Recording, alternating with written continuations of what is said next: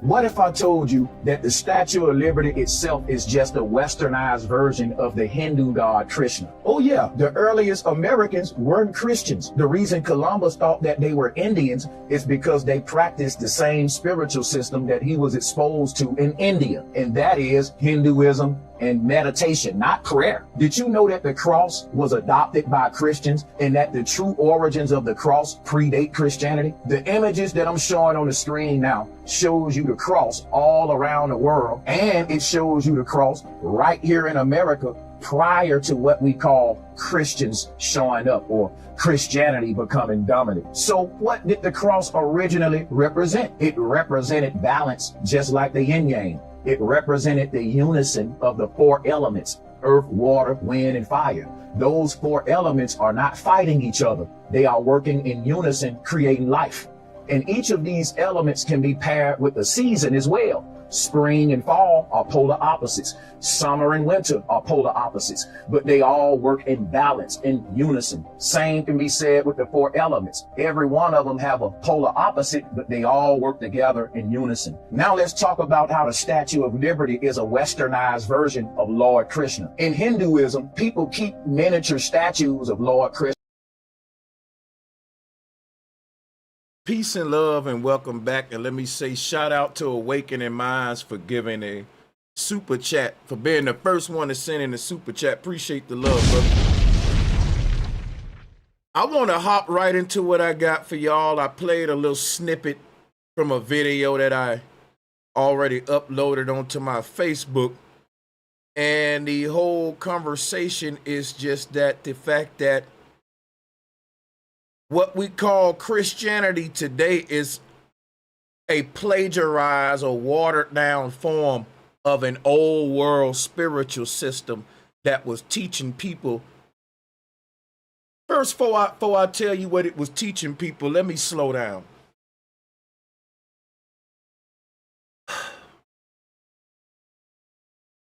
Why do anyone need a spirituality? Why? Why do anyone need a religion? What we got to realize here is that it ain't that no one even need a spiritual system or a religious system. You don't need it. Because guess what? Even if you don't have a system or a water treatment system in your city, water gonna exist and it's gonna do what it do whether you make a system or not. Let's just start here. I want you to think about something. Before we even get into this old world spiritual system, because you need to understand something very basic but important. No one needs a spiritual system. If you got a spirit, then you got what you need. Whether we make a system or not, your soul's still gonna be immortal, and your soul's still gonna wake up one day. It may take it long without a spiritual system, but the truth will never be suppressed for long. Let me give a shout out to Nezzy. Salutes, family. Check your email. All right. Check this out. Reason I'm even saying this, so you can realize having a spiritual system ain't necessary to get you to heaven, right? That ain't necessarily what religion was made to do. Now, why am I bringing that up? Because how did spiritual systems on earth come to be? Because just like any other system, agriculture, animal domestication systems, fighting styles and fighting systems. We got all kind of systems. These systems are born from questions. People say, can we master the art of defending ourselves? And then a system is born. And within that system includes all of the styles of fighting that humans have created since the beginning of self-defense techniques and knowledge. Just showing you the basics of how a system originates. Persons say, they say, I wonder what the sky is and what the sun and the moon is doing. And then what is born from that? Astronomical and astrological systems. You can't have a system without someone first having a question or an endeavor. What was the question that created spiritual systems? The question was a very common question that you've heard a lot, but it ain't so common today. The question is, what happens when we die?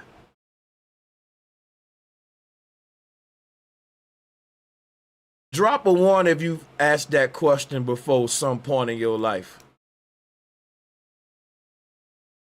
See, since the beginning of time, if there is a beginning, the question of what happens when we die is a very old question, and it's a frightful question to some. It's a very serious question. It's a question that can be uncomfortable. It's a question that the church have tried to answer with heaven or hell, but science answers it differently. Science denies a hereafter while also telling you they have the data to prove brain activity after death, which is, well, science is gonna be science, right? You know. The question of what happens when we die created what we call spiritual systems. And not only did people attempt to answer the question, what happens when we die, people were more honest and diligent. And they did experimentation, psychological experimentation, grueling experimentation, where we talking about it so much as cutting inside of the skull to see activity. We went through a lot of years of research about the psyche.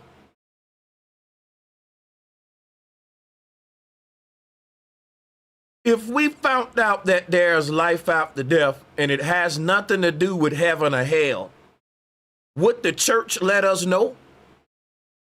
Would the church shut down all these buildings and say, we got it wrong, y'all? We just found out we wrong. That won't happen, right? Today we got to realize that what we call in Christianity and the church is not an organization, a body that's there to give us the truth about what happens when we die. It's there to give us an answer that makes us more controllable. Makes us, because the reason is the real answer. If I was to answer the question for you, what happens when we die? If the answer was given truthfully to the world, people wouldn't be consumers. People wouldn't even care about the stuff that they care about right now. But the church gave them a safe answer. It said, just trust in Jesus and don't worry about what happens when you die. What if it ain't that simple? And what if them oversimplifying the answer of what happens when we die is condemning people to hell? Because my interpretation of hell ain't a place of fire. We're going to get into it later. I want to start about what happens when you die, because today most people think that what happens when they die is they go to a place called heaven if they believe in a man named Christ who lived long time ago, who was a blood sacrifice for all of our wrongdoing. So even the man that have harmed newborn babies, Christ died for him too. The reason we need to talk about today, what was people doing, what was the old world spiritual system, is so you can see, you can have a choice. You owe yourself that right. The only thing you've known your whole life is Abrahamism, meaning the belief system you've been given by the church. But what if I told you that what the church is giving you is a watered down, plagiarized version of an old world spiritual system that gave us the truth, whereas the church is just giving us a lie? A belief system is in the word belief, B-E-L-I-E, to be lied to. Salutes, Leonard Robinson. I appreciate you, my Alabama brother. Thank you for your support. I want to start right off with the syncretism so I can show Christians what I mean by plagiarization real quick. Because Christians, I'm going to tell you some things that you're familiar with. And then we're going to show you where those things originate from and what they meant in antiquity so you can decide yourself instead of die with one side of the story. In Christianity, there's something called the Nehushtan. And I'm going to go ahead and turn my camera on with y'all. In Christianity, there's something called the Nehushtan, what many know as the Moses staff. And the Moses staff was the symbol of resurrection before Christ.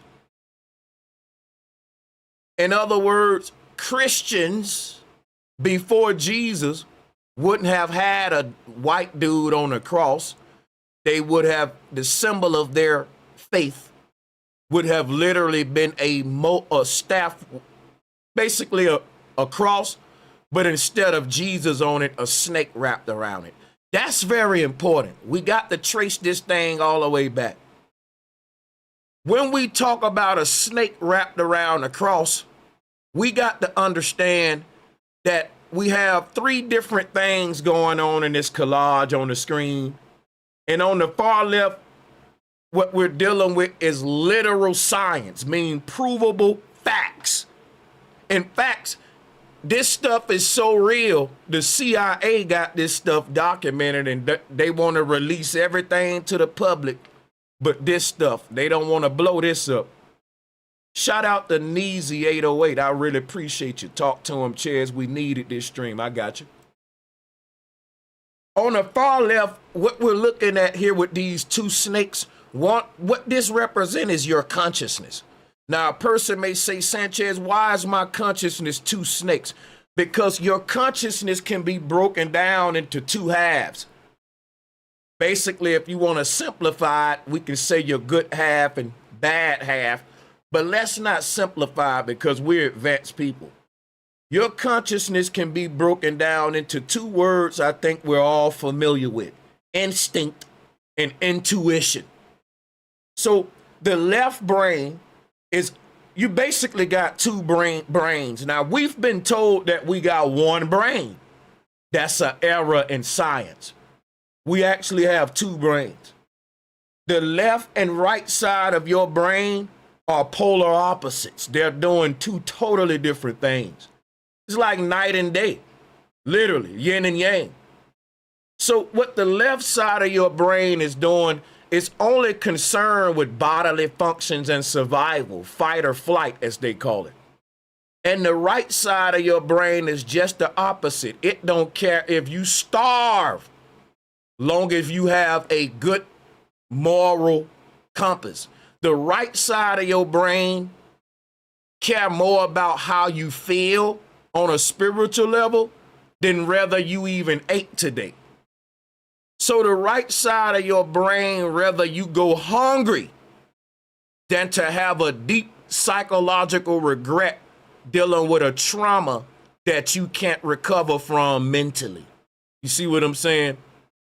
So these are the two parts of our consciousness. One part of your consciousness is concerned with your spiritual well-being. The other part of your consciousness is concerned with your physical well-being. The ancestors promoted the balance of both of these dual aspects of our consciousness, because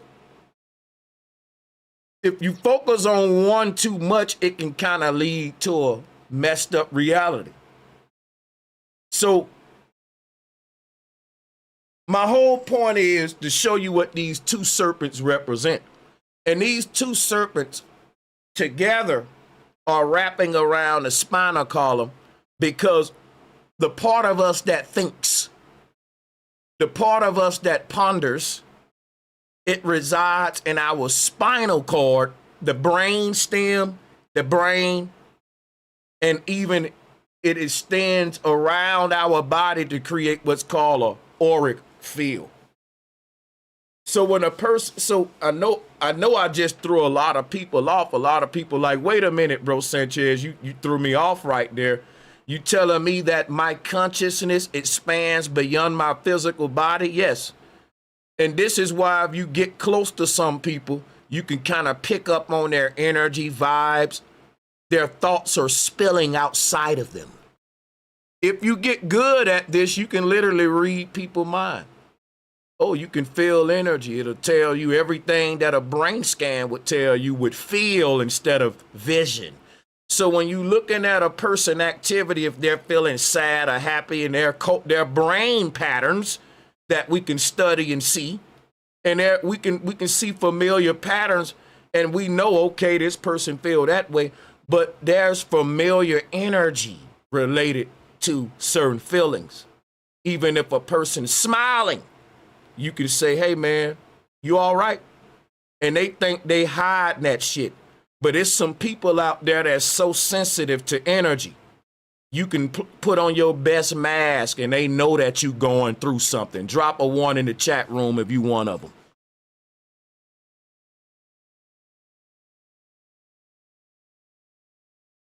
This a gift. We have all kind of abilities and gifts that aren't sharpened today, but they're there. I want to give a shout out to Neezy 808. Flat power to my brother Neezy, man. Appreciate y'all for the donations. I'm going to take my time.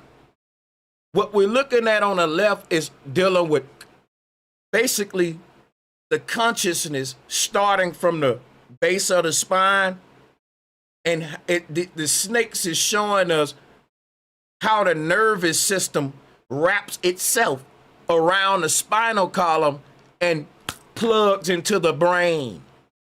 Meaning that if you break a person's spinal cord, they may even forget who they are, man. Because your thoughts are not just in your brain.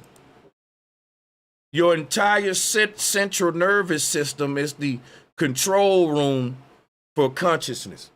Let me show you something that's very important about the serpent being wrapped around the staff. The serpent wrapped around the staff is dealing with the fact that all of your nerves, your wiring, the wiring in your body, all of that is like branches on a tree that all go back to the trunk, the North Pole, which is the spinal cord. And this is how our mind connects with our body and how our thoughts are manifested into action. Because you got to notice, if you want to know the old world spiritual system, we got to do this. Let me give a shout out to Neezy once again. Appreciate the love, my brother. So right here in the pit of our brain, this is called a pineal gland. If you cut a person's head open, you won't see nothing. And that's because in Egyptian, this was called a hidden one. Now, this is the end of our physical reality. This is what's called the end of the world. This is where the visible world that we're able to see, the visible spectrum breaks down, because there's something seated in this empty part of the brain. We just can't see it. Now, we have equipment that records brain activity, and man, it is going crazy in the middle of the brain. Something's happening in the middle of the brain. So for years, we've known this is where consciousness is being broadcasted from. The body is a receiver of a signal. And guess what? You ain't your body. You're the signal that the body receiving. I'm going to say that again. This is Important to know if we want to talk about the old world spiritual system, and before we can even break this collage down, your body is like Mercury. It's a messenger. It's the spirit inside the body is like a ladder inside of an envelope. No one cares about the envelope. They care about the ladder inside of it. They care about the message you're going to deliver. That's going to live on forever. See, when your envelope gets recycled, the message that it carried will live on. So you got to think of your soul as the message that's being delivered through the body, and quit looking at yourself as the body. The body is receiving a signal that don't even exist in the physical realm. And we're not earthlings. Wherever that signal's coming from, that's where we're from, and that's who we are. That's important to know as we move on. Because the signal that I'm speaking of, when it enters the body, the first place that it enters in is right here. It's called the seat of the soul. Now, for years, we've cut the brain open and we look for something right there. Like, hey, something has to be there. But guess what? You got to realize the physical realm is only 1% of all matter in the universe. And what we're dealing with calling life is only 1%. It's a veil over our eyes called a body. When they cut your brain open, what they can't see in the middle of your brain is something there that can be seen to spirits that are dwelling in the same space, but a different reality outside of our spectrum. So remember that there's more invisible data for us to engage with than visible data. So this little bitty chamber in our brain, once it is no longer no activity there, or very least, that's what they call death, y'all. But watch this. Weeks after a person breathe their last breath, they still see activity coming from this spot. You see? So this is very important because the consciousness, what I'm telling you about yourself now, is what became Christ and the serpent. I could literally say, hey, man, your spirit is a signal. But what does a signal look like? I can show you, and it's kind of boring, but I'll show you. But the truth is that that's it, man. Like, your spirit is a signal that can't cease to exist, but it can perfect itself, which is dope. It can progress or regress. It can progress or regress, but it can't cease to exist. Let me share some with you. See, if your spirit is a signal, what does that look? Think of a sine wave, simply this right here. That's the signal. What do they call this? DNA, right? They call it DNA. And this right here, DNA, this represents consciousness. This represents the part of you we can't see, because guess what? You may say, well, we can see DNA. No, we can't. DNA is just a code on a computer. It's just a bunch of G's and T's and A's and C's, GTAC going out forever. You can't see DNA.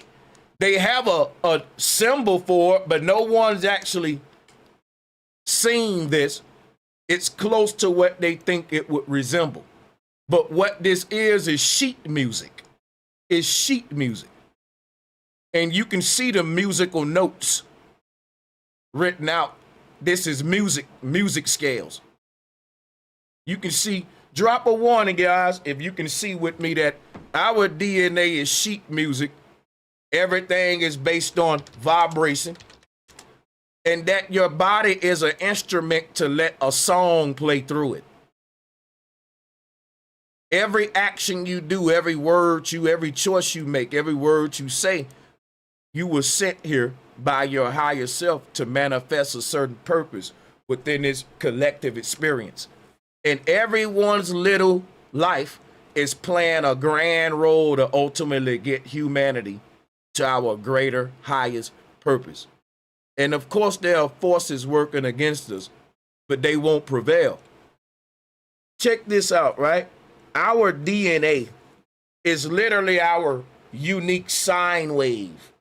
And the DNA can be seen as the genie or the genetics. Like the word we say today, if a person show you this right here, see, syncretism, by the way, let me read the definition so I don't lose anyone. Syncretism is the amalgamation or attempted amalgamation of different religions, cultures, or schools of thought. That's what I'm doing here today. And along with this syncretism concept is linguistics, the merging of different inflectional varieties of a word during the development of language. That way you can know what I'm doing if you're new here. A syncretist is an individual who advocates for or practices syncretism, the blending of different, often contradictory beliefs, cultures, or philosophies into a unified system. That's all I'm doing here today. And why would anyone want to do that? Well, if you want to unite a divided world that's been divided by the papacy to see the same truth in different ways, then you would definitely do that. Now, back to what I was saying. Today, this word right here, well, this is called a person's genes, right? Genes. Now, in the ancient world, what we call the DNA symbol was personified as a genie, which is why the word gene and genie, the biblical Genesis, the serpent on the tree is talking about DNA. They was telling stories about duality, which is if you look at a DNA strand, you got these two serpents that became the medical caduceus. But what they were saying is before we had the concept of prophecy written out being fulfilled, what the ancestors was teaching was that everyone's fate is written in their genetic makeup. Now, this ain't eugenics. This is literal science, that a person's DNA can just about tell you when they're going to die, what kind of traits and habits they're going to have. Is literally your unique coding representing damn near everything about you. And it debunks the idea that our DNA solely comes from our parents, because DNA is programmable. What your parent give you is a template for you, a blank canvas for you to write on. And throughout your childhood and life, you start to write your own sheet music. And we get locked in at a certain point to whatever we wrote on the sheet. We start to dance to that rhythm. And I'm speaking this way so when you look at DNA, like what they showing you here, DNA is another way of saying the invisible vibratory frequency that makes you you. Now, everything about you, right and wrong, you got to deal with to perfect yourself. This was the old world spiritual system.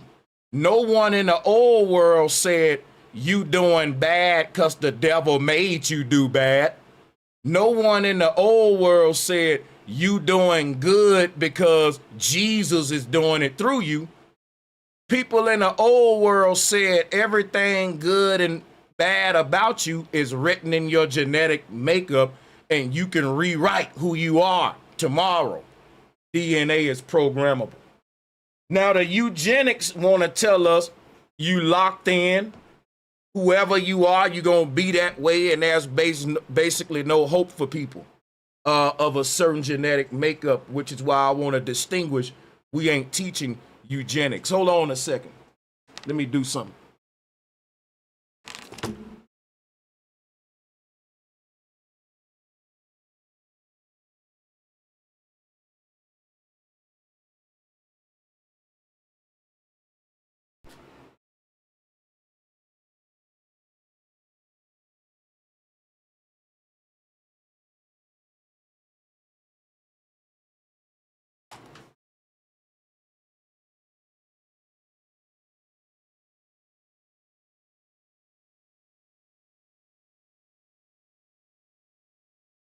Think about this, right? When they said the concept of the genie grant your wishes, that's some new fairy tale stuff. The genie never was a creature that they telling you today that comes out of a lamp and grant your wishes. The concept of a genie comes from a winged serpent. Genies are basically ancient dragons. They are the same thing that the serpent represent in a Garden of Eden. But what's the concept of the serpent in the garden? How does Genesis relates to genetics? So what I was trying to say, Genesis and genetics, when it shows you how Adam and Eve represent the humans that wasn't living under the law. And the law is the old world spiritual system.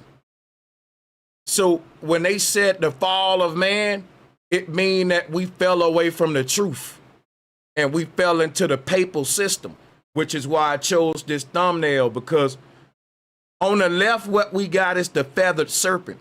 A feathered serpent was a dragon. The dragon was the archetype to symbolize the consciousness rising up after you have rewritten your DNA and became your greatest version, basically. Shout out to Neezy once again. Shout out to my brother Neezy.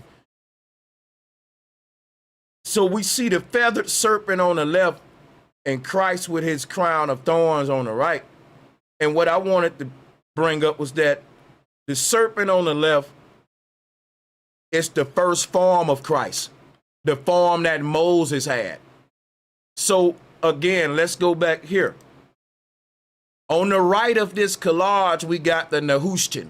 When you say Nehushtan, right, it's important for you to listen to what your linguistics, when we said syncretism, linguistics, Shatan, Nehushtan. Let's deal with the last part. It's S-H-T-A-N.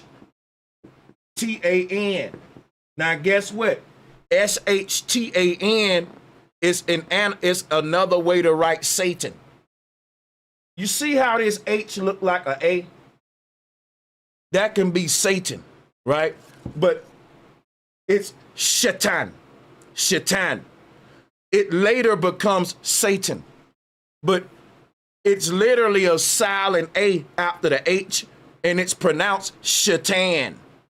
And when you take the H off of it, it becomes Satan or Satan. Moses worshiped Satan. But what do I mean by worship? Satan ain't an entity. And wasn't nobody bowing down, kneeling, giving praises to nobody.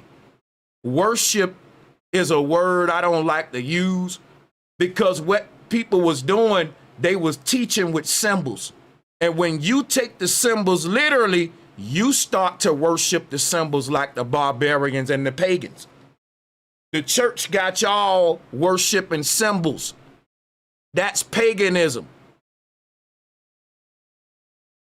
You have an image of a God called Jesus Christ, which is a dude on a cross.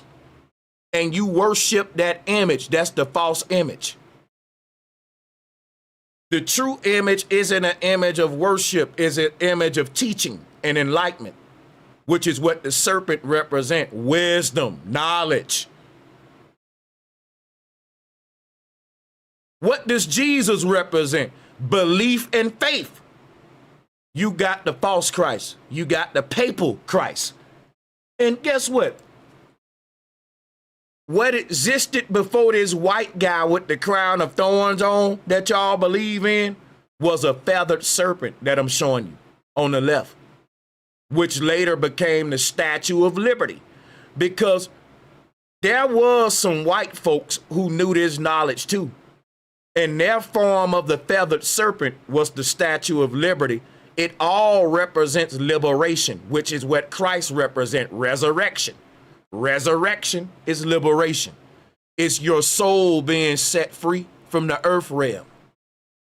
See, people been teaching about resurrection and going to heaven way before Jesus Christ, way before them barbarians showed up and gave you the white boy with the crown of thorns on. So you're worshiping an image of God that look like the people who beat and brutalize your oppressor. And the lie that they told is that Christians came over here and beat the slaves and turned them into Christians. That's a lie. We was Christians before they came, meaning we knew about the Christ knowledge. Christ wasn't a person before they came. Christ was a concept. Christ was a symbol that encoded the most deepest, profound knowledge a man could ever understand in his life. What is that? What happens when we die? Well, it was taught what happens when we die, that the Kundalini within you rises up. Now, what does that mean? The Kundalini is an ancient word for consciousness. And the ancestors were saying, when you die, your soul will leave your body and live on. It'll exit through the sky and it'll live up in a higher reality, a higher plane. We call it heaven today. People was teaching this before your version of Christ. See, the reason they gave you your version of Christ is so you can't see that immortality is within all of us, and Christ didn't have to die for us to go to heaven. You're not indebted. See, the reason that they gave you Christ because they wanted to create a spiritual debt system. And they got all of y'all in psychological debt. And they got you by the balls like the bill collector. Why? Because you feel like you owe Christ something. He gave his life for me, man. He died and bled on that cross. I owe him everything. If he asked me to sacrifice my baby right now, I'ma kill my baby. I'll give Christ anything. I love Christ more than my mama. I love Christ more than my grandmother. If I gotta choose between Christ or my children, I'm choosing Christ. Amen. I'm forever indebted to Christ. He died for me. See, they got you in a spiritual debt system. And the same people that got you in a fake fiat spiritual debt system got the whole world in a economic fiat debt system with money. And they running the same scheme on you. They get you to believe that you're the reason everything is bad. They make you blame yourself. They create a belief system that make you think every little wrong you doing, some God up there gonna burn you for eternity if you don't get right. And the God looks like them.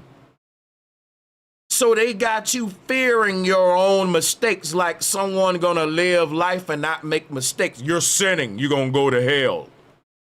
These concepts wasn't around in the old world, but the concept of karma was, if the people who taught you that you sinning, you gonna go to hell, really believed it, they wouldn't have been hanging you on trees while they was teaching it to you.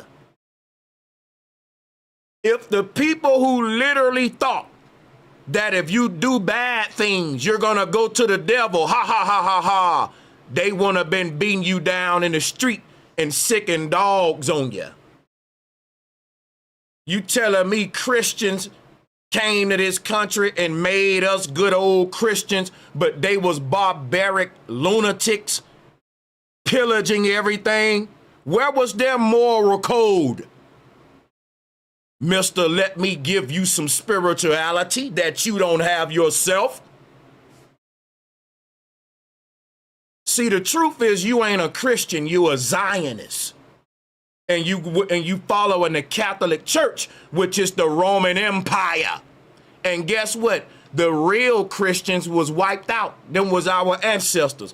Them was the people that was nice. They let the pilgrims settle with them. They gave them the coat off their back. And look at what the pilgrims did to them. And you telling me that them was the Christians? Them was the Christ-like people? They lied to y'all. Them was never the Christians. The Roman Empire is posing as the Christians, y'all. Columbus wasn't no damn Christian. These people didn't know how to spell the word saint.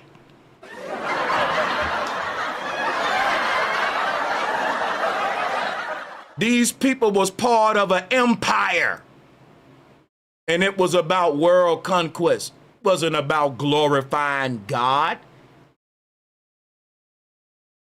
Columbus and his fleet were Roman Catholics, not Christians.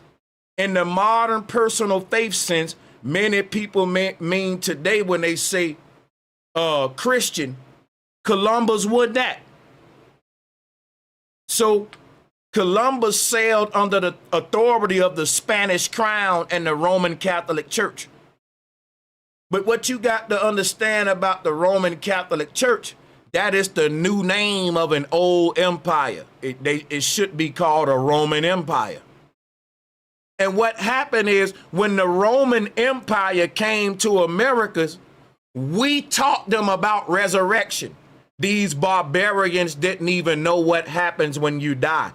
The Roman Empire didn't have a spiritual system. They had a religious order of Greek gods, Mercury, Venus, Jupiter, Saturn. And they taught that these gods were ruthless, egotistical pricks that really didn't want nothing to do with filthy humans. Don't that sound familiar? Don't that sound like the God of the Bible? They didn't do nothing but take their own barbaric mindset and enforce it on y'all. They got you thinking like a heathen. And you want to know why the world's so messed up. But it's churches everywhere, ain't it? But the world ain't good, is it?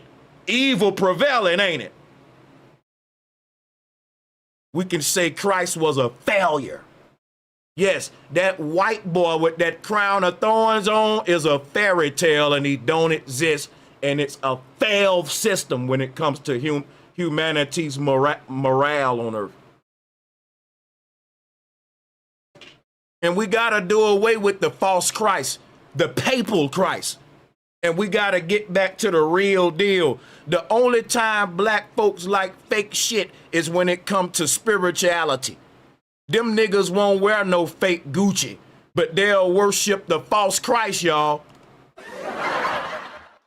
I can show them the real Christ that existed before the white boy with the doggone thorns on his head. And they won't accept the real deal. They gonna say, give me that knockoff shit, Sanchez. We like Poo-Boo. We don't like Fubu over here. We like Poochie, not Gucci. You know we wear them shiesties and not them Nikes over here. They like knockoff spiritual systems. You like imitation spiritual systems. And it's time to go back to the authentic stuff because you really getting a false representation of Gucci with that fake shit on. Now, I know you like your shiesties, but when you see these real Nikes, you ain't gonna wear them no more. Trust me. So let me show you the real deal. Because the real deal ain't got no fairy tale story attached to it. You know why Poo-Boo got to make up a story? Because they can't say we've been around since the 1600s making jackets. They real story is, hey, we saw an authentic company called Fubu and we stole their idea.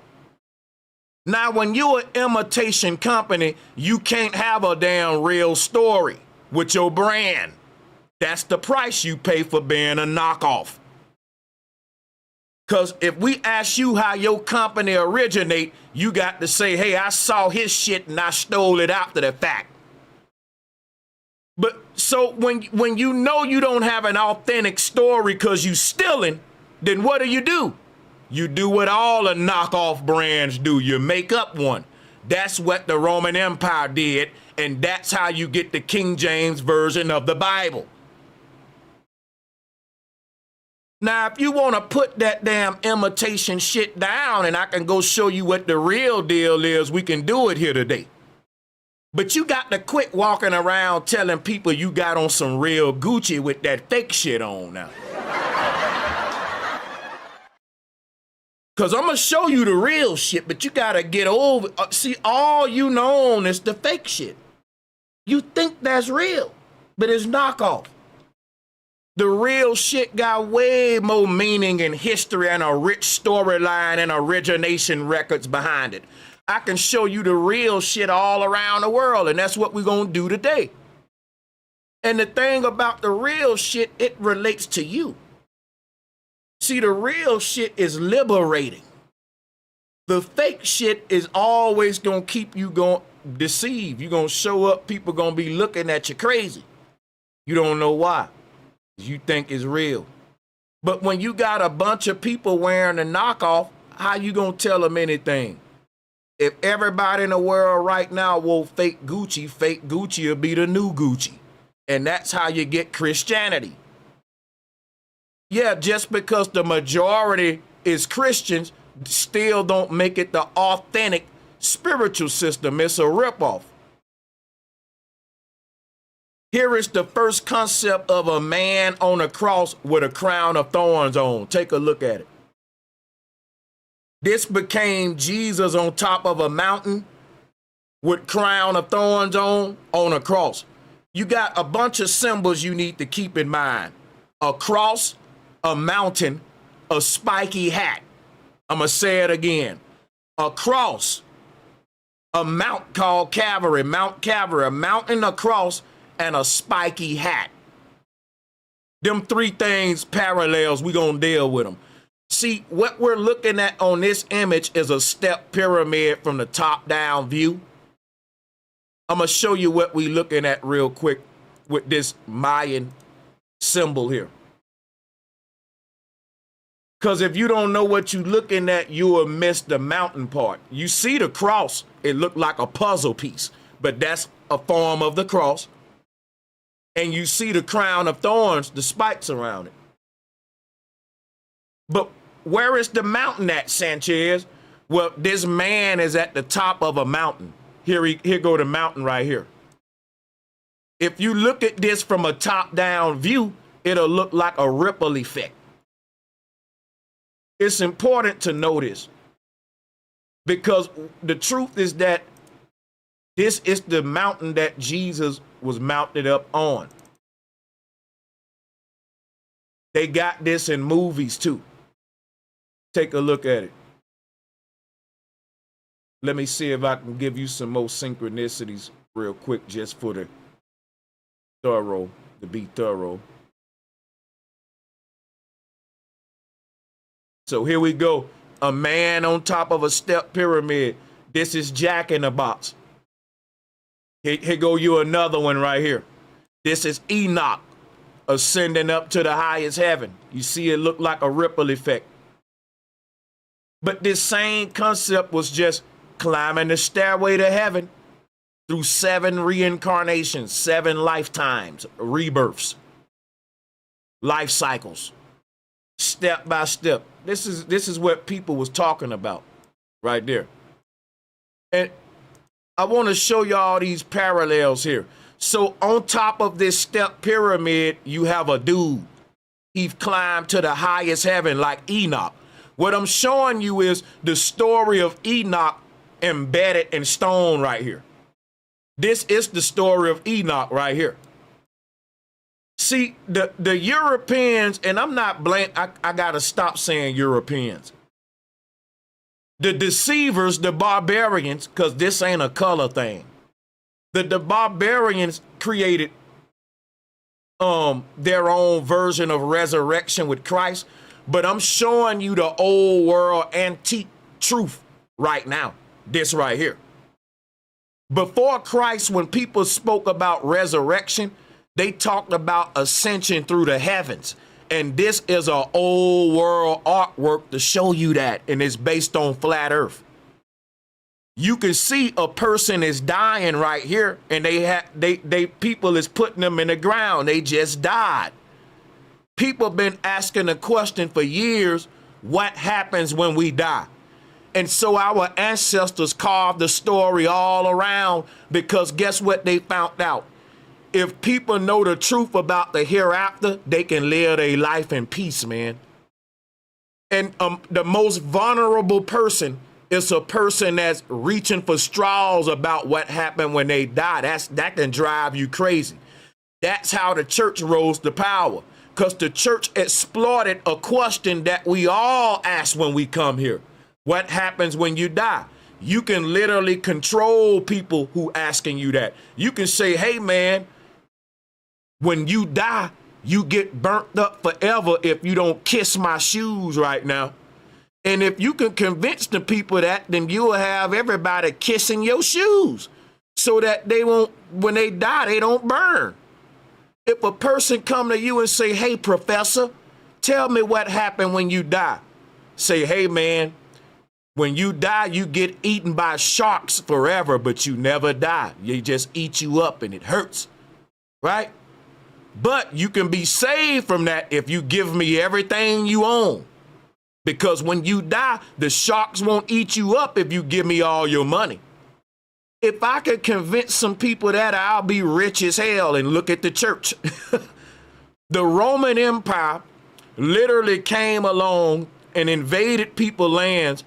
Those people, ancestors, had a rich history about the hereafter and about what happened to a soul once we die. And it wasn't fear. It wasn't scary. It was a beautiful story of resurrection. No one was trying to scare you and control you. They was trying to tell you the truth. Your consciousness lives on and it goes to a higher realm. Now, if I was a barbarian and a cold-hearted person, you're vulnerable when you ask me that. Anyone that's looked at me as some sort of spiritual authority, which is what the church they put themselves in that position after the Tartarian reset. Right? Because the knowledge I'm giving you of the old world spiritual system, it would have been around probably 300 years ago. The Roman Empire rising to power is brand new. It's very new. That was a recent reset and they just rose to power. Now, when they just rose to power, they deleted history, burnt up libraries, and told us that everything happened hundreds of thousands of years ago. All of the structures we see, like this wheel that I'm looking at, they'll tell you that this is tens of thousands, hundreds of thousands of years old. People that is look that old, this stuff can't defy physics. Ain't no rock that strong. Our ancestors was carving with the same, out of the same stuff we using. You can see the wear and tear on it on here in certain areas. That mean that it can be damaged. And somebody believe this is 10,000 years old or even older. And I'm laughing, bro. This thing is about 200, 300 years old, man. They lied about history. There's no such thing as the ancient world. It's simply the old world that was just deleted. And in the old world, these barbarians invaded. Columbus invaded the old world.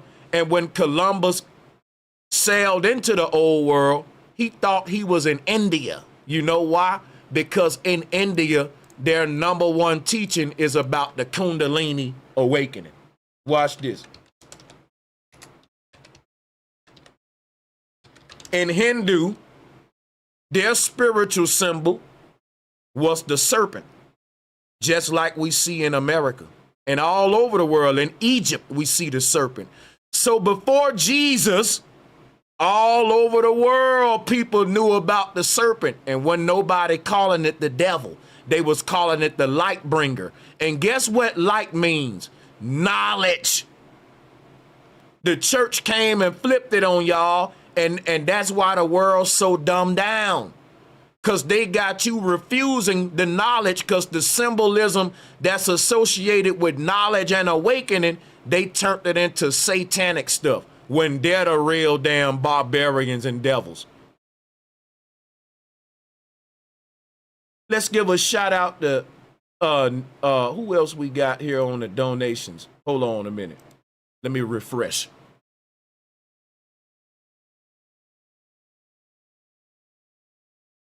Give a shout out to Myro.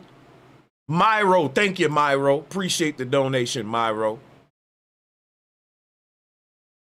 The people that came to this land weren't Christians. They were barbarians. Barbarians didn't have a spiritual system, y'all. That's right. Barbarians have an economic system, and that's what governs their moral behavior. And if you want to know what a barbarian moral system look like, is you're living in it. Capitalism. The people that came to America and invaded this land, they were capitalists. Our ancestors weren't capitalists. They didn't have a system of capitalism, of buying and selling. It was a whole different world system, and I'll be teaching that in the future. I don't want to mix a bunch of things. Today we dealing with the old world spiritual system. Then we'll deal with the old world economic system, if you will. What we need to learn is that capitalism is the spiritual system of the barbarian, which means they don't have a spiritual system. They have a system of buying and selling. And it's a monopoly game with them. There were literal people on the earth that did not have like a spiritual awareness, right? And they shaped their civilizations based upon the knowledge they lacked. And it was very barbaric. So the pilgrims that showed up didn't understand resurrection. They didn't have the knowledge of the serpent. In fact, they feared the knowledge of the serpent at first, a lot of them. The idea of there not being any powerful Greek gods in charge of everything. They basically gave you their mind of wanting a sky daddy, because the Roman Empire was dumbed down. It was an empire of barbarians and no spirituality, just Caesars and money and taxes, just like what we got today. But when they came up over here, they thought that they was in India, because in India, their spiritual systems is about the serpent. Here it is, what you see all throughout India. Serpents everywhere, snakes everywhere. That's all you see in India, in Asia, everywhere, in Egypt. No, our ancestors weren't scared of the serpent, y'all. The serpent was the bringer of wisdom. Now, the people that killed off our ancestors and enslaved us, they gave us their barbaric way of thinking. That's why we fear the serpent. But the reason they did that, because they don't want us to tap into our inner divinity and the part of us that will wake up to who we are, because that'll let us know who the hell they are. That's right. Which is the synagogue of Satan and the false Christians. So the word Christ comes from the word Christos, which comes from the word Chris. It only means the middle, the split, the middle of the universe, which is the central nervous system. Christ is another North Pole god. Christ is a modern archetype for the serpent, which was called Satan, which is also called Santa, which means center. The word Santa means center. Where was the serpent, y'all? Where was the serpent located in the garden? Where was the serpent located? See, the serpent is personifying a position in the universe. In the middle of our universe is the North Pole. In the middle of your body is the spinal cord. Your consciousness resides in your own North Pole of your body. And the brains behind this whole simulation is being broadcasted from the North Pole of the earth. As within, so without, as above, so below. Let thy will be done on earth as it is being done at the highest of highest, holies of holies, which is the North Pole, the pinnacle point. So this God that they call Santa, it just means the consciousness, the real you, that occupies the central nervous system, the seat of the soul. It's that simple. Santa is just the name of your soul. It's called Satan. The North Pole God. And let me show you a Mesoamerican form of Santa at the North Pole. Right here, look. This is Santa Claus at the North Pole before the Catholic Church, before Jesus. Let me show you, because the people who created this, they were flat earthers, right? So to them, we lived on a circle of the earth, and the North Pole is in the middle of the circle. There is no South Pole here. And if you take one of these and you smack a dude's face in the middle of it to say, hey, there's the God at the North Pole, guess what you get? Santa right here. This is why we do December 25th. But see, this North Pole God represents the liberated soul, the ascended self.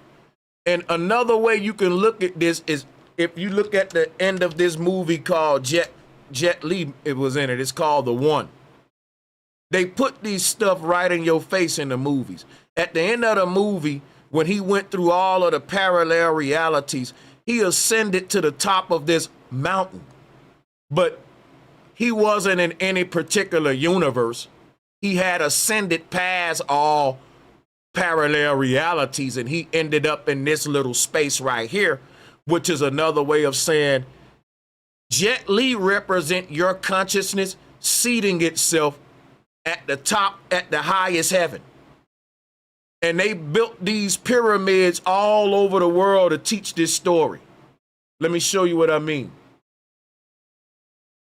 This pyramid that I'm about to show you next, it's called Saqqara. And guess what the word Saqqara means? Chakra.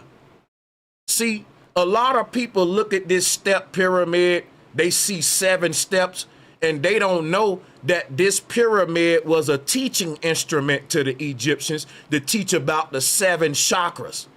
That's why it's 7 steps.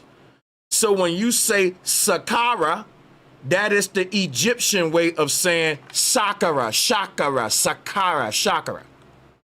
It's right in our face. The truth is right there in our face, y'all. So what was Saqqara called? It was called a Saqqara is a necropolis, meaning that it is a realm for dead people. Now, a lot of people are confused with Saqqara because Saqqara is a burial spot, but ain't nobody buried there. Let me say that again. Historians have been confused for years because Saqqara is said to be a necropolis or a burial site, but there is not one mummy, not one dead body there. So why did they say that this pyramid is the realm of the dead? Let me show you better than I can tell you. Let me give a shout out to Myro. Thank you for the support. I'm going to show you better than I can tell you. Watch this. Why is this pyramid said to be the realm of the dead?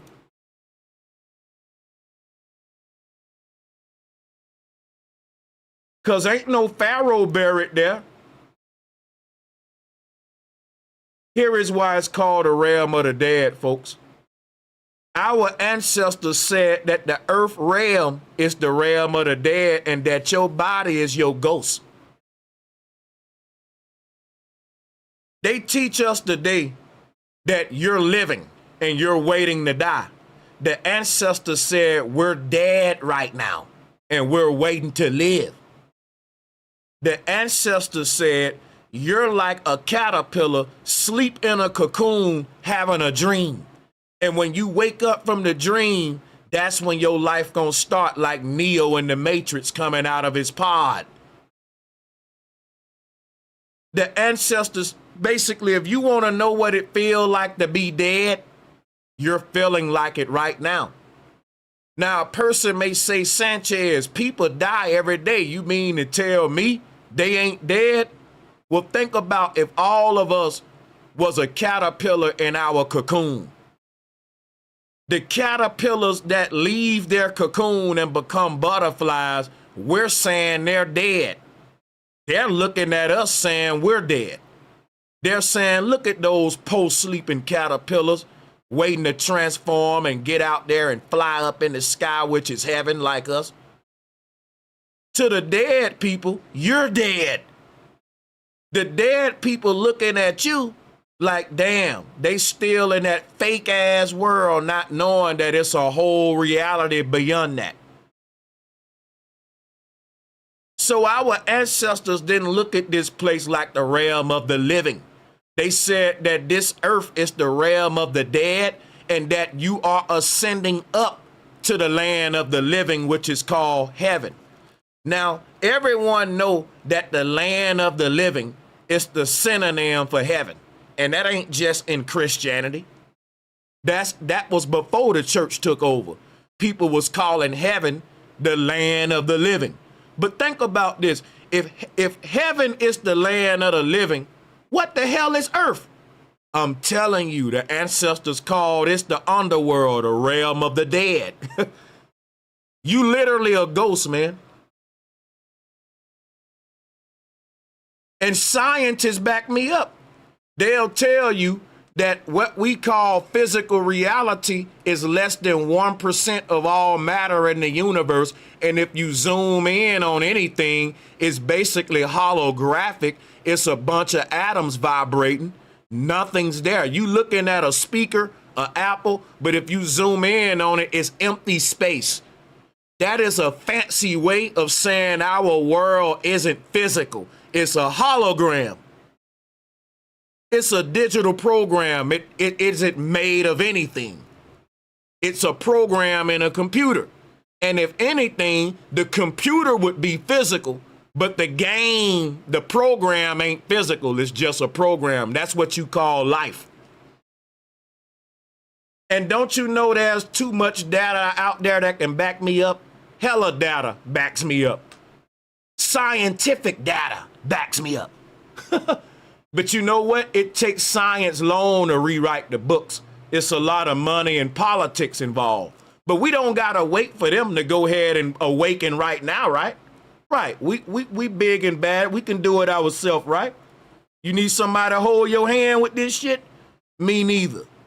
Let's go. Give me a minute. Hold up.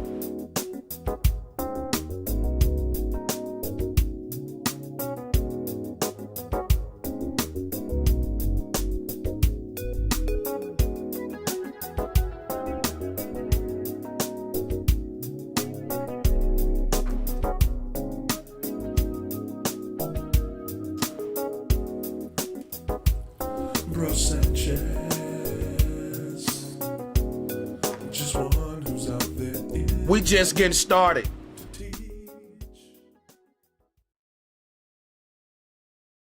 This is called Sakara. Now, why is the earth called Sakara? And people is like, Sanchez, you contradicting yourself. You telling us that Sakara is the earth, but you also said it's the chakras. How it's gonna be both of them, Sanchez? It's either the chakras or the earth. It's both of them. It's both of them. Your chakras ain't nothing but little bitty stargates. And these stargates is what allow your consciousness to leave this body and go into your other bodies. What you mean other bodies, Sanchez? There are 7 parallel realities. You got a body in each one of them. When you dream, you don't take your body with you. You take your consciousness. Because you already got a body. You already got a version of you walking around a parallel reality right now is doing it. And you can shift your consciousness to that right now. Right now, listen. No bullshit. Somebody can hit you in the wrong spot of your head, knock you into a coma, and you'll go into a parallel reality. When you wake up from the coma, you will have a story to tell your people out the whole year. People wake up out the years in a coma and talk about the other life that they was living. And guess what the doctor tell them? You was dreaming a long time, bro. They said life is but a dream. The mind don't distinguish. It's shifting between parallel realities. When you dreaming, if you never wake up, you won't say I'm dreaming. You'll keep living that life. So a person in a coma, they don't think they dreaming. They just think they living. Just like if you go to sleep tonight and start dreaming, you don't think you dreaming in the dream. You living your life, your other life. You got memories there. You've done things there. You got a whole nother fucking situation going there. If you just so happen to never wake up here, you wouldn't even know you missed nothing. Our consciousness is able to shift between these parallel realities that are playing out at the same time as I speak right now. So what was the old world spiritual system? It was simply about what we call space travel today. The truth is that NASA and the space agencies are working with the Roman Empire and the Vatican. That's the same entity. What you call the space program is the belief of the barbarian. Because listen, let me explain something to you. When these barbarians showed up to our land, they didn't know about resurrection and about the spiritual realm. We was trying to teach them that the only way you can go to the heavens and to the stars is through an out-of-body experience. Mushroom trips, ambrosias. They call that shit witchcraft, and now them dumb is just getting into it. See, when these barbarians first came in contact with our ancestors, we was way far advanced ahead of them when it comes to psychological matters and spiritual matters. We was telling them you can't get out of the earth without getting out of your body and having an out-of-body experience. So the first space program, because what is the space program? Let's break it down to the simple roots. You talking about the ancestors didn't have a space program, you stupid. Humans have always asked the question, how do I get off the earth? Can we leave the earth? The first space program wasn't about rockets. It was about psychedelics, taking mushrooms, because the ancestors knew that Earth is a simulation, a holographic simulation that you can't escape physically. You can't. And this is why people think we went to the moon. They faked all the moon missions and all that shit. But we can't go back, right? We went to the moon when we had rotary phones, but we can't go back when we got PlayStation 3s and shit now. You know, they got Chat GPT. But think about this now. The Bible said no flesh and blood can enter the kingdom of heaven. Guess what that's saying? That's saying, hey, NASA, humans can't go to space. No physical objects can leave past the firmament dome. And the firmament dome is what they call the Van Allen belts. But what are the Van Allen belts? Here they go right here. They are the chakra layers. These are the Van Allen belts right here, y'all. Look at this. And you know why we can't make it past the Van Allen belts? Because the Van Allen belts represent where one reality ends and another one begins. It's 7 Van Allen belts. It's 7 chakra layers. The Egyptians said it was 7 ethereal barriers and 7 ethereal realms. Anything we make like a rocket, anything physical, it's gonna reach a point where it can go no further. It's something keeping us in here like the Truman Show. So listen, the ancestors knew that we live in a simulation. The question is, how do you get out of a dream? How do you get out of a computer program? Can you fly a rocket out of a computer program? Can you launch a rocket out of a dream? If I walk up to you in a dream and say, hey man, you dreaming. How do you get out of that dream? You awake from it like Neo did from the Matrix. And the knowledge of awakening was what became the knowledge of resurrection, because the ancestors taught that life was really death, and that when you wake up, the ancestors taught that life is sleep and death is awakening. That got turned into when you die, you resurrect. What they saying is resurrection in the Catholic Church is false because you was never living to begin with by the definition of the old world people. The reason they had to turn it into from awakening to resurrection is because they stopped teaching that we was in a dream, that life was a dream, and that this was a simulation like Neo in the Matrix. When people was teaching that the earth is a matrix, a simulation, they was teaching the knowledge of awakening from sleep, from like Neo. That got turned into the knowledge of resurrecting and going to heaven to serve God forever in the clouds. You see how they corrupted it? J. Scaramella, much love. The barbarians stole the old tech and gave us the church. Oh, yeah. That's right. They did that. So much corruption that it makes my job hella hard.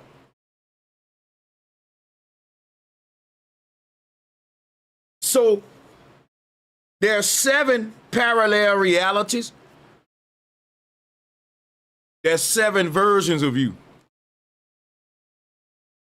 And the Egyptians call them the 7 netters. We call them the 7 aura layers. And in theology, you have a 7-headed dragon by the name of Leviathan. Leviathan is another name of the serpent, which is our soul. It's a 7-headed dragon. And here is a diagram in science that shows you how each of these stargates run through the body and align with a certain organ and a certain part of the spinal cord, with the highest state of consciousness being in the crown and the lowest state being in the root. By default, we start at the lowest state and we got to climb up this mountain to our highest paradigm, right? And that is through a series of revelations and awakening. That's why the Bible, the book of Revelation, it says the beast is basically gonna be unleashed at the end of the world. And what we gotta realize with that is that the beast represent your own soul, and the end of the world represent the end of your reincarnation processes. See, they took an old concept and they made you take it literally, and that hid the truth. The ancestors said that the beast would be released at the end of the world. But the world was represented by the ethers, which was your life cycles at the end of all of your life cycles. How the Roman Empire hid this advanced spiritual knowledge is simply by making people take it literally. So people think that a serpent monster is gonna come onto the earth in the end of days and walk around and torture folks. Literally. That they think a red boogeyman, the beast, gonna be walking around the earth with its ugly scales and red skin. They literally believe that, y'all. Shout out to Tangible Energy. It's a corruption of symbols. The beast will be unleashed at the end of the world. The world to the ancestors was your life cycle. You will have 7 life cycles represented by 7 different worlds or realities or simulations. And at the end of the world, meaning when you're no longer in the world, when you're done with this world, at the end of it, the beast will be free. Guess who's the beast? Jet Li the dragon. Now tell me I'm lying. Don't Jet Li call himself the dragon? And what did he do at the end of the movie? He went to the top of the pyramid. These people are taking our ancestral knowledge and they making millions of dollars off of it. They understand what it means. You don't. Jet Li's nickname is the Dragon, just like Bruce Lee. But guess what? All of our nickname is the Dragon, because who is the dragon? Satan, the serpent within you, the sine wave, the Kundalini energy. You see what I'm saying?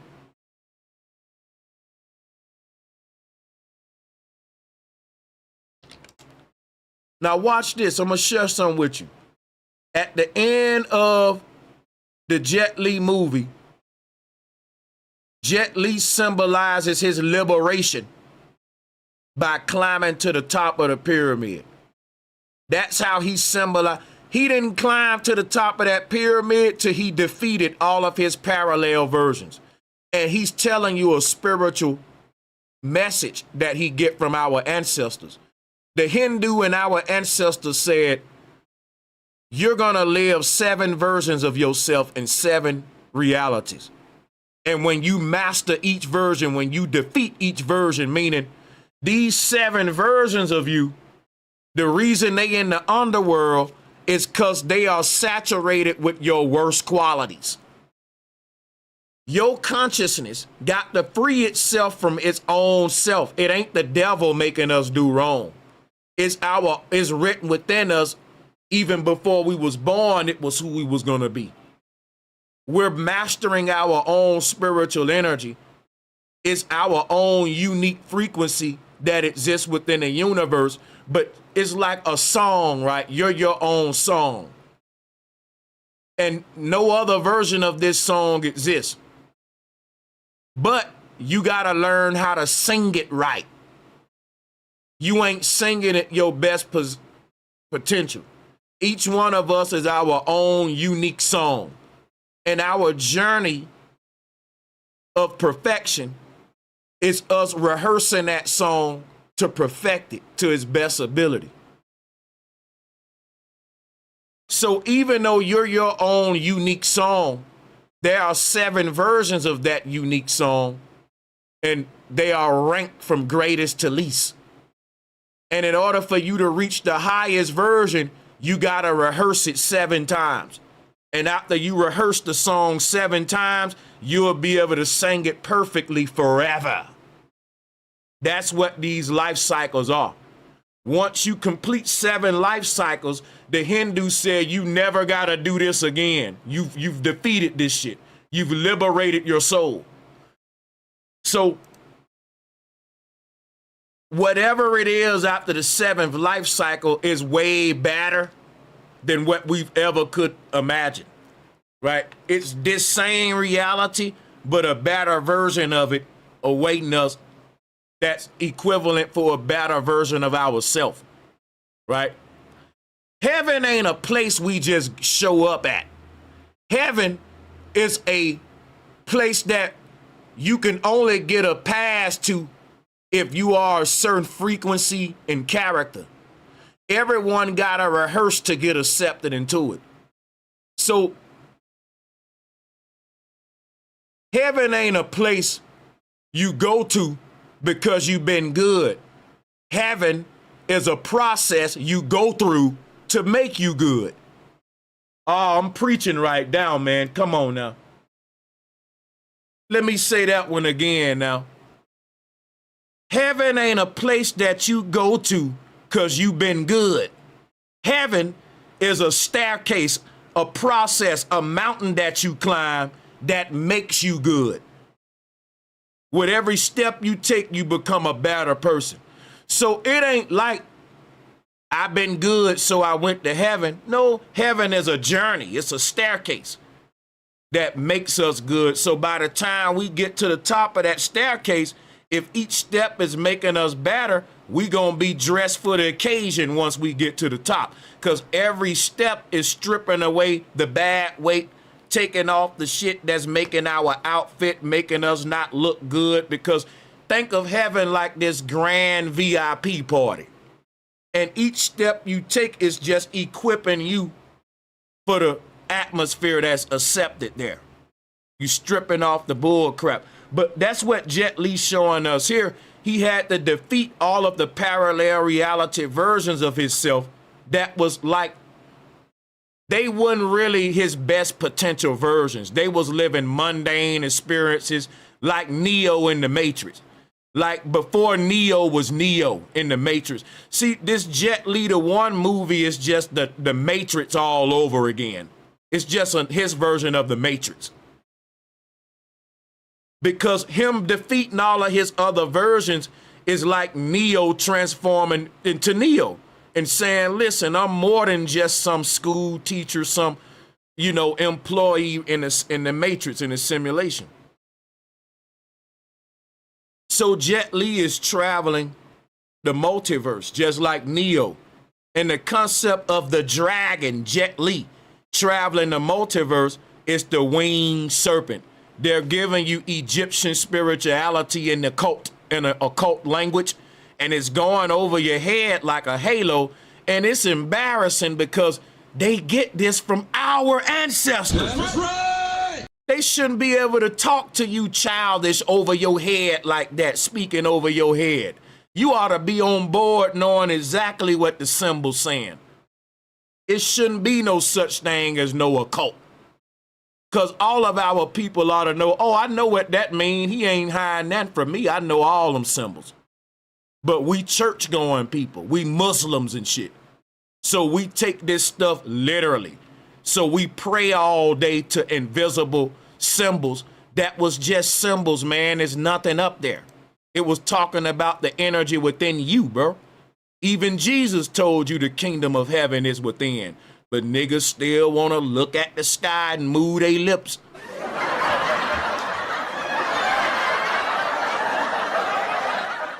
Now, if the kingdom of heaven is within you and God lives in heaven, where does that place God, people? We gonna wait. It don't take that long to think, but guess what we gonna do while you think?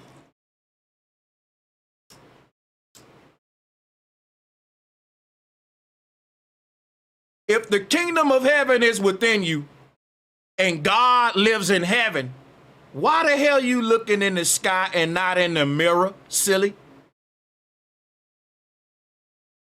Ain't nothing up there in the sky.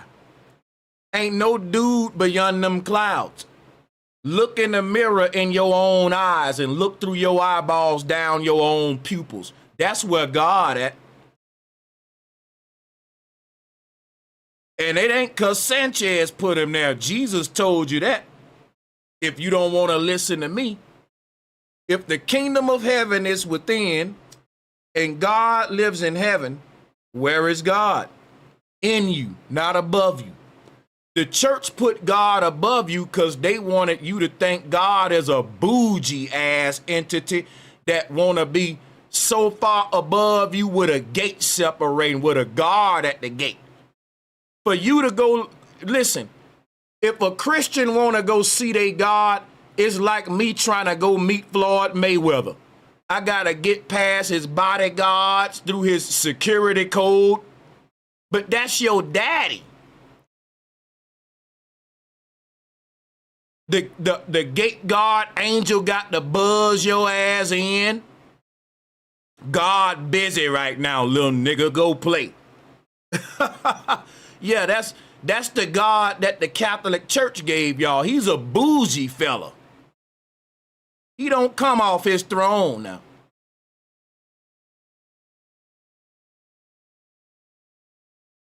So you think that God is above you and they did a mind game on us with that one. The concept of God being above you is dealing with the higher self residing over your body, mind over matter. That's dealing with the crown chakra right here.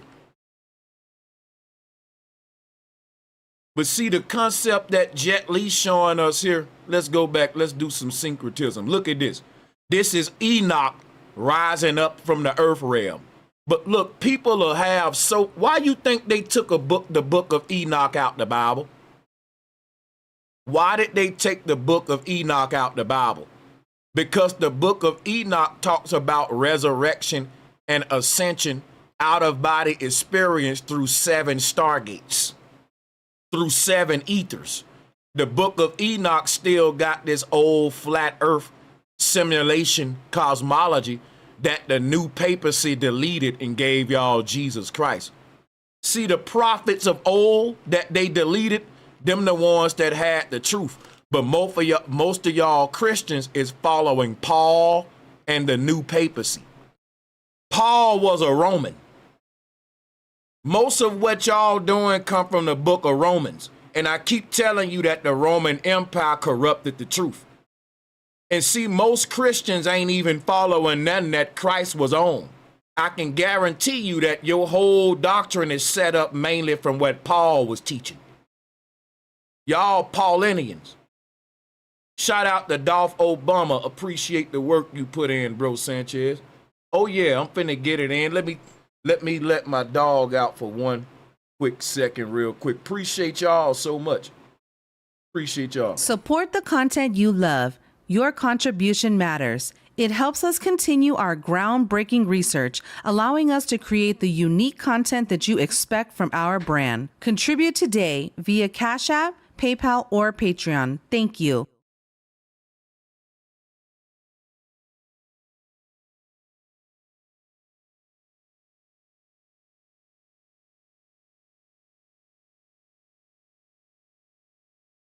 Right here, yo. We can see Enoch right now rising up.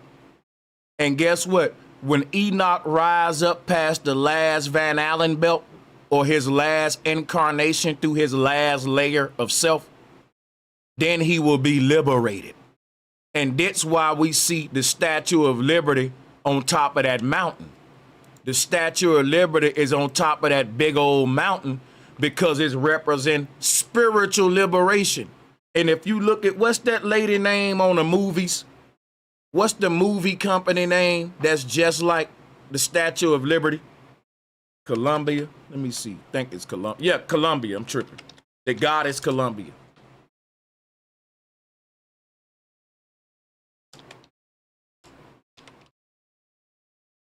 See, look. You see how she's on top of a step pyramid? You see how she's on top of a step pyramid?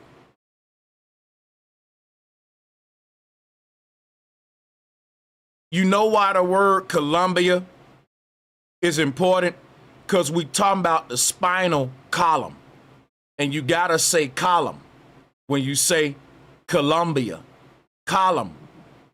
Bia can just be seen as like another word for female. You can look, we can go to etymology with it, but you can just say spinal goddess.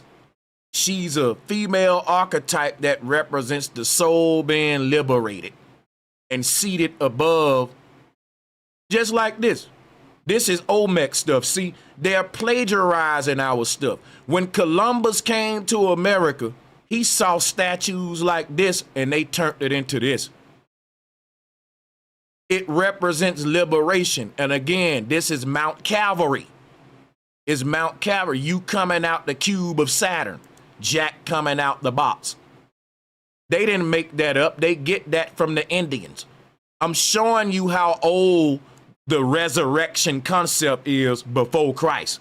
And I'm showing you why your version of Christ with the resurrection takes the knowledge away and it turns people into literal believers of a dude that died on a cross and physically got off it.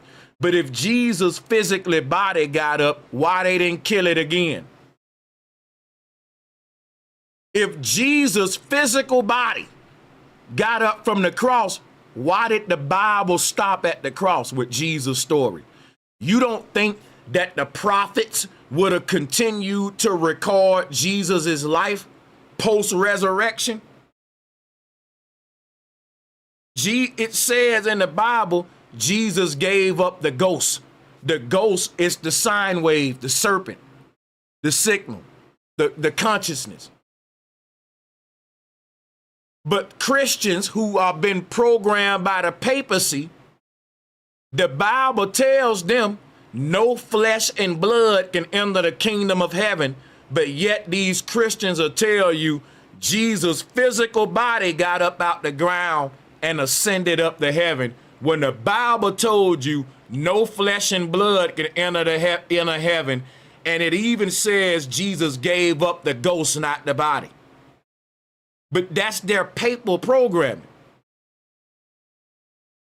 That's their papal programming. They serve a zombie god, a dead corpse getting up out the great brain. You think you serve a zombie? y'all funny, man. You know what's funny about that? Christians will go and watch scary movies about zombies and be freaked out, but yet they'll tell you they God is a zombie. You pray to a damn zombie every day from a Thriller video.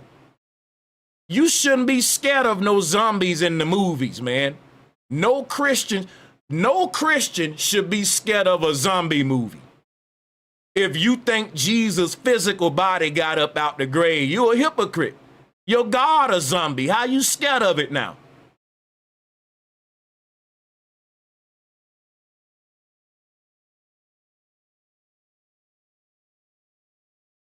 So the knowledge of resurrection has been taught way before the church showed up and corrupted it and got y'all serving a zombie god, because it don't want to deal with the invisible realm and the knowledge of resurrection and ascension through the higher realms and through the seven ethers. They created the space program and put a bunch of planets and darkness out there. But let's talk about, if you think I'm playing about Jesus on the cross. Now, everybody know that another symbol for Jesus is the serpent. Let's pull it up one more time. We got to be thorough, man. You see that? Now, watch this, right? Look at the picture on the right, because that was Moses' spiritual system. Before Jesus was on the cross, the serpent was on the cross. But guess what? Moses didn't create that. Let me show you where it come from. Here it is right here. Here go the serpent on the cross before Moses. Hold up, Sanchez. I see a serpent on a pyramid, but not a serpent on the cross. Let me show you something real quick. The pyramid is a cross, dude. Why you think Jesus was on a cross and a mountain? Because the cross is a mountain. What do you mean, Sanchez? You see this pyramid? It's a real pyramid in Mexico. Let me show you.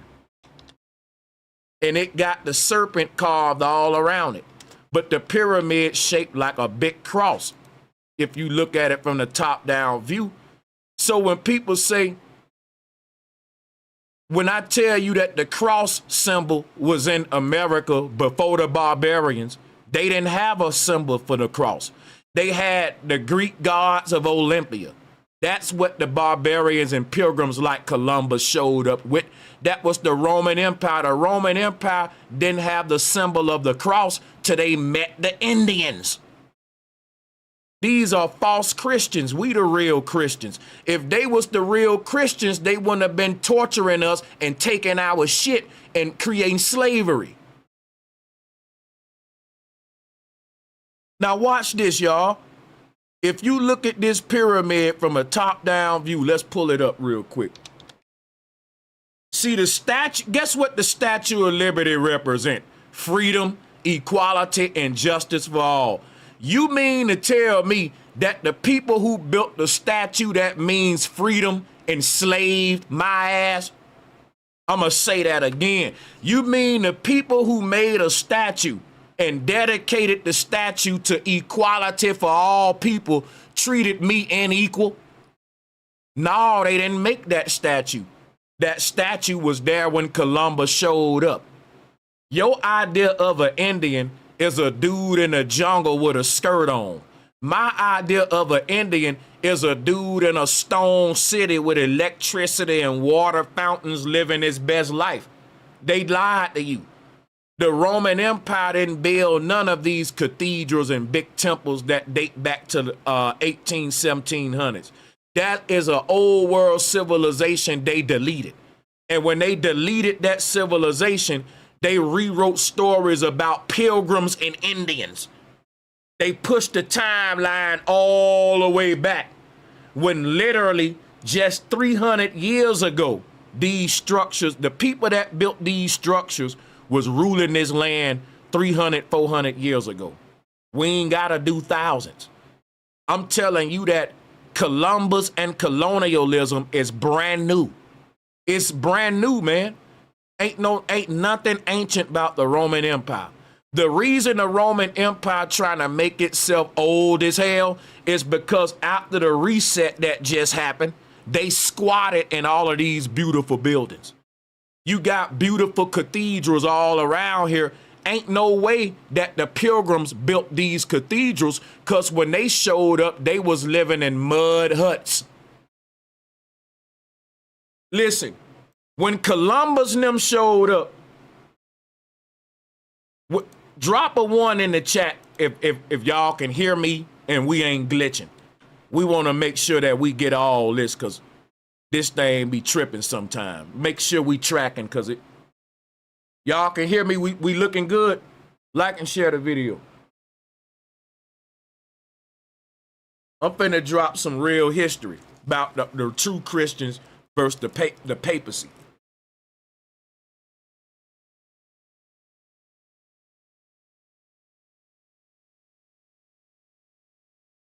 I dare anybody to try to challenge, debate what I'm saying.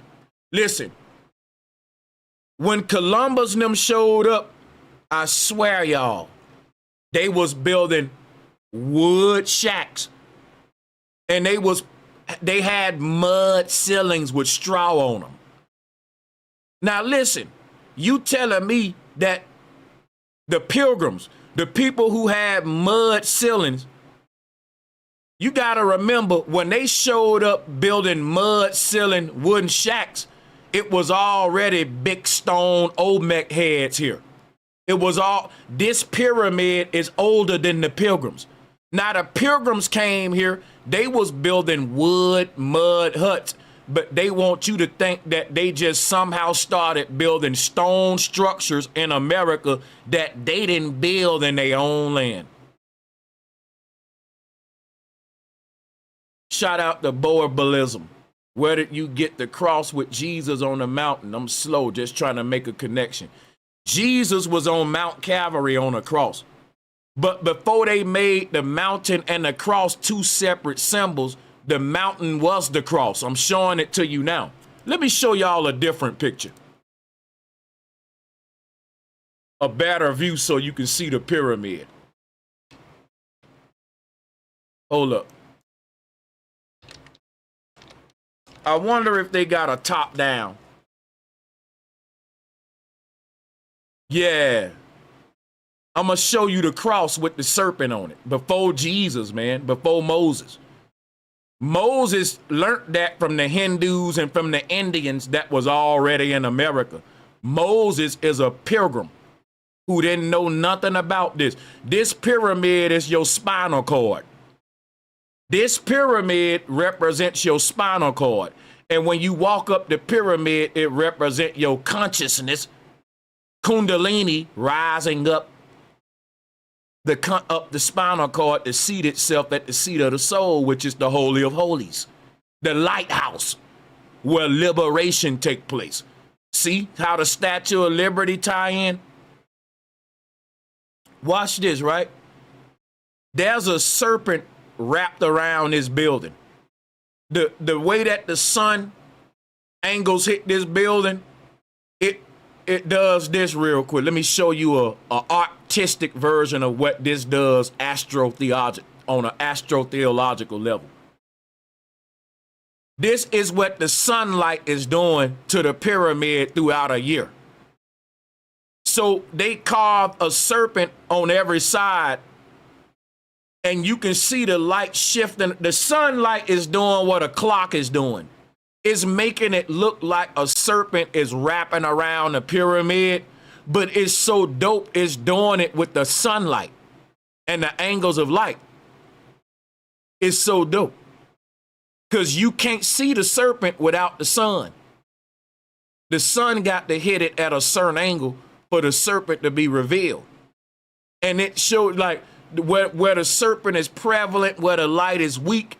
And it's like a serpent is making his way, wrapping himself around. It's so dope, y'all. And to build this is genius. Like you playing with sunlight, like just the way that you're building on the ground with so much knowledge of how it's going to be affected by the heavens is something we ain't even doing today. We just building shit wherever we build it. We ain't been building like this since the ancients. You know how much coordination it take to know strategically where to put these items to make it tell a story with the luminaries. You're connecting the sky to the ground. You're turning the activity of the sun and moon and stars to mythological stories that we use to teach divine knowledge with on the ground. And that is connecting the heavens with the earth. That's beautiful. That's what these objects do. They connect the celestial realm to the physical realm. They are a bridge in between the unknown and the known. So when we lose the knowledge of these structures and these symbols, we go into a dark age. We forget the knowledge of self. The bridge is broken. The bridge is broken. And that no one knows the knowledge of the invisible realm. And until that bridge is restored, we're not operating in our divinity as humanity. And that's by design. That's what the papacy is doing to us. So you look at this pyramid from a top-down view. Let's do that. Let's look at this from a top-down view, because from a top-down view, you can see how Mount Calvary and the cross symbolism came to be. Here go your cross right here. I know you got a little wooden cross, but remember, Moses had a serpent wrapped around the cross. And Moses was saying that that serpent had to be lifted up, just like Christ had to be resurrected. But when you take it literally, what our ancestors was saying was that your Kundalini energy got to rise up, man. That's right. But they made it like, no, the literal serpent got to be lifted up on the cross so that we all can be immortal. When you take that literal, all the knowledge is lost. Because now people they thinking about a real serpent being on a cross, and if the serpent is lifted up on a cross, that mean they get to go to heaven. No, they were saying that the serpent within you, which is the devil, once he learn how to behave, once you discipline the beast within you, your energy, now your energy will be granted access into the higher realms. Only disciplined gurus can access these higher realms. The church got everybody going to hell because the church telling people you basically can do what you want to do because Jesus died for your sins anyway. And long as before you die, you ask for forgiveness, you good. That's wrong. It's a universal law called karma. Can't nobody pay for your wrongs and can't nobody pay for mine. The truth is that we don't want to hear is that everything you did wrong, you gonna pay for it. Now, I know you don't want to hear for that. I know you don't want to hear that. But the people that don't want to hear that, them are like people that walk into a store, they grab shit, and I tell them, look, man, everything you put in your pocket, you gonna pay for that before you walk out this store. You mean you ain't gonna pay for me? No, you're a freeloader. Why you want somebody to pay for you? The church gave birth to spiritual freeloaders. Jesus paid my price for me. No, he didn't. You gonna pay for that shit yourself. And if you don't want to pay for it, don't do it. Don't go shopping with me, putting stuff in your cart that you don't want to pay for and go to looking at me at the checkout, because I ain't Jesus. And far as I'm concerned, ain't no Jesus. Ain't nobody paying nothing for nobody else. The papacy lied to y'all and got y'all all on a cycle of reincarnation. Ain't no one in the church trying to perfect their character. They just as bad as they was when they first entered the church. And I know what I'm talking about. I saw people gossiping when I entered the church from day one to the day I left. Ain't nobody battering theyself. That same dude that's drinking alcohol still showing up 3 years later talking about help me, Lord, with my alcohol addiction. Now, not everybody, but I'm just saying, too many of y'all. Because it don't really push for you to do better. I can just ask for forgiveness. Christ paid the price for that shit. Why I'm even putting too much focus on that? You feel me? Shout out to Myro once again. Horror is his horizon. The cross equal the death of the sun on the 33rd parallel. But Myra, you're taking it literally now. Because you're right, Myra, but that ain't what it means. What the sun is doing at the 33rd parallel in the sky was to show you what your consciousness does at the 33rd vertebrae. The sun don't die at the 33rd parallel. It's being born again. That's right. That's why they said Christ is born. Christ is what I like about Myro. Myro got his astrotheology right. Let's drop a bomb for him on that. But what I would add, because you ain't wrong at all. I'm just giving you something to add to what you doing, Myro. And I don't know, you probably already know what I'm saying anyway. But I'm just adding it to. See, it's called as above, so below. The will done in heaven gonna be done on earth. That's astrotheology. So when the sun is reborn at the 33rd vertebrae, it symbolizes liberation, like Christ being reborn into heaven. Heaven means being born outside of the simulation, outside of the underworld, into the real, true base reality.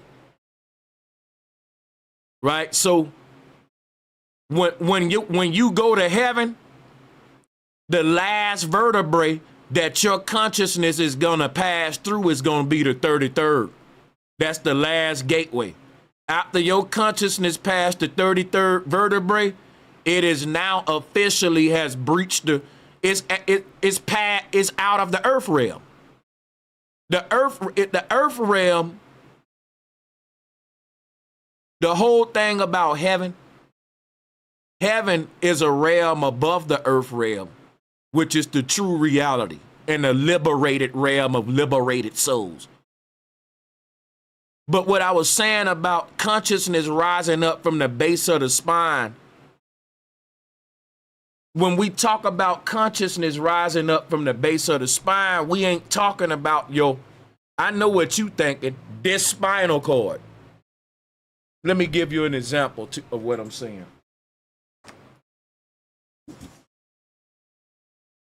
The spinal cord that I'm talking about is the Jedi pillar. And I'm talking about your God body.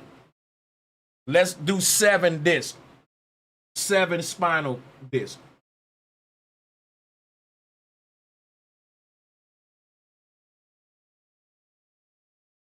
This is your God body. Look.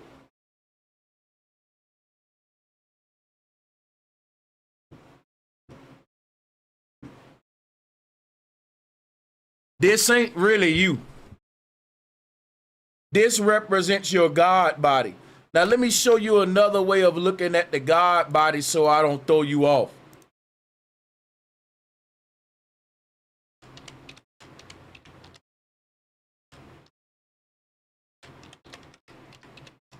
The backbone of Osiris. Osiris is God. And Osiris's backbone is what I'm showing you here. The God body. Let me show you. This is the you that's at the North Pole, not the you I'm talking into now. In other words, this is how all of us look at the North Pole. This image of the pharaoh wrapped up in the tree is what Buddha was. Buddha was asleep in the tree.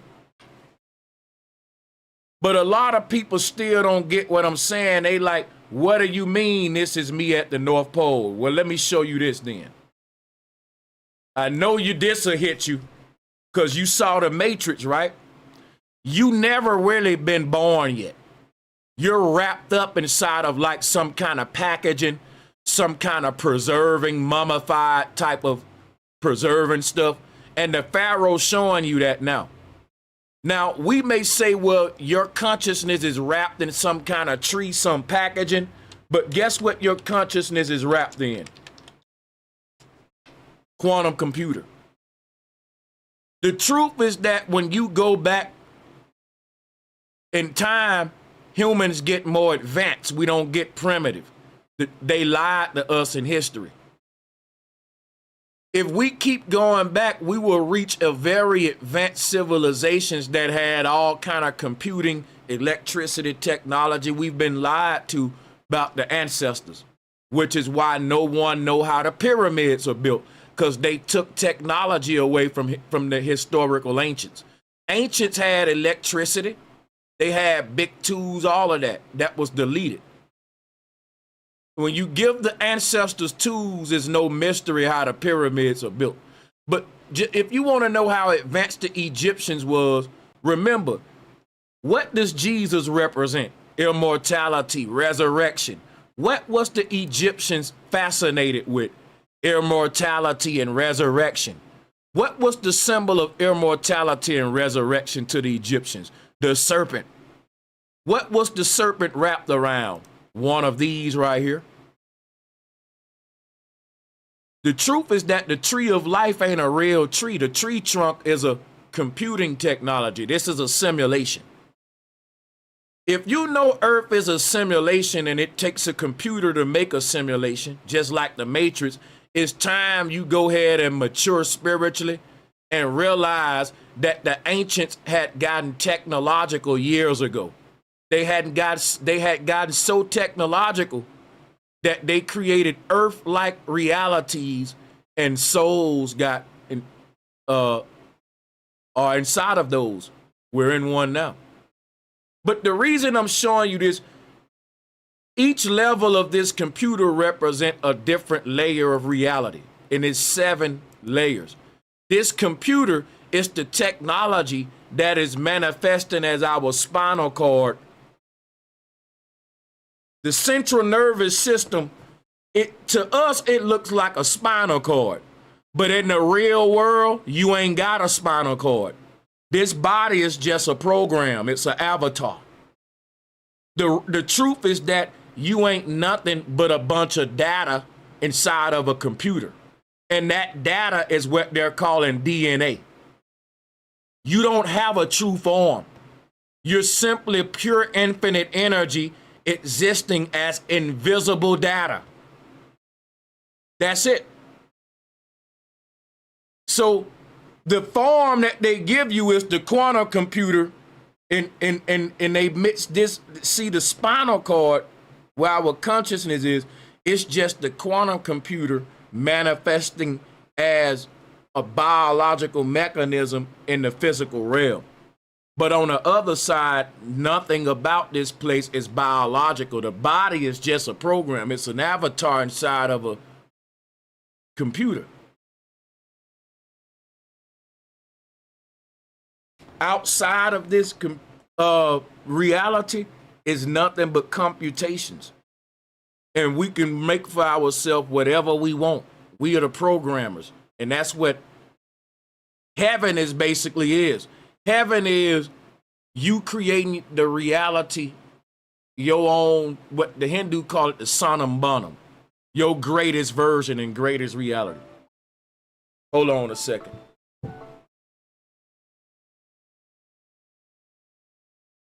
Hold on 1 second, everybody.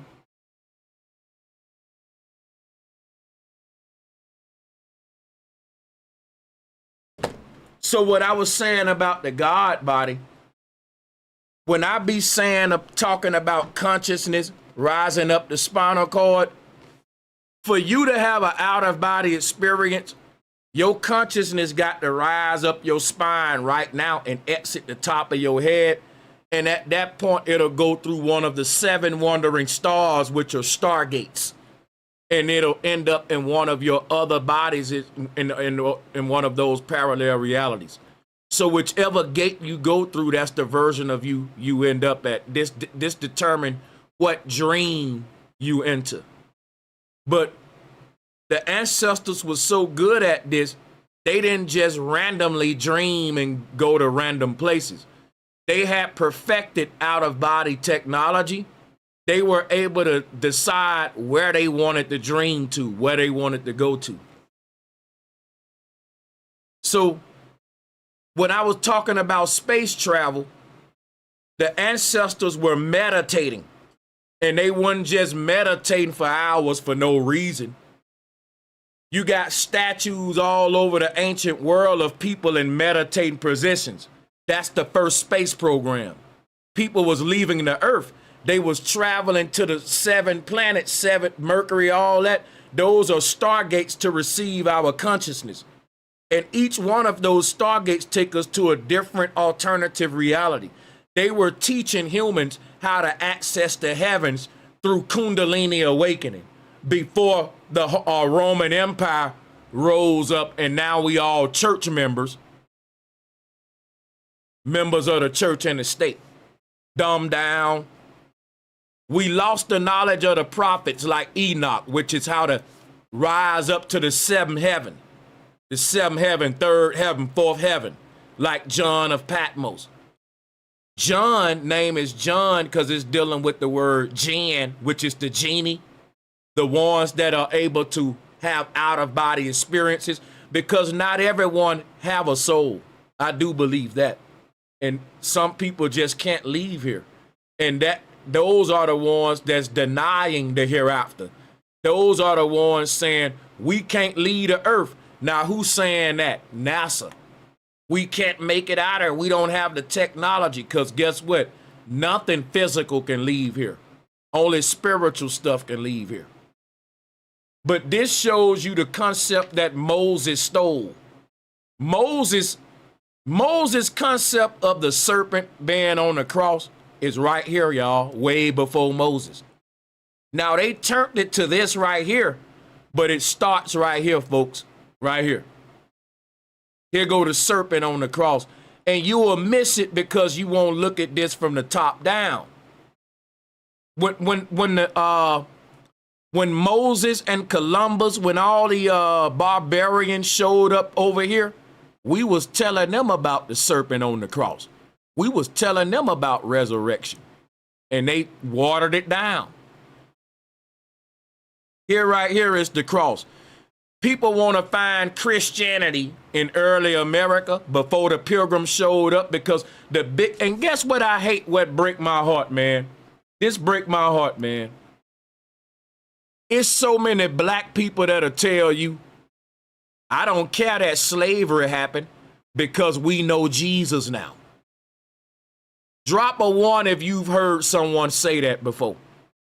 Because we finna show you how common that is. People will tell you, if the oppressor didn't show up and beat us and make us slaves, we wouldn't have learned Christianity. Don't you know that we was Christians before he showed up? We was already had the cross. Everything that Moses got with the cross, the serpent, the feathered serpent just became the crown of thorns on Jesus. We taught them Christianity, man. That's right. And it's so sad because people will tell you, I'm glad.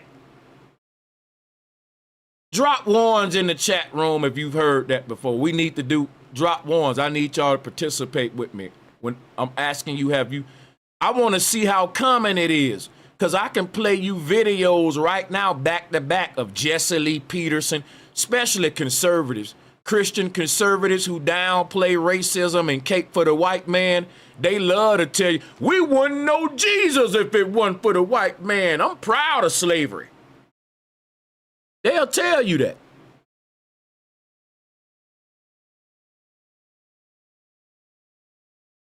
It's so sad because they don't know that the people who put us through all that wasn't no Christians. Ain't no way you a Christian and you treating people like that. And we think that the barbarians made us Christians when they just made us church members and capitalists. That's right. You so far away from alignment with the truth and righteousness, it ain't even funny. You on your way to hell quick with the papacy. And what is hell? Keep on reincarnating here, believing the lie. Jesus. Believing what the papacy telling you, what you're a church member. You're not a real Christian. It's a difference between Christians and church members. You belong to the church and state and the papacy and the Roman Catholic Church. Everyone who subscribes to the false version of Christ, if you subscribe to the white boy with the crown of thorns, this new version of this redeemer that was a blood sacrifice, you're practicing paganism. Our people didn't believe in blood sacrifice. The pagans did. See, they got y'all thinking you Christians, but the real Christians didn't believe in blood sacrifice. The false Christians believe that if you kill something or somebody, it'll remove their evil. Now, which one are you?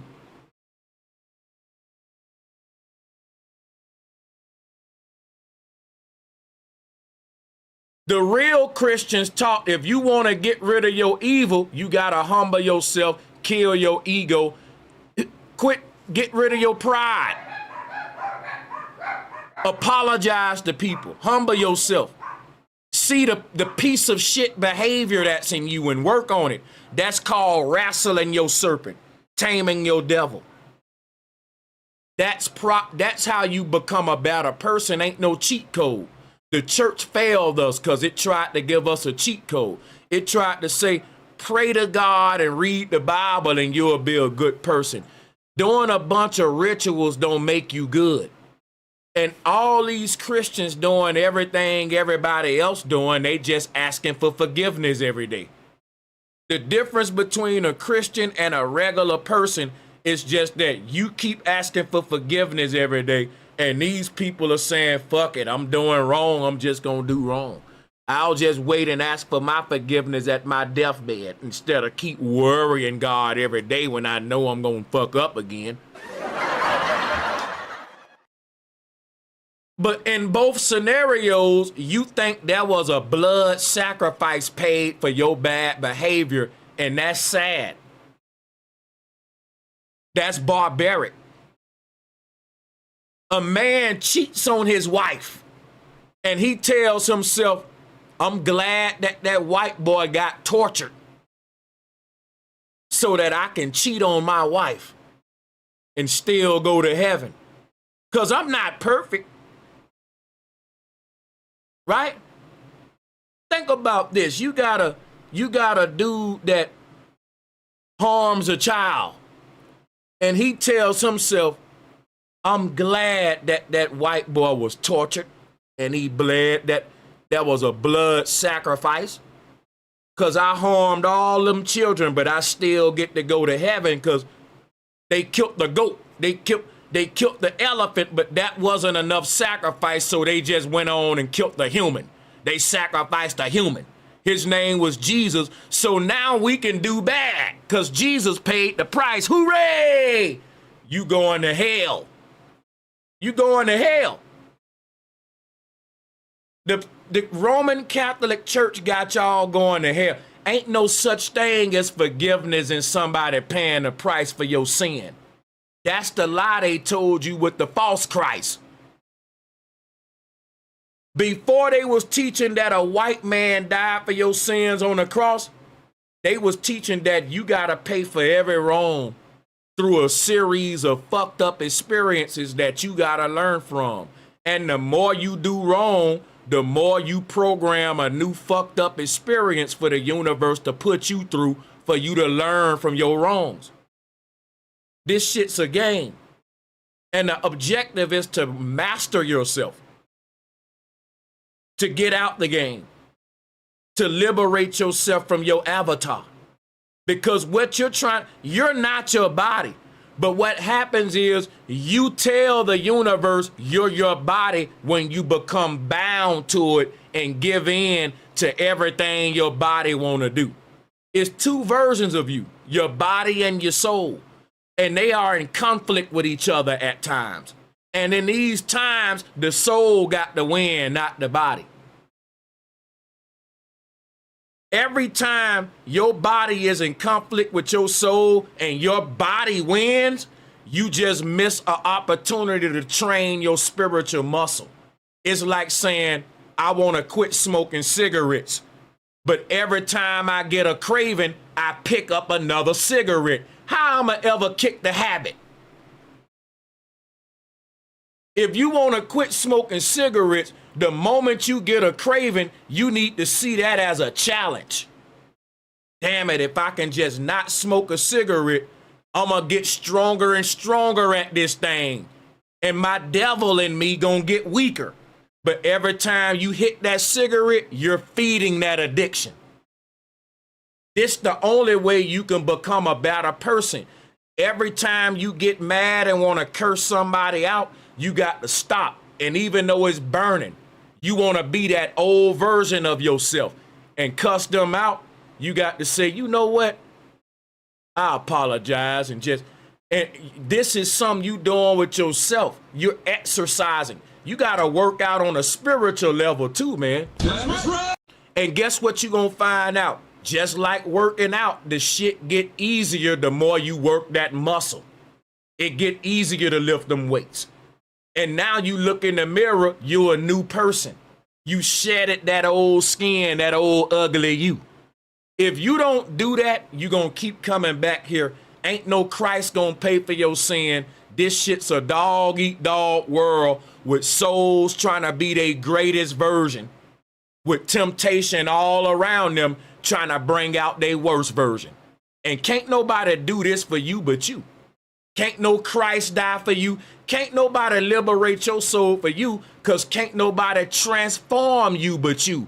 The church lied to you. They told you Jesus Christ can transform you. I'm going to tell you something right now. I don't care what temple you go in. If a man, let's say a man smoking crack, that man can stop smoking crack the moment he get tired of it, the moment he feel like it. He don't got to go to a temple, a mosque, a church, or nothing. He got to go within himself. This is a psychological battle within you.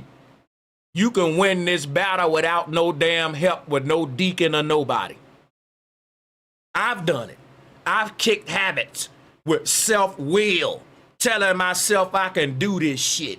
Yep, I've been smoking cigarettes since a teenager, and it's an ugly addiction. But when I was fed up, bro, I wanted to stop. And when you want some shit bad enough, you can finish the rest. You can finish the rest. So my thing is, why can't we approach spirituality like that? We don't want to batter ourselves for real. It takes too much work. It's easy to ask for forgiveness and pray. That's what the church did. I'm giving you the old world spiritual system. There was nothing fancy about it. It was just, hey, you're a piece of shit. You need to work on yourself, man. Well, can I just pray to God? No, fuck all that praying. You need to work on yourself, dog. The moment somebody do something that makes you be a jerk, you just need to let it burn, stop, and just choose to not be a jackass right there. And the more you choose the better version of yourself, the less the old version gonna have power. It ain't nothing fancy about this shit. It's all we got the power over is choice. Shout out to Barney Gumblebert. Prop Sanchez, you should teach Unc Gov. He in for a shock. This is, shout out to you, Barney. Appreciate y'all.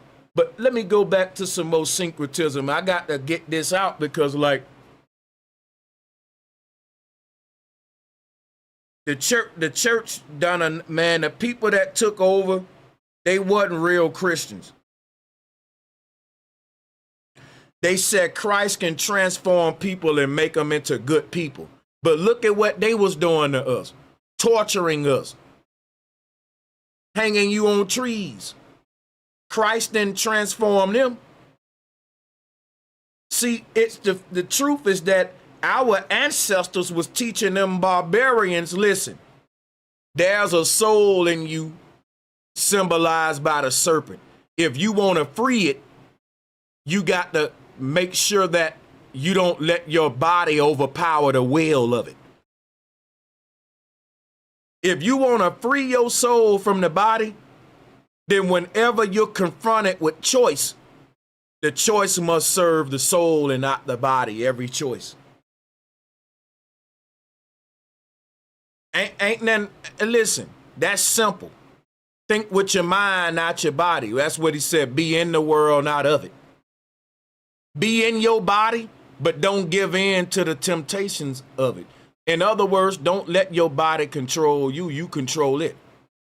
And I ain't telling you don't smoke, don't drink, don't have sex, none of that. I'm telling you, go out there and indulge, have fun. But I'm telling you, don't treat people bad. Our ancestors didn't have this concept the church got. They taught that the earth was a paradise and it was made for you to enjoy. Ain't no such thing. Oh, that's a sin. Our ancestors taught, go out there and live your best life long as you ain't infringing on nobody else living theirs. The people that's telling you anything different, they the one hung you and tortured your ancestors. So how they telling us about morality? They telling you you can't have a beer, you can't smoke weed, that's a sin. You told a lie. When the people who writing history right now lying, the people who trying to tell you don't lie, don't kill, it's because they lied and killed to get in power. And see, the thing about them telling you not to kill now is because if the tables turned, you would have to do some killing and pillaging. And it's quite convenient for your enemy after he done murdered and took all of your land to tell you, be a good little slave. Don't you be doing no killing. Don't you do no killing unless you join my military and kill for me and kill who I tell you to kill. You see how programmed we is? These people that killed your ancestors, took your land, would tell you, thou shalt not kill, except for when you do it for me. And I get to tell you who to go kill. In that case, I'll give you a Purple Heart for killing and say that's an upstanding, God-fearing American. Yeah, God said thou shalt not kill, but God had a whole army that went around killing and taking people's land. Why is God being hypocritical? Because it's two different gods talking. And let me show you the difference, right? You got the new Christ that shows up. And it ain't just a white boy on the cross. It's his daddy called Yahweh. They're a double-headed dragon. And they shift the authority from the Father to the Son. The Father send Christians to war. The Son tell them turn the other cheek.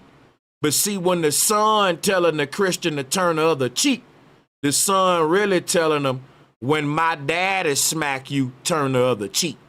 But when my daddy tell you who to go kill overseas, you don't gotta turn the other cheek. Turn the other cheek is there to tell you to obey your slave master. If your slave master wants your land, give him your wife too. Turn the other cheek.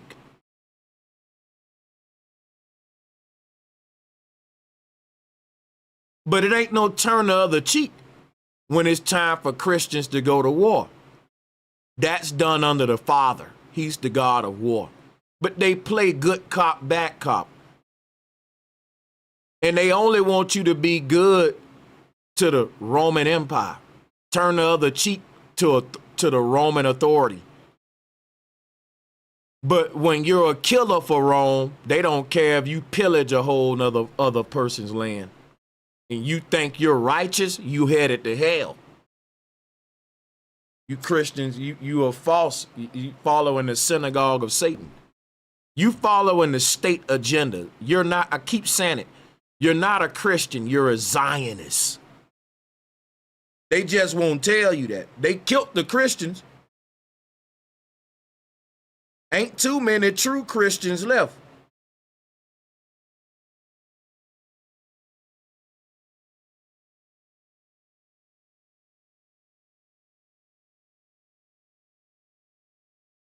You're going to know the true Christians by their word, by them speaking in parable, giving you the heavenly knowledge that the papacy have hid from you. That's how you know those that's speaking from the true, with the true energy from the true Christ. Because what's the true Christ? It's the divine energy within us. Those who've activated that, they can tell you all about this serpent knowledge like I'm doing. They can give you the synchronicities and stuff. They are on a whole nother paradigm of ascension. Other folks can't see what they see. Now, the world couldn't see what Christ saw. They put him to death. So why you following the world when that's the broad path? That's the Zionist Catholic agenda. Them the people that took over after the reset and corrupted the old world spiritual system. They did it by demonizing the serpent. They turned the serpent into a modern version called Jesus Christ, and it's got a whole new representation to it, and it detaches us out of it. It makes all of us believers and worshipers of this image, when really the power of God and the kingdom of heaven is within us, and that's what they was teaching with the serpent. The serpent was trying to make Adam and Eve like God. Now, people telling y'all that's wrong. When we made in the image of God, and check this out. If the whole point is to be good, to be righteous, why wouldn't we want to be like God? And why wouldn't God want us to be like him? If God treat people right, if God is righteous, if God love everybody, if God is just so good, why wouldn't every human strive to be like God? See, the fake Christians came and told you it's wrong to be like God. But the original Christians said, if you don't strive every day to be like God, you ain't gonna make it, bro. That's right. The original Christians said you can be God, and God is just the word good. But people say, you mean to tell me a person can be perfect, Sanchez? Yes, they can be their best version. That's what perfection is. So they ain't gonna smoke, they gonna never tell her that ain't what perfection is. Within perfection is duality, good and bad. Every artwork that we call perfect got some flaws in it. But if you take them flaws out of it, it won't be worth that much money. Every painting that Bob Ross painted, every painting that Leonardo da Vinci painted, not just the Mona Lisa, it got flaws in it. If you was to take them flaws out of the Mona Lisa painting because you think you fits in it, the price will go down. It won't even be worth the same. Those flaws is what make it what it is. It's a unique artist signature. It may be a painter with a certain Tourette's jerk. He paint beautiful pictures, and every now and then, because he jerk, it's reflected in his art. And because of that, the painting is worth that much money, and they donate his shit to charity to Tourette's people. So a person may say, give me this painting because that boy got Tourette's and he jerk when he paint. And somebody else may say, I'm willing to pay $10 million for that painting, and I want it with the mistake in it because it tells a story of the painter. You think you know what perfection is, you don't. But if I let you hear a perfect song, you wouldn't even like it. You'll say, Sanchez, turn that off. A perfect song got certain human imperfections in it that our ear love to hear. That's why the yin and yang, a balanced symbol, represent true perfection. Perfection never meant flawless. The church fooled y'all. Once again, it got you thinking because you had a drink of alcohol and you got some pussy, you ain't perfect. No, you human, dog. And we here to enjoy all of that. But you ain't here to make other people feel bad. You ain't here to infringe on anyone else's happiness. You're just here to create your own. The church told you being happy is a damn sin, man. You can't do nothing. Don't you know you can do whatever you want to do long as the people you doing it with agree with it and y'all all are getting pleasure from it no matter what it is? That's divine law, not nothing I'm making up. That's universal law and karma, bro. Shout out to Focus Willis. I appreciate you too, Focus Willis. Appreciate y'all.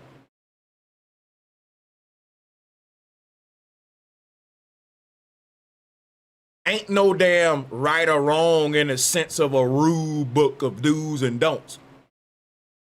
If you and your buddies want to go drink a cup of, get drunk as hell off moonshine, that ain't a sin.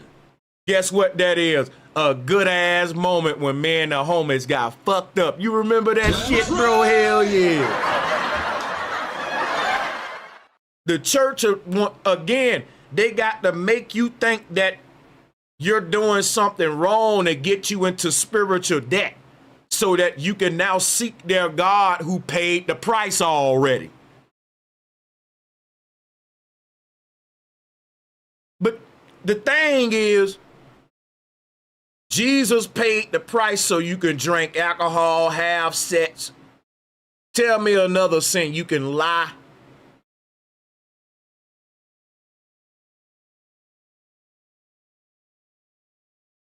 But these are things that humans do. It shows you the good and bad within humans. No one gotta pay for you to tell a lie. Because the universe that created duality knows humans gonna lie. This is what you don't realize. Who created lies? The devil. Who created the devil? That part. Everything created by your Most High. But I don't believe in no sky daddy. The Kundalini energy is a universal force. It just flows through us. And as it flows through us, it splits us in half, just like it splits the universe in half, giving us night and day. It gives you left and right brain, instinct, and intuition. And these two may be at conflict now, but when we get everything into balance, it'll be like the sun and moon, perfect balance. All babies start off chaotic. We are gods, but we're babies. And all gods are bound to the law of duality. That means they got to find themselves based upon their polar opposites living in the same body. You got a good version of yourself, you got a bad version. The universe ain't gonna choose which version you wanna be. So what the universe did, the universe said, I'm gonna put these motherfuckers good version and bad version in one body and let them figure it out. And I'm saying, universe, you a piece of shit for that, because you knew that them two was gonna be fighting in that one body. And the universe says, so leave that on you niggas. May the best one win. If your good version win, then kudos to you. If your bad version win, that's who you want it to be. Kudos to you. Everyone wins.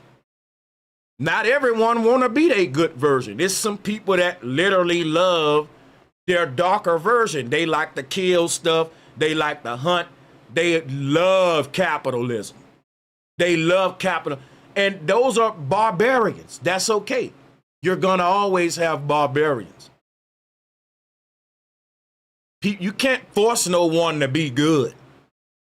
I know in your mind you would want everyone to just be good. That ain't the real truth. That's undermines duality and choice.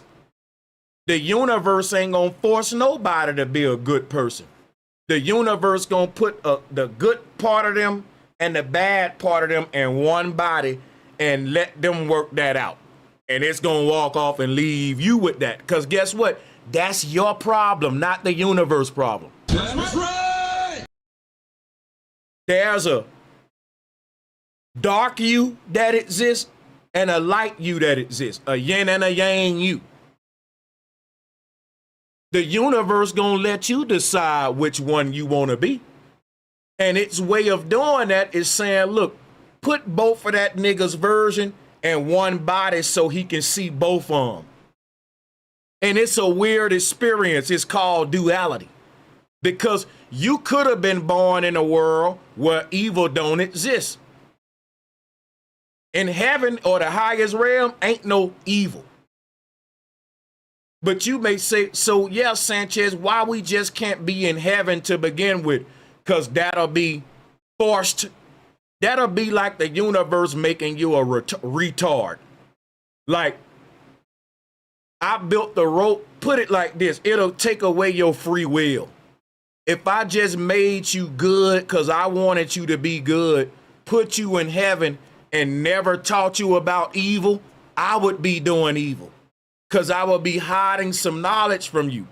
So basically, what all of us souls are going through in this simulation, it's called we're gaining serpent wisdom.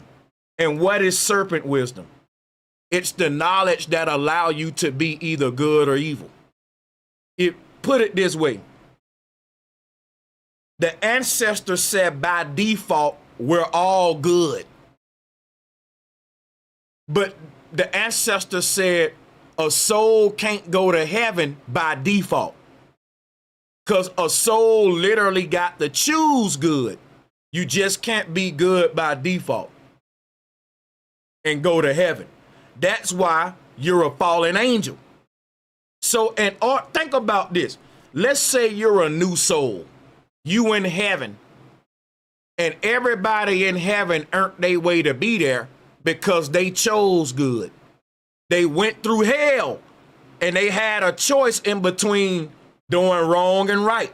And they chose majority right most of the time and they ended up in heaven. Now you're a baby angel and you don't even know what evil is. Guess what? You didn't earn your right to heaven. And you got to earn your way to heaven. It'll be something if they can just, it's like you're a baby soul in heaven.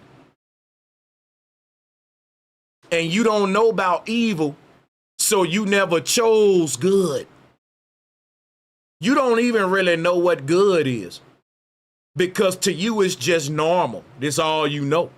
Plato said our good knowledge, everyone is good by default. But the serpent, when the serpent told Adam and Eve, I'm going to make you like God, the serpent wasn't lying. The serpent said, look, you don't know evil. Therefore, you ain't really good. You just a robot. You've been programmed to do good just because it's your program. But you don't even know why you doing good. Because you don't even know what good is. It's good is just something you're doing and you don't know why, like a robot. Like me telling ChatGPT, cry for me, shed some tears for me. ChatGPT don't know about pain, but it's crying, it's doing something it don't even know what it's doing. It's just doing it because I told it to, because it's programmed to do it. That's a slave. So the ancestors didn't want, so you can look at this universe shit like they didn't want us to be slaves. If they would have let us stay in heaven, never knowing the earth realm and pain and evil, then you would just be a good default slave like a drone. You never chose good. You're running a program called good and you don't even know you're running it because you don't know what good is. If a person don't know what up is, they don't know what down is. It's certain things that you got to learn as a pair. Otherwise, you can't learn it at all. And that's why they say you can't have one without the other. That's why you get two serpents wrapped on the staff. You get two serpents. Those two serpents on that staff is another way of saying Adam and Eve on each side of the tree, giving you duality or yin and yang. You can't learn good without learning evil. You can't learn left without learning right. Certain things are so polarized, you got to study both together. That's why when we study gender, we got to study man and woman. A doctor don't know nothing about sexuality if he just study one sex organ and not how the two interact with each other. That's like sun and moon. So with certain knowledge, you have to do simultaneously. That's why you got a left and right brain. Your one soul is neutral. It's here to observe your good actions and bad, but it's not neither good or bad. It's neutral. It's Santa. The real you is really an observer watching your avatar make good and bad decisions, and it's judging every time saying, I don't like that, I want him to do this, I want, and because of that, it's molding out its real identity through the process of choice. And they're calling that sinning. If I make this choice, I'm wrong. If I make that one, I'm right. That ain't the way the ancestors taught it. The ancestors said, you came here to make good and bad choices. And when you make a bad choice, that is the darker part of you taking control of the body. And when you make a good choice, that's your higher version using the body. The ancestors said our body is possessed by two spirits, the devil and God, or that the yin and the yang is within every man. So today in the church, they would tell you that you want the spirit of Christ inside of you. That ain't balance. In the ancient world, they put two dual forces within you, represented by two serpents. One was good, one was bad. And you needed both of them. Because the reason you needed both of them is because the dark version of you already exists within the universe. The good version of you already exists. Your body is just a hybrid between both of them so that your neutral soul can decide which one it want to be. Remember, you was your good version by default, not by choice. You're now what this body does, it does what Morpheus do for Neo and what the Demiurge show you, what the Baphomet show you. It split the high self from the low self. Got one part up, one part down, but both exist within the human body. But why? It's to give our soul the choice of who it want to be, good or bad. Your soul existed in Eden. In Eden, it never knew its bad version. It didn't even know that bad exists. Again, it didn't even know about evil. By default, it only knew good. And because of that, it didn't know good. The angels in heaven don't know what good is in the Bible. They're just good because they're programmed to be good. That's why in the Bible it say when humans go to heaven, they are exalted above the angels. Why? Because humans chose to be good. They had a choice between evil and good, and they chose good even though it was hard. It was a hard choice. Angels are just good anyway. They can't do bad. They're literally created to do nothing but good. That ain't really no flex, bro. That ain't no flex. So in order for the universe to give you the choice and put you above the angels, it said, look, go introduce them to their evil side. Because in these other parallel realities, you're a piece of shit. But you just don't know that. In the heavenly realm, you're shielded from evil, like Adam and Eve in the garden. They didn't know evil and death until they fell from the garden. And that's what birth is in this reality. This is the old world spiritual system before the papacy came and corrupted it. This is what you would have learned in Tartaria, the true Christianity. Self, working on yourself, not just turning it all over to Christ.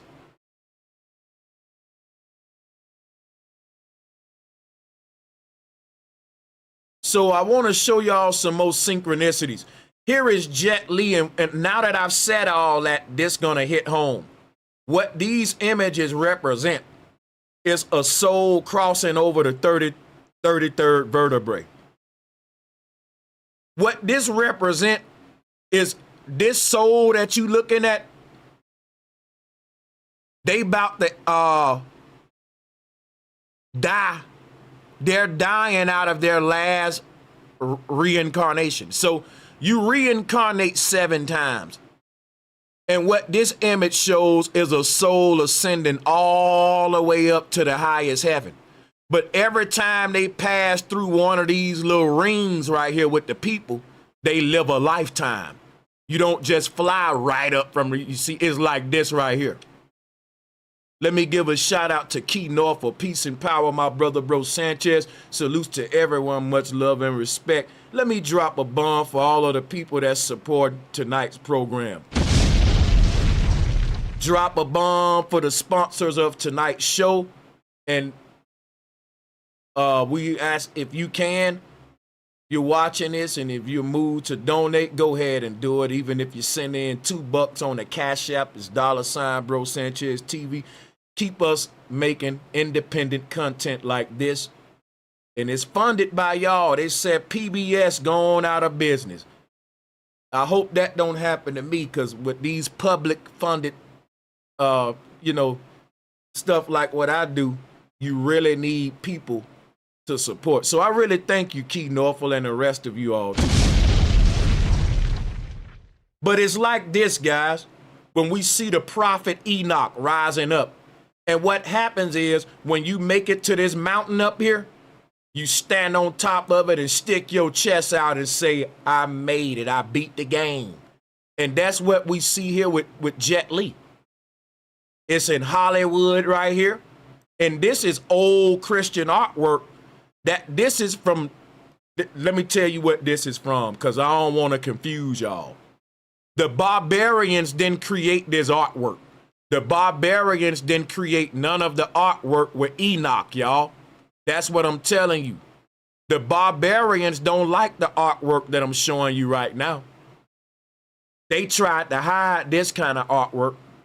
Let me show you some other artwork they tried to hide. I can't make it up. Watch this. This is how I'm telling you that the people who calling themselves the Christian church right now, the Roman Catholic Church, they are imposters, and they teaching us the false knowledge of resurrection. Shout out to Joshua Tellerton. Much love, JT. Appreciate the love as always.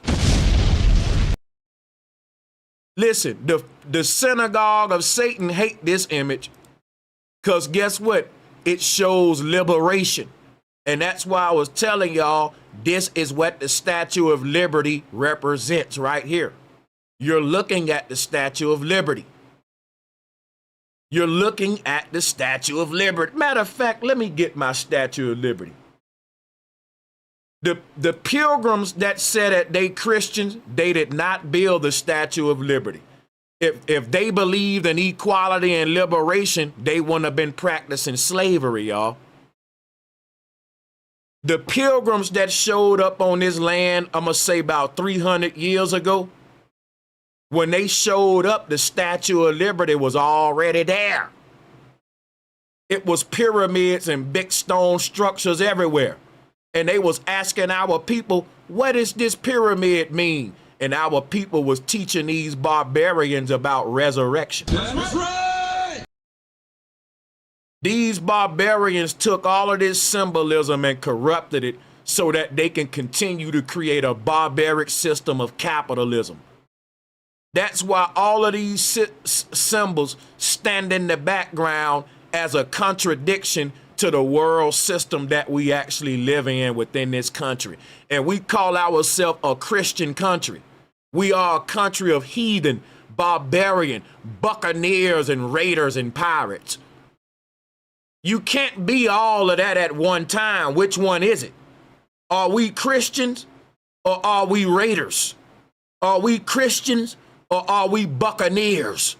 Are we Christians or are we Vikings? You can't be all of that. Christians treat people with love and respect. Christians don't steal people's land. Y'all are Zionists. You're capitalists. Posing as Christians, you the synagogue of Satan, and I was born to condemn you. I was born to expose you. That's right. The people that saying that they are Christians, they ain't Christians. They're fucking buccaneers. They're pirates. They're invaders, barbarians, vandals, Goths.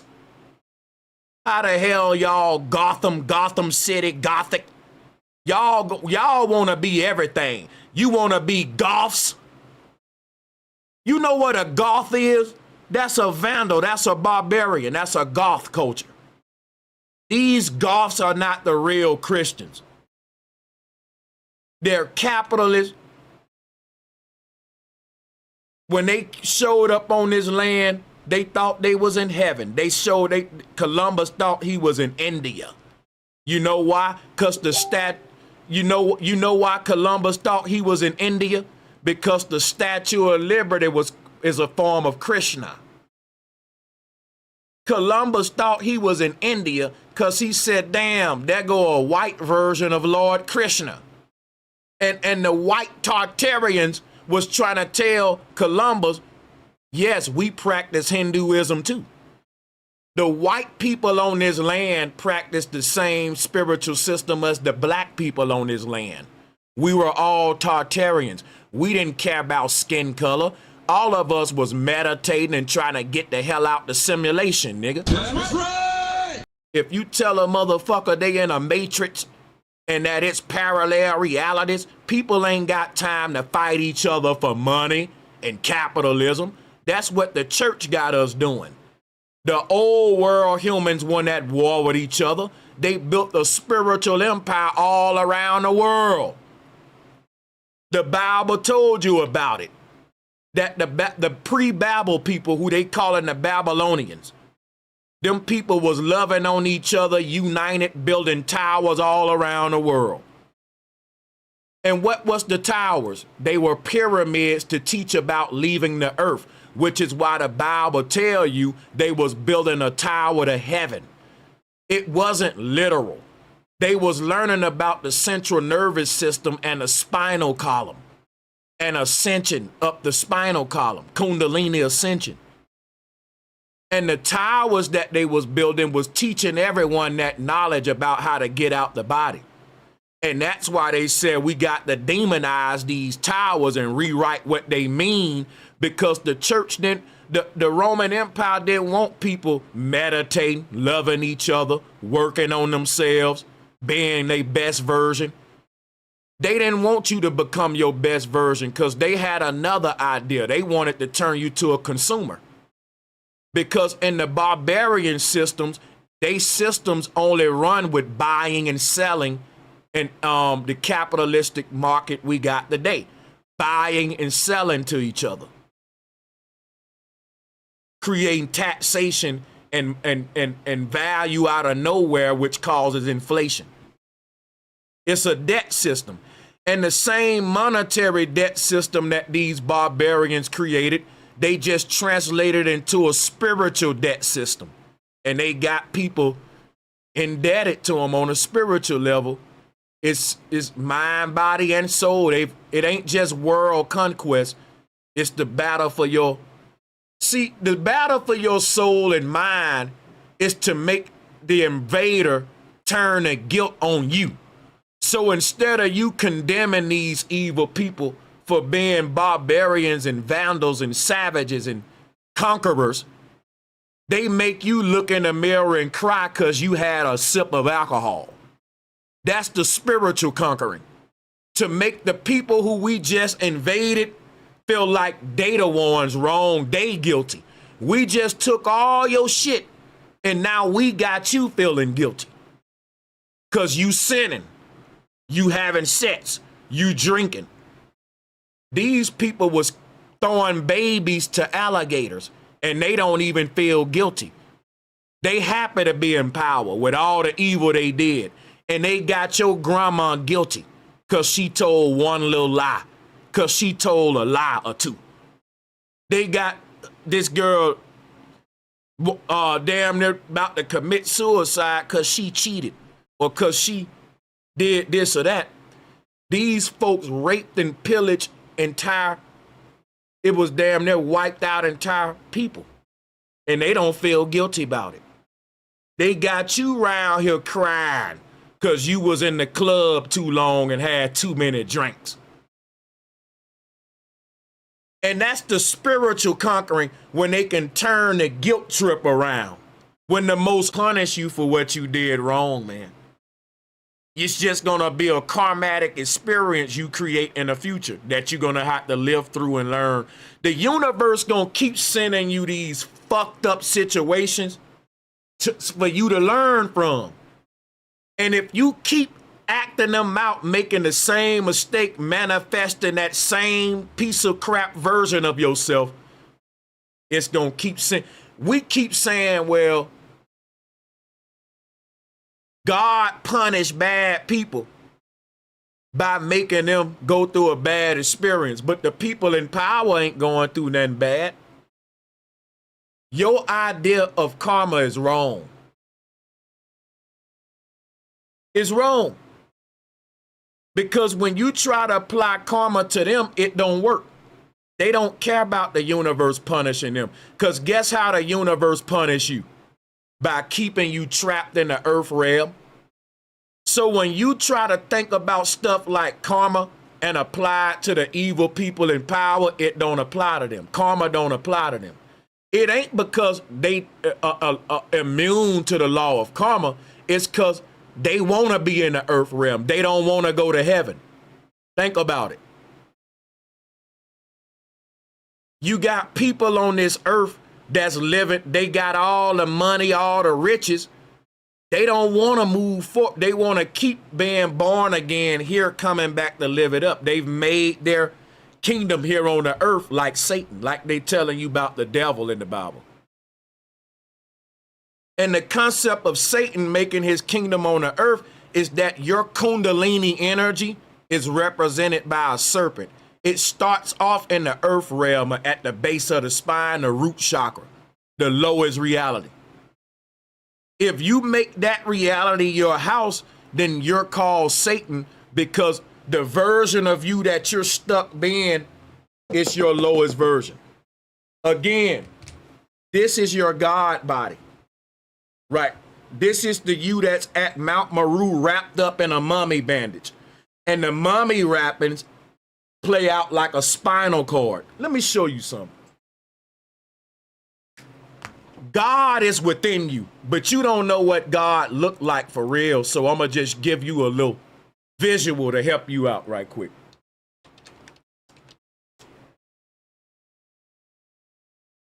This going to really help you out. It's going to give you another way of seeing this thing.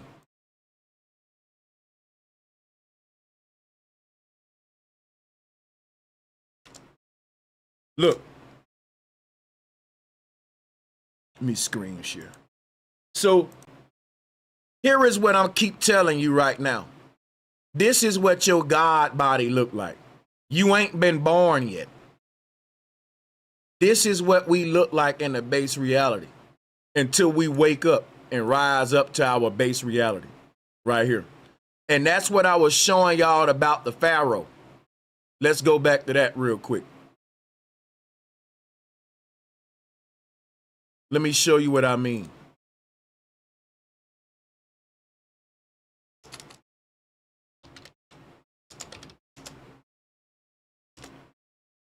When they said that the Pharaoh is a mummy, all of us are mummies.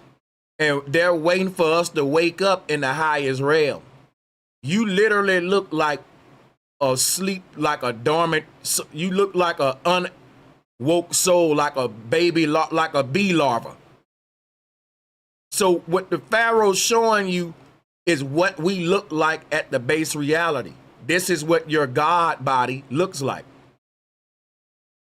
And look, every lifetime, one of these bandages is removed and you're going to be fully revealed at the end of this shit, which is why at the end of the Bible is the book of Revelation. Something, the beast is revealed because the Pharaoh is basically the beast. And at the end of all his life cycles, when each of these column layers is removed, we will be able to see the Pharaoh. That's like saying we unwrapping your mummy bandages. But what I'm saying is this concept of the mummy is the macro, your God body on a macro version looks like a mummy. But a little miniature representation of the God in you while you're in your dream is the spinal cord. That's where the signal is coming from. That's why if you look at the spinal cord, it looks like a wrapped up mummy. That's why I keep telling you syncretism is key. When people was looking for the God force within man, they stopped at the spinal cord. They looked no further than the spine. This right here is the lightsaber, the Jedi pillar, the spinal cord. And it's the God, it's what it is your God body look like a big spinal cord, like this. And basically, let me share something with you about this Pharaoh tower. You see this image? Let me teach you something about it. Now, here go this image of the God body. But within the God body is all of your 7 avatars. So look, check this out. Here you go right here. You are your God body, but your consciousness is not in your God body right now. Let me do something real quick. Your God body is blindfolded. Look.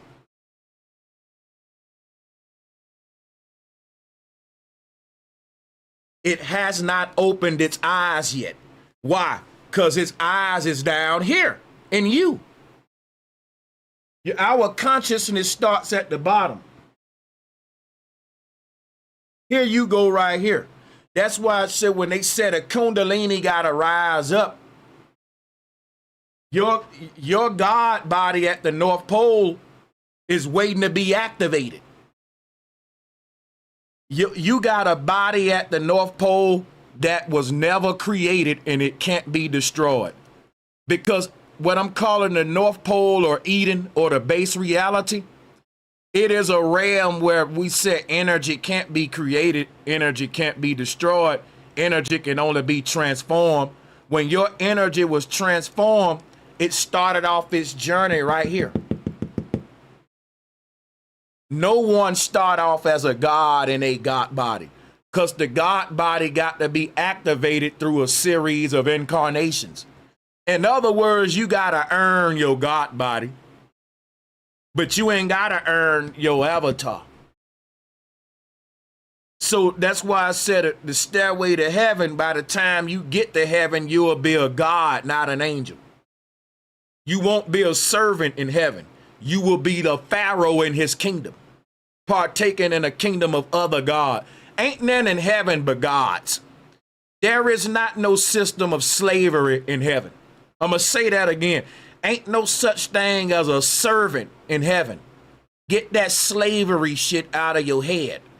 Ain't none up in heaven but a bunch of gods communing with each other, sharing their life experiences on how they made it out the simulation. And it's a beautiful thing. It's a whole civilization of people bonding, and just like we do here. It's more people there than here. If you think of how many dead people it is versus living, we're like a ghost wasteland. We're very lonely, bro.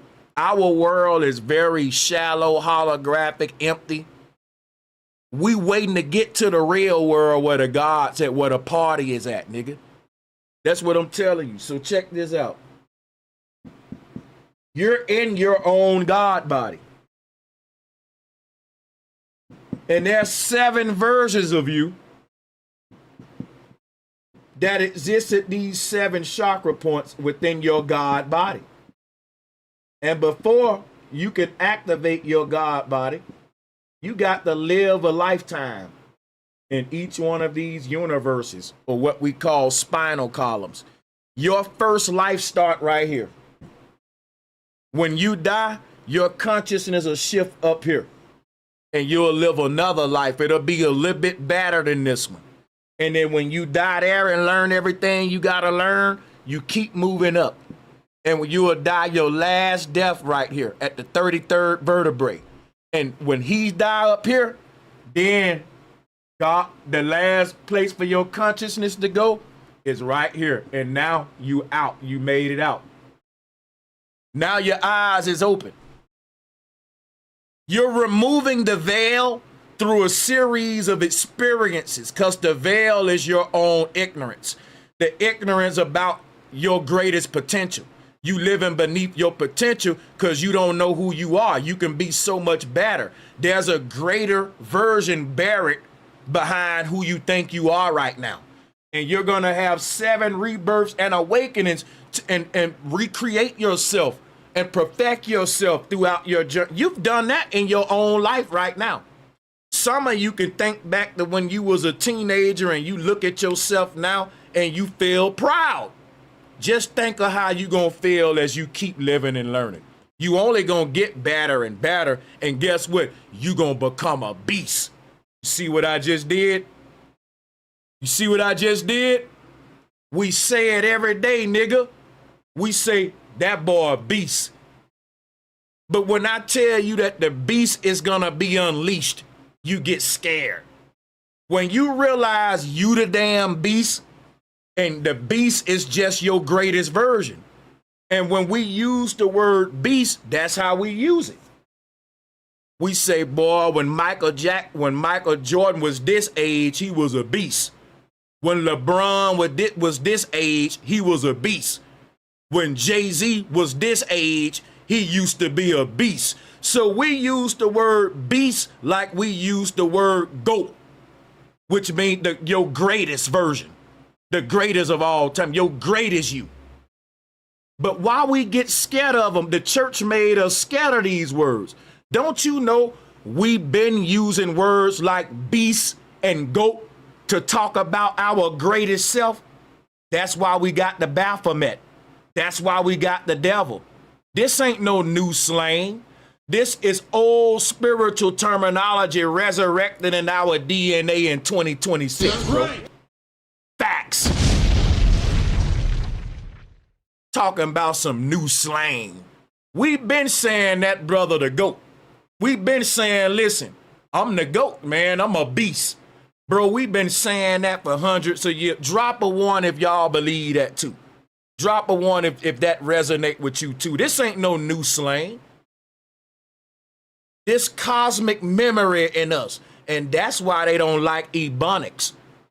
That's why they don't. See, ebonics is us remembering what we created these words and what they meant to us. Because when a nigga say, that's my nigga, he pronouncing it the word the right way. When you put an ER on it, that's a mispronunciation of the enemy. But they'll tell you using ebonics.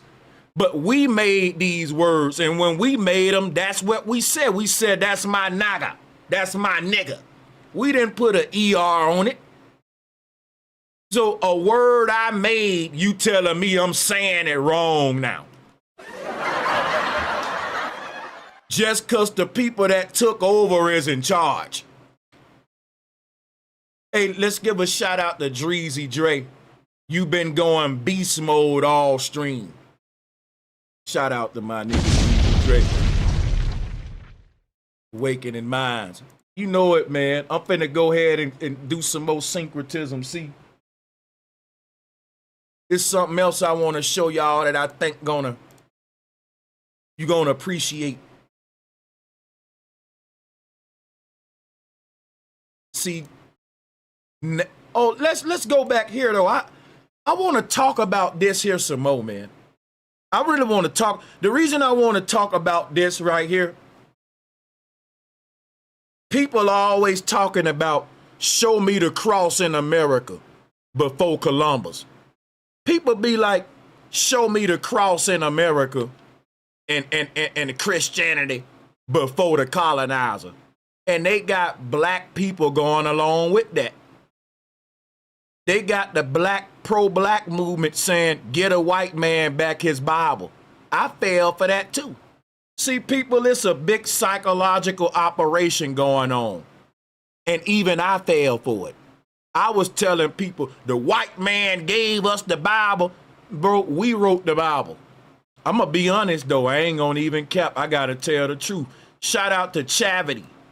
Bro, have you ever done a piece on the Dogon? Oh, I got a whole playlist on the Dogon.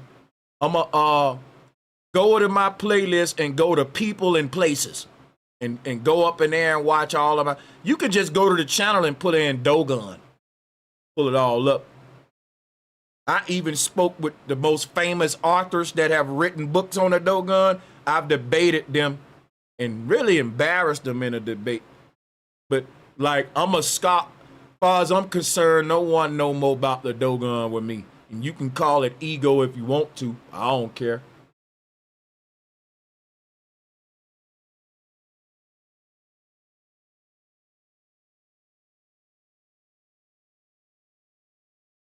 People say, show me any Christian symbols in America before the call. And I can't believe I fell for that. We really think that these barbarians created Christianity, as evil as they are. But you know, I gotta keep it real, because if I don't, people gonna crucify me in the comment section when this is over. There was a lot of brothers saying black people created Christianity, and that I can't take credit for being the one that's saying the barbarians weren't the true Christians. I can't take credit for that, because in the black conscious community, you got a bunch of pro-blacks that'll tell you the white man created Christianity. But I will admit, throughout the years, I have heard a lot of black scholars and other scholars, not even black, that will tell you the Pilgrims weren't Christians. Columbus wasn't a Christian. So I'm saying that today, but I'm standing on the backs of a few people that kind of flirted with that theory. But I'm taking it to the next level because I got information now that they didn't have then. And I have a tool that they weren't using called syncretism, which is allowing me to see straight through the veil at all of the symbols in the old world, all of the deities, how they are just one archetype giving us one truth. Okay, so that's a gift I got. But, and let me give a shout out to Key Norfolk once again. Much love, my good brother. I'm gonna open up the panel at the end. You know how we do.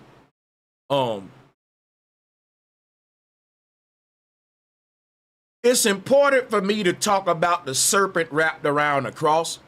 Hey, let me give a shout out to my good brother, Brandon Prather. How you doing, Brandon? Much love, man. Because I haven't saw Brandon Prather in a minute, but Brandon Prather, you know, me and you got the same initials. Because when I was young, people used to hit me with the BP gas station stuff, BP. Broderick Parry's Brandon Prather. But yeah, salutes to my brother, man. But we was talking about the serpent wrapped around the cross, and I want y'all to look at this and tell me if you can see the serpent wrapped around the cross. Because really, when you're trying to build this with stone, you got to give more, be more forgiving with your serpent. I think they could have done it. But they was trying to show something about how the sun ascend and descend throughout the year. Because listen, we're looking at Kukulkan pyramid from a top-down view, and the ripple effect, the square that you see that's wrapping around the cross, that's the whole concept of the serpent wrapped around the cross. Now, it's easy to miss that because there's so many ways people were teaching this. And when you see this little ripple effect pattern going around the cross, it's just the same thing, the serpent around the cross. The serpent around the cross. And it represents what's happening at the middle of the earth, which is why the serpent in Eden is at the North Pole. Because if you look at a North Pole, this is what's happening at the North Pole. You got 4 corners. And the more we walk toward the North Pole, go toward the North Pole, we raise in elevation. So we're like on a plane, but around the outside of this pole is flat. And then when we get around this area, it start to elevate. It's like a mound, a mesa type deal. You ascend up here. This is like a higher shelf. And this is lower. You have to climb up here, which is why you got a big mountain range right here. But it's just saying that you raising an elevation as you go toward the north. So you're reaching the highest point on earth, literally, when you get to 0 degrees, but no man can go there because it's a vortex there that'll just, you'll die basically, but you'll just pass on to the next world or whatever. But they rebuilt what's at the middle of the earth. They rebuilt that all over the world so that people ain't got to travel way to the North Pole to learn the secrets of creation. So we're really looking at the first classrooms on the earth, and they got these all over, step pyramids. Everywhere you look, you see step pyramids. And what you're looking at is the first class. We didn't have education systems like what we got today. People came to this earth to learn the divine truth that you're in a simulation. What you learn in school today, how to change tires and be a mechanic, how to chase out the balls and how to build cars and shit, that's secular human knowledge. That ain't knowledge of gods. That's knowledge for slaves. In the old world, they was given knowledge to create gods, not consumers and slaves. Yes, we had technology, lamps, clothes, and all of that, but we didn't make a worldwide system out of consumerism. Our worldwide system was founded on our spiritual practice, which was getting the hell up out of here. Kundalini rising, awakening, becoming your greatest version. That was the main importance. And what you got to realize is that people was taking trips to the North Pole to see the black hole, to visit Rupert's Niagara, so that they can learn the secrets of the universe, how the heavens are connected with the earth, how the spinal column is made, because the earth is made like our body. People was taking trips to the middle of the earth to study and learn about the cosmos by studying what's happening at the North Pole. To stop people from going all the way to the North Pole to learn the secrets of the universe, we just built miniature North Poles in our own little communities. So you didn't have to necessarily go to the North Pole for us to, we brought the North Pole to us on a spiritual way. We built heaven on earth. Because when you get to the North Pole, you're literally in Eden or heaven. And you can't physically go to the North Pole, which is why I said if you saw the North Pole at 0 degrees, there is no physicality. It's a stargate that lead the hell up out of here. That's why I said if you go into that portal, it's like death. You leave the earth. That's all death is. You go to the other side. So people was teaching about resurrection and all that, what happens at the North Pole and what happens at our own North Pole, because what we're looking at now would be like if you cut a human head off and if you looked into that little hole that was there before you cut their head off, this is what you will see. You will see their spinal columns, spinal discs, stacking all the way down to the pelvic section. And those discs will get wider and wider as they go down to connect with the waist. And it'll look like a ripple effect. It'll literally look like you're literally looking down your own spinal cord right now. And your head would sit on top of that square. And in certain pictures like this, when they're showing you that. So you would see this, all of your nervous wiring system spread out into 4 directions so that your body can be wired to your mind. Remember I was telling you about the central nervous system? See, the truth is this. Your mind is not a physical organ. It's in the middle of your brain, which is physical. And all of the signal that your body receiving coming from there, but ain't nothing there that we can see. Now, all of the wiring that's receiving the signal from the mind, it's called a nervous system. All of that wiring from your toes to your hands and all of that, it connects at the spinal cord and it makes like a braid, a rope. And all of those wires get stuck into the brain. And when they go into there, they turn into neural highways that connect with the mind. So you got all of these highways going into a dead end. And it baffled scientists for so long because they said, well, the signal, everything we do, the signal is coming from here. And if we trace this system, this nervous system, all of these wires back to where they're plugged into to see where the signal coming from, nothing's there. And this is just to say that the signal is coming from a reality that's hidden from us. And this is why the ancestors said the spiritual realm governs the physical realm. The unseen realm controls, it dictates what happened in the seen realm, meaning your thoughts control your body. But the thing that's generating your thoughts ain't really creating the thoughts. It's like an open gateway allowing these thoughts to fall, or like a song being broadcasted. It's like the way your thoughts are coming to your body, you don't create them in your brain.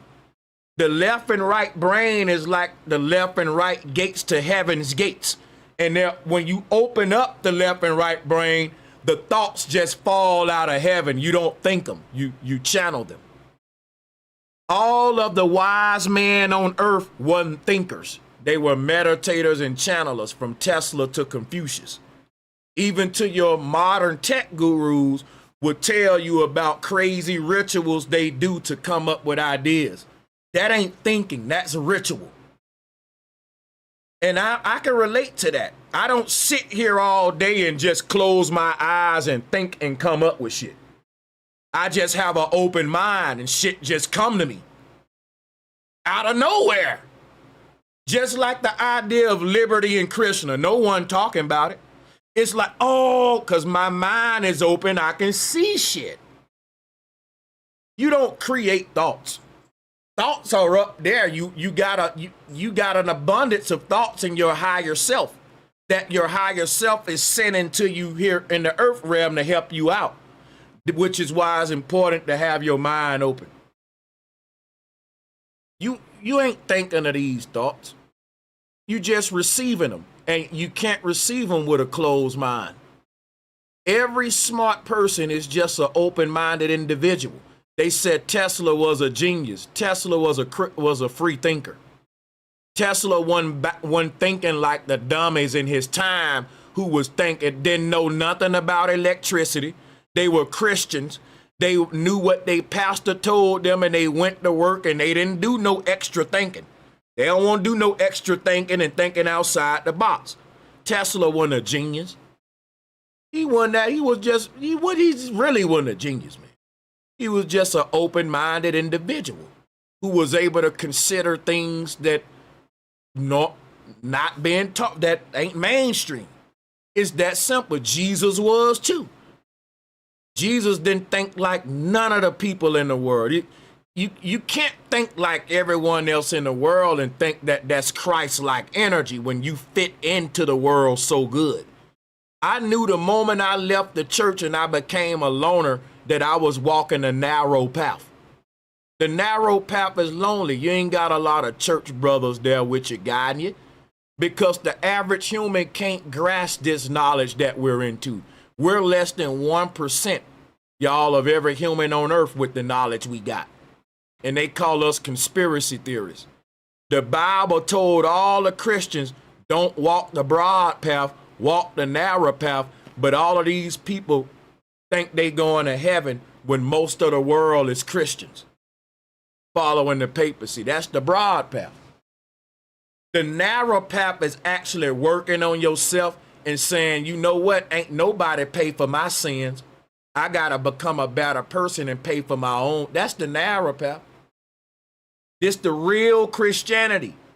Before the barbarians gave y'all the blood sacrifice paganism Jesus Christ.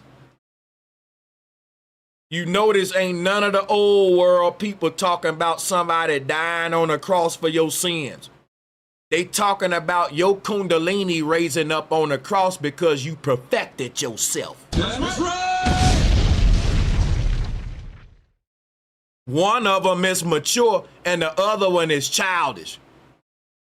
One of them is taking responsibility and the other one is shifting the damn responsibility to a blood sacrifice. How the world gonna get better like that? If I can kill folks and my brother served a prison time for me, you think I'm gonna stop killing? You wanna know why the world's so evil? Cause we telling everybody no matter what they done wrong, it don't matter, nigga, I already paid for that. You think people gonna stop walking out that store with shit if you telling them it's already paid for? They gonna walk up in there and grab everything off the shelf and walk right out. You telling them it's paid for. People ain't gonna go see. And when everything paid for in the store and all you got to do is fill your cart up, you gonna be grabbing all kind of shit that you don't even need. If you tell a person you gotta pay for that shit yourself, they gonna be wise with their money and budget. But it's the same thing on a spiritual level. If I tell every human, everything you do wrong to somebody, you gotta pay for it, they wouldn't just be wilding out like they do. Deep down inside, people literally believe Jesus paid the price. So guess what? I ain't gonna even lie. I'm gonna tell on myself. When I believed in the Bible and in Jesus paying the price for my sins, I would go ahead and do certain shit that I know was wrong because I know Jesus died for it. I would be tempted, right? I would be tempted. And it'll be, the temptation will be so strong sometime. And I'll give in, man. Because at the end of the day, Jesus did die for my shit anyway. I'm just saying. We can't let the man die for nothing now. That's like telling me Floyd Mayweather said everything in Walmart free tonight, and you telling me don't get nothing. You telling me Jesus paid for all my evil actions, and you telling me to turn down this piece of pussy. You telling me Jesus paid for all my evil actions, and you telling me not to smack the hell out of this dumbass nigga talking to me crazy. Jesus paid for that. While I'm refraining, I can splurge a little bit. Little nigga, come goddammit, shit, you know? That's how I was thinking in the church. And there's so many niggas still caught up in that. They playing games with theyself. Man, I'm gonna go ahead and grab these Jordan. Jesus paid the price. He paid for everything. Yeah, take what you want. He paid for everything. The price been paid.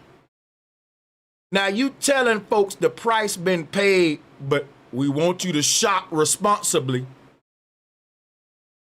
Nigga, I'm about to ball out. You telling me it's all paid for. Like, look at the world around you. What you think gonna happen? The same thing gonna happen in real life and spiritual life, bro. It's the same thing. If you tell a nigga you paying for everything in the store, he gonna get shit he don't even need. And I'm telling you, some of these people will be better people if you told them you gonna pay for every wrong you doing. You gonna pay for it. Yeah, that nigga will think quadruple before he slap you then. You tell a nigga, bro, if that man ain't put his hands on you, you don't put your hands on that man. You gonna have to pay for that with karmatic law. That's just the way the universe works. Do unto others as you have them do unto you. That's the law. And the people who call themselves Christians, they can't live by that law because they don't want to be slaves. They don't want to be hung on a tree, but they did that to my ancestors. See, Christians, the true Christians, are the ones that created the law, which is do unto others as you have them do unto you. Now, notice what I said. Let me write it on the board because I can guarantee that I just said something that went over your head. I talk a lot, and it may sound like I'm being simple all the time. So you will miss that. That went over your head now.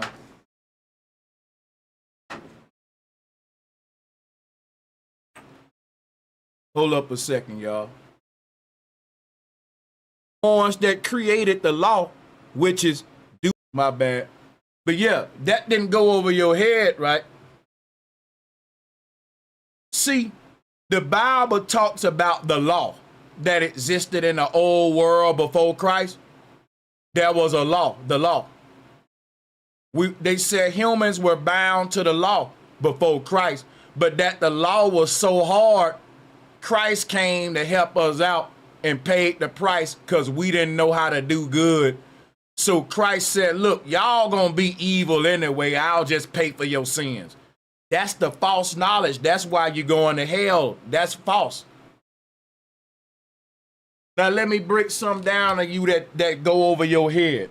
In the old world in Tartaria, with the true Christians, that was the law. And if you don't follow the law, you ain't gonna go to heaven. Can't nobody pay no price for you with this law because it's a universal law. And notice what I didn't say. I didn't say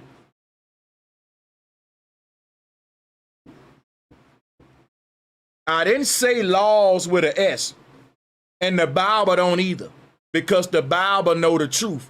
In the old world, there was the law.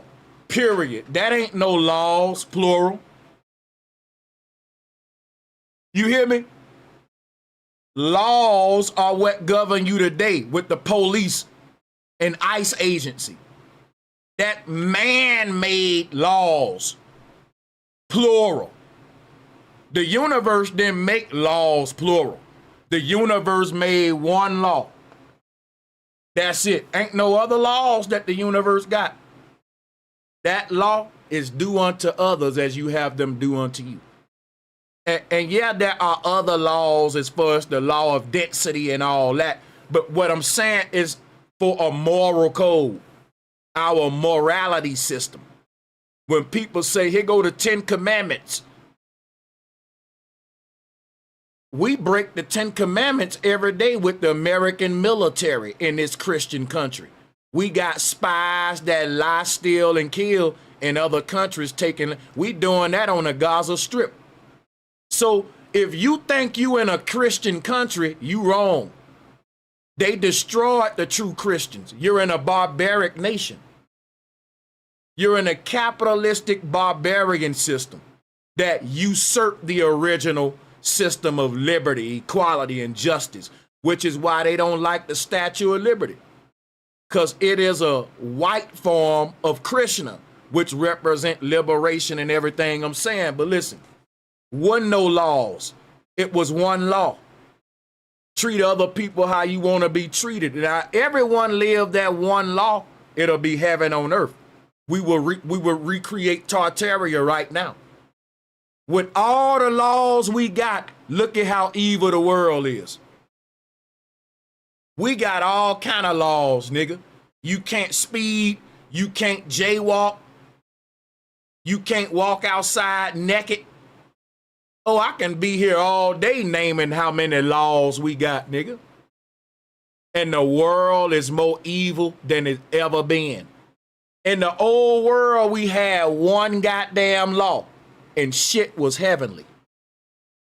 In the old world, we had one goddamn moral law. Do that man how you want to be done. And that was it. It was heaven on earth. And see, the true Christians created the law, which is treat people how you want to be treated. Do unto others if you have them do unto you. And guess what the papacy did? They did away with the law with Jesus. That's what I told you. When they corrupted the old Christian system, the serpent system, the Kundalini system, they did away with the law. And then they told you, but I didn't come to do away with the law. I came to fulfill it. But you did away with it, sir. The true Christ literally came to fulfill the law, not do away with it. But the fake one talking that talk, but he literally did away with it. He said, look, if you don't call on my name and believe in me, you can't go to heaven. You doing away with the law talking like that. Because what Jesus should have said, if you don't batter yourself and become a better person and quit being a piece of shit, you ain't gonna go to heaven. But Jesus said, no, worship my name, call on me, believe in me. It goes so far to say your good works ain't gonna even get you in heaven. Your belief is. So the church telling you right now, believing this lie is more valuable than you being a good person. Believing our lie and worshiping our false image is what gets you to heaven, not you doing good. And you telling me they didn't do away with the law? Stupid. Look at the world around you. They did away with the law when they created the laws. The laws protect rich people assets. The law protect your soul from reincarnating into this hellhole. That's right! I'm going to say that again. The laws protect rich people's property. The law protected our universal mental stability as a collective. The law protected our spiritual well-being. The law protected our innocent energy as gods that we don't need to be corrupted by the world. It'll keep us from ascending back home to our higher reality. That's what the law protected us from, the snares of the evil ones. The laws don't do nothing but protect rich people assets. We can move on with that shit.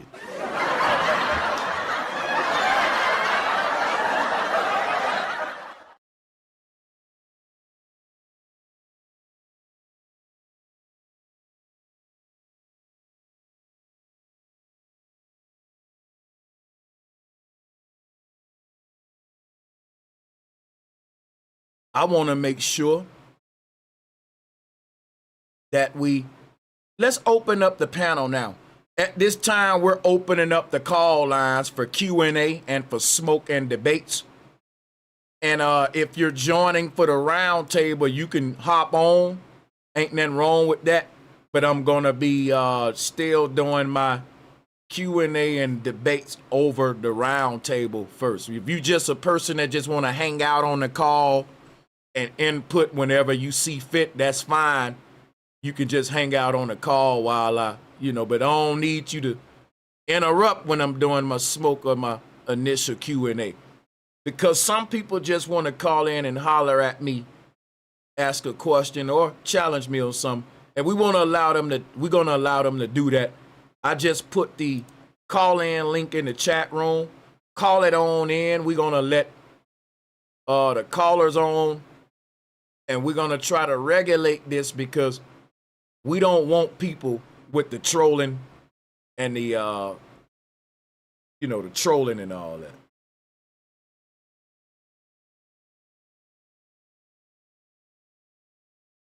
So, matter of fact, I just remembered what I should be doing. I got to get on there on I got to get on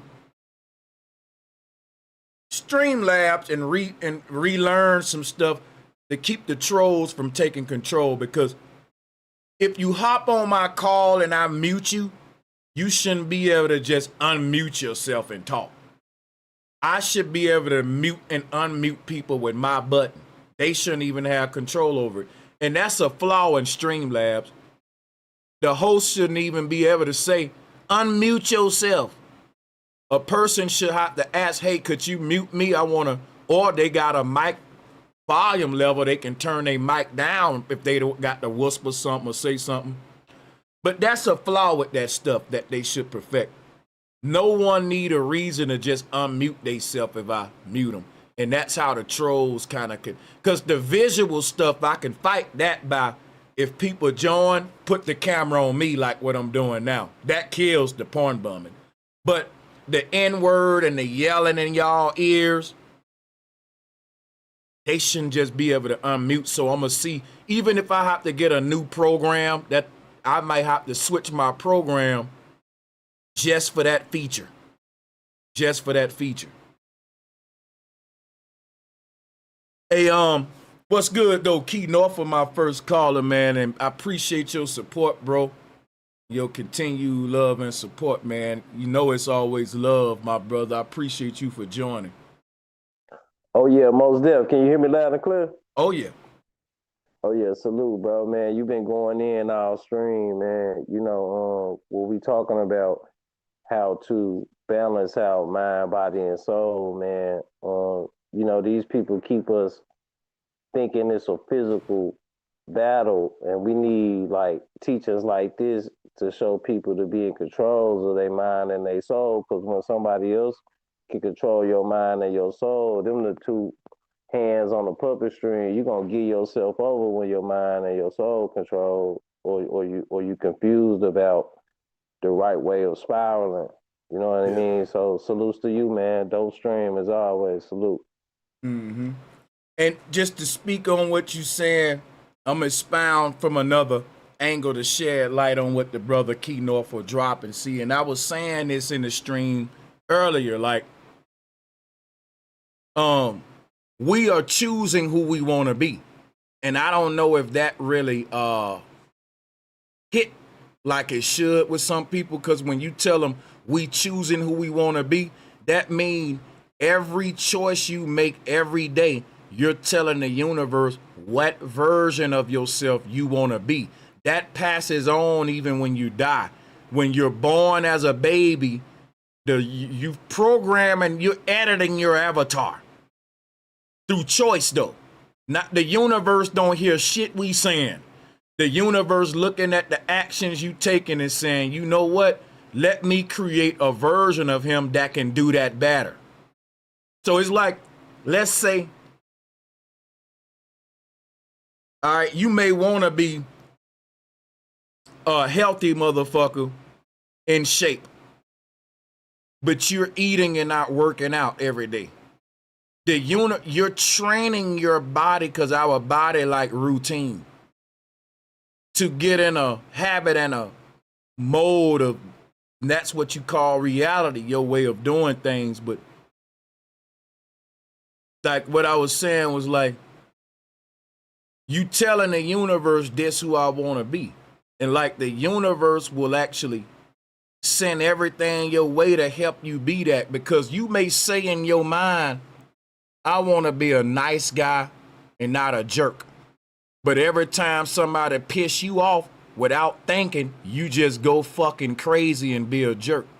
So even though you want to be this respectful, nice guy, the universe gonna keep sending you situations to bring out the jerk in you because it's trying to give you what you want through choice. Like, you're telling the universe, I love cussing motherfuckers out. I love to tell a motherfucker how it is. And you ain't saying that verbally or thinking that. But when people take you there, you do that and get satisfaction from it. And the universe is like, to me, that's where the whole law of attraction is like. I think that this simulation we in is trying to cater to us based upon the consistent actions we're taking. Kind of like the internet. Like, you keep on going on fucking certain things, so it's giving you that in the algorithm. If the algorithm gonna feed you that because you keep on showing interest, that's the same thing the universe doing. But instead of the internet shit, it's like the choices you making. That's feeding the algorithm. Okay, give him more of that. No. So I think that, like, we don't tell the universe who we want to be, and we don't think like who we want to be. We choose who we want to be through day-to-day actions. Those actions start to mold a identity for us, a semblance, an energy, a feeling, all of that. Everything about you is a culmination of all of your actions. So even if there is a good you, a real you, buried under all them fucked up actions, we don't know who you are. We just know we see your fucked up actions. And that's the veil that's hiding the real you. And that's why we got to perfect ourselves so we can even be revealed fully. This makes sense to y'all in the chat? Drop a one. Oh yeah, man, you making a lot of sense. You know what I'm saying? If we was following God's, you know, and we fell into sin, then I mean, when we fell, we was wrapped up in so much confusion. So it was, you know, that's the spiral of life, to where we, you know, steady unwrapping this lie to get to that naked truth. You know what I'm saying? But where we can find our true self. So, you know, I've been following you, man, and, you know, this is the best explanation, because you would get a lot of people, like you say, who, you know, they just want to ban the book, but it's not the stuff that's in the book, it's what the book has been translated to. It comes from premise point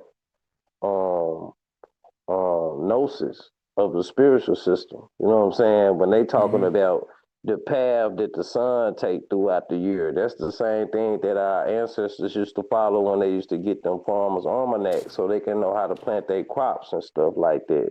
When the sun going to the you know, when it rise and decline on the equinox, when they talking about Christmas, just because Christmas fake don't mean what they representing is fake. You understand what I'm saying? So Yeah. it's a difference between what's real and what's reality, and I don't think people really grasping that concept, bro. And you know what? I'm gonna stop calling shit fake based on what you just said, because I see the thing is, ain't none of this shit fake. It's just that we're not interpreting it the right way. You know, we'll go and put up a Christmas tree, wrap the lights around it, put the light at the top, and we don't see that when we wrap the lights around the tree. That's the serpent wrapped around the cross, wrapped around the whole North Pole shit. You see what I'm saying? And that this was just another way of teaching the stairway to heaven, and the star at the top being the pineal gland. You know, but all of the truth is embedded in ritual, tradition, and symbolism. And that's why I became a syncretist, because I wanted the truth. And you can't decipher this stuff without syncing it together. Vince, I see you on the call, and I want to know, can I get a mic check from you? I see another Vince trying to get in a waiting room, and it's starting to look fishy. So, Vince, let me get a mic check, man. Yeah, we might have to get you out of here, Vince. Sometime they join too 2 times like that because of their setup or whatever, a mic. But Vince, I need a mic check though. All right, let's let Vince off maybe, because sometimes even if they is having a problem, he can figure it out and hop on and hop off. That's what they do. In fact, that's what he did. So let's get Vince on. It may be some smoke. Vince, how you doing? I can see your microphone is unmuted. How you doing? Hey, how you doing? Can you hear me? I can hear you loud and clear. Welcome to the bill. What you got for me, Vince? Thanks for joining. So check it out. I wanna, you know what? I wanna appreciate you. I mean, I wanna thank you, bro Sanchez. I mean, you've woken me up to a lot. What's going on in this world right now? I want to tell you. I want to ask you a question. Have you ever heard of the friend David Goldberg? Have I ever heard of David Goldberg? I can't say I have. It sounds familiar, but I can't put. Let me tell you something. You need to look up the Friends of David Goldberg. The Friends of David Goldberg. He was a CEO that was eventually killed, and he was putting out truth. He was putting out truth, and he was telling on how these globalists are gonna take people underground, bro. They're gonna take people underground, and they're gonna. There's a whole thing where it's just talking truth, bro, and they killed him for that. And so look up Friends of David Goldberg. That's what I'm here to say, bro. That's it. I Okay. mean, I'm not gonna spend much time No here. problem. I'll check it out. Oh yeah. Yeah, to look up Friends of David Goldberg. Look it up, man, and go on Google because it's not on YouTube anymore. So go on Google, look up Friends of David Goldberg. It's a genocide of 2025. Genocide 2025, David Goldberg. Look it up on Google, and you're gonna watch videos of what he was saying. And right now, it's all coming to pass right now. But you know what, though, I just want to say, a big ups to you, bro. I mean, I you're putting appreciate on the that. truth, bro. I really appreciate you, man. I really do. I always I put my stuff out appreciate to you all my too, Vince. yeah, I put my stuff out to all my family. I try to get them like I try to wake them up to what you're saying, bro, because what you're spilling is the truth, bro. I mean, we gotta come on, man. We gotta get together and we gotta know that this is what's up, man. I mean, again, bro. I appreciate you, bro. So big ups. Big ups to you, my brother Vince. That was a dope call. You gave me some. So the Friends of David Goldberg. I'm on it.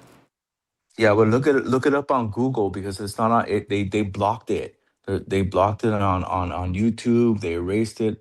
Look up Friends of David Goldberg and look up the genocide of 2025. The genocide Yeah, of 2025 is super important. Look it up that way. And remember, they changed the calendar, bro.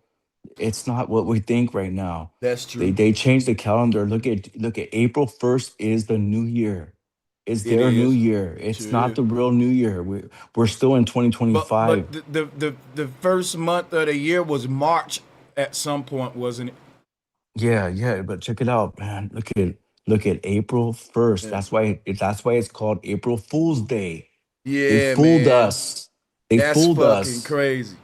So check it out. Look at April 1st is New Year's. And look it up. I guarantee you something big's gonna about to happen. It's gonna pop off. But again, big ups. Check it out. I guarantee you, man, it's gonna go down. Oh man, I'm gonna definitely do that. Neezy the Great wanted me to check my email. Neezy, if you still listening, at me in Hey, the chat room. check it out. Check it out, bro. Look it. Is it a coincidence that April Fools is Passover? This year, look it up. April Fool's Day is Passover. And we all know what happens on Passover.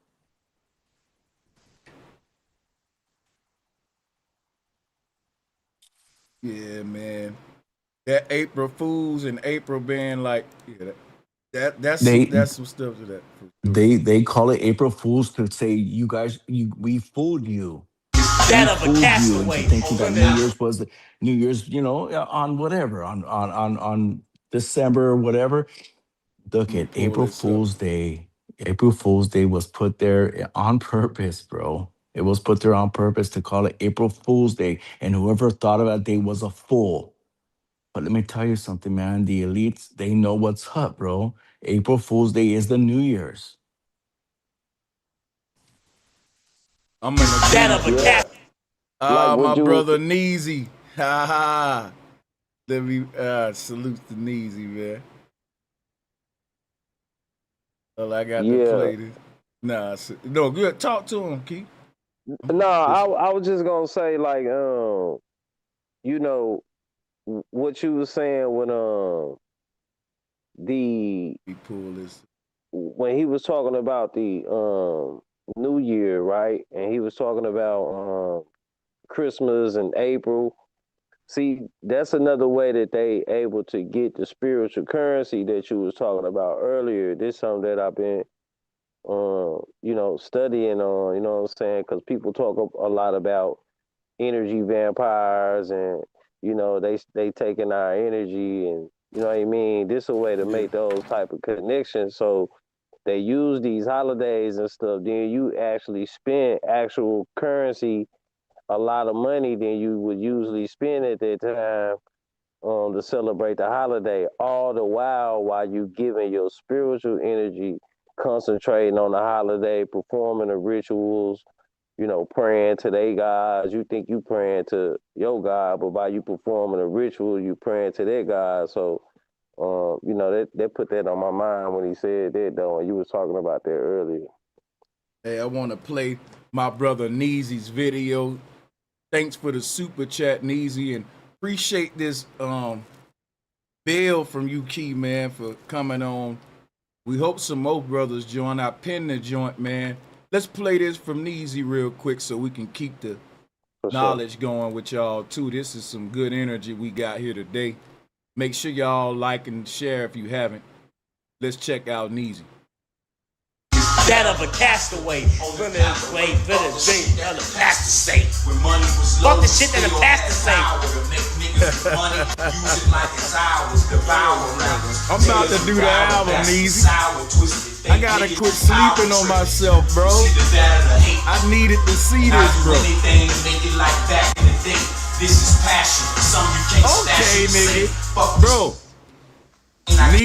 Neezy. I want you to know, nigga. If you watching this, you vibing out to my shit like this just gave me a boost of motivation and inspiration to finish this album, bro. Real talk, man. I be going through psycho shit. Like, I be like, man, I don't know what be wrong with me, bro, but I'm finna get in the lab. Let go, up drinking espresso from setbacks to building blocks, no Legos. My music is electric, no techno. The sky is limit, and I don't have a threshold, nigga. Bars. Like, this spinning. The cadence, the confidence, the arrogance, the ego, pride. That's what we need back in rap. Bro, I'm about to It's bring the- it. Nigga, fuck you, nigga. Ain't nothing no more in the rap, bro. Hey. Alright, Neezy, that's all I See need what I'm saying, to see. Well, Bro, getting out the ghetto was a dream that I was awakened from. I got my. Hey, I'm on some groovy shit right now. I do TikTok and shit. So I got a Boy Scout shirt on. Ignore this. Ignore this shirt, bro. Ignore the shirt. Ignore the shirt. My soldiers is roving overnight. My oversight got them invoking my poltergeist. You niggas missed the point. No goals in life. Earth golden lights turn boost to explosion sites. Hot niggas never learn till they cold as ice. Can't control them. The pressure got them exploding pipes. My aura glowing bright. Future written in stone. Getting on with niggas in the forbidden zone. Pitching stones. Okay. Boy, hey. Pose for pictures. No forgiveness. Whole purpose is full consistent. Sober niggas. Hey, look.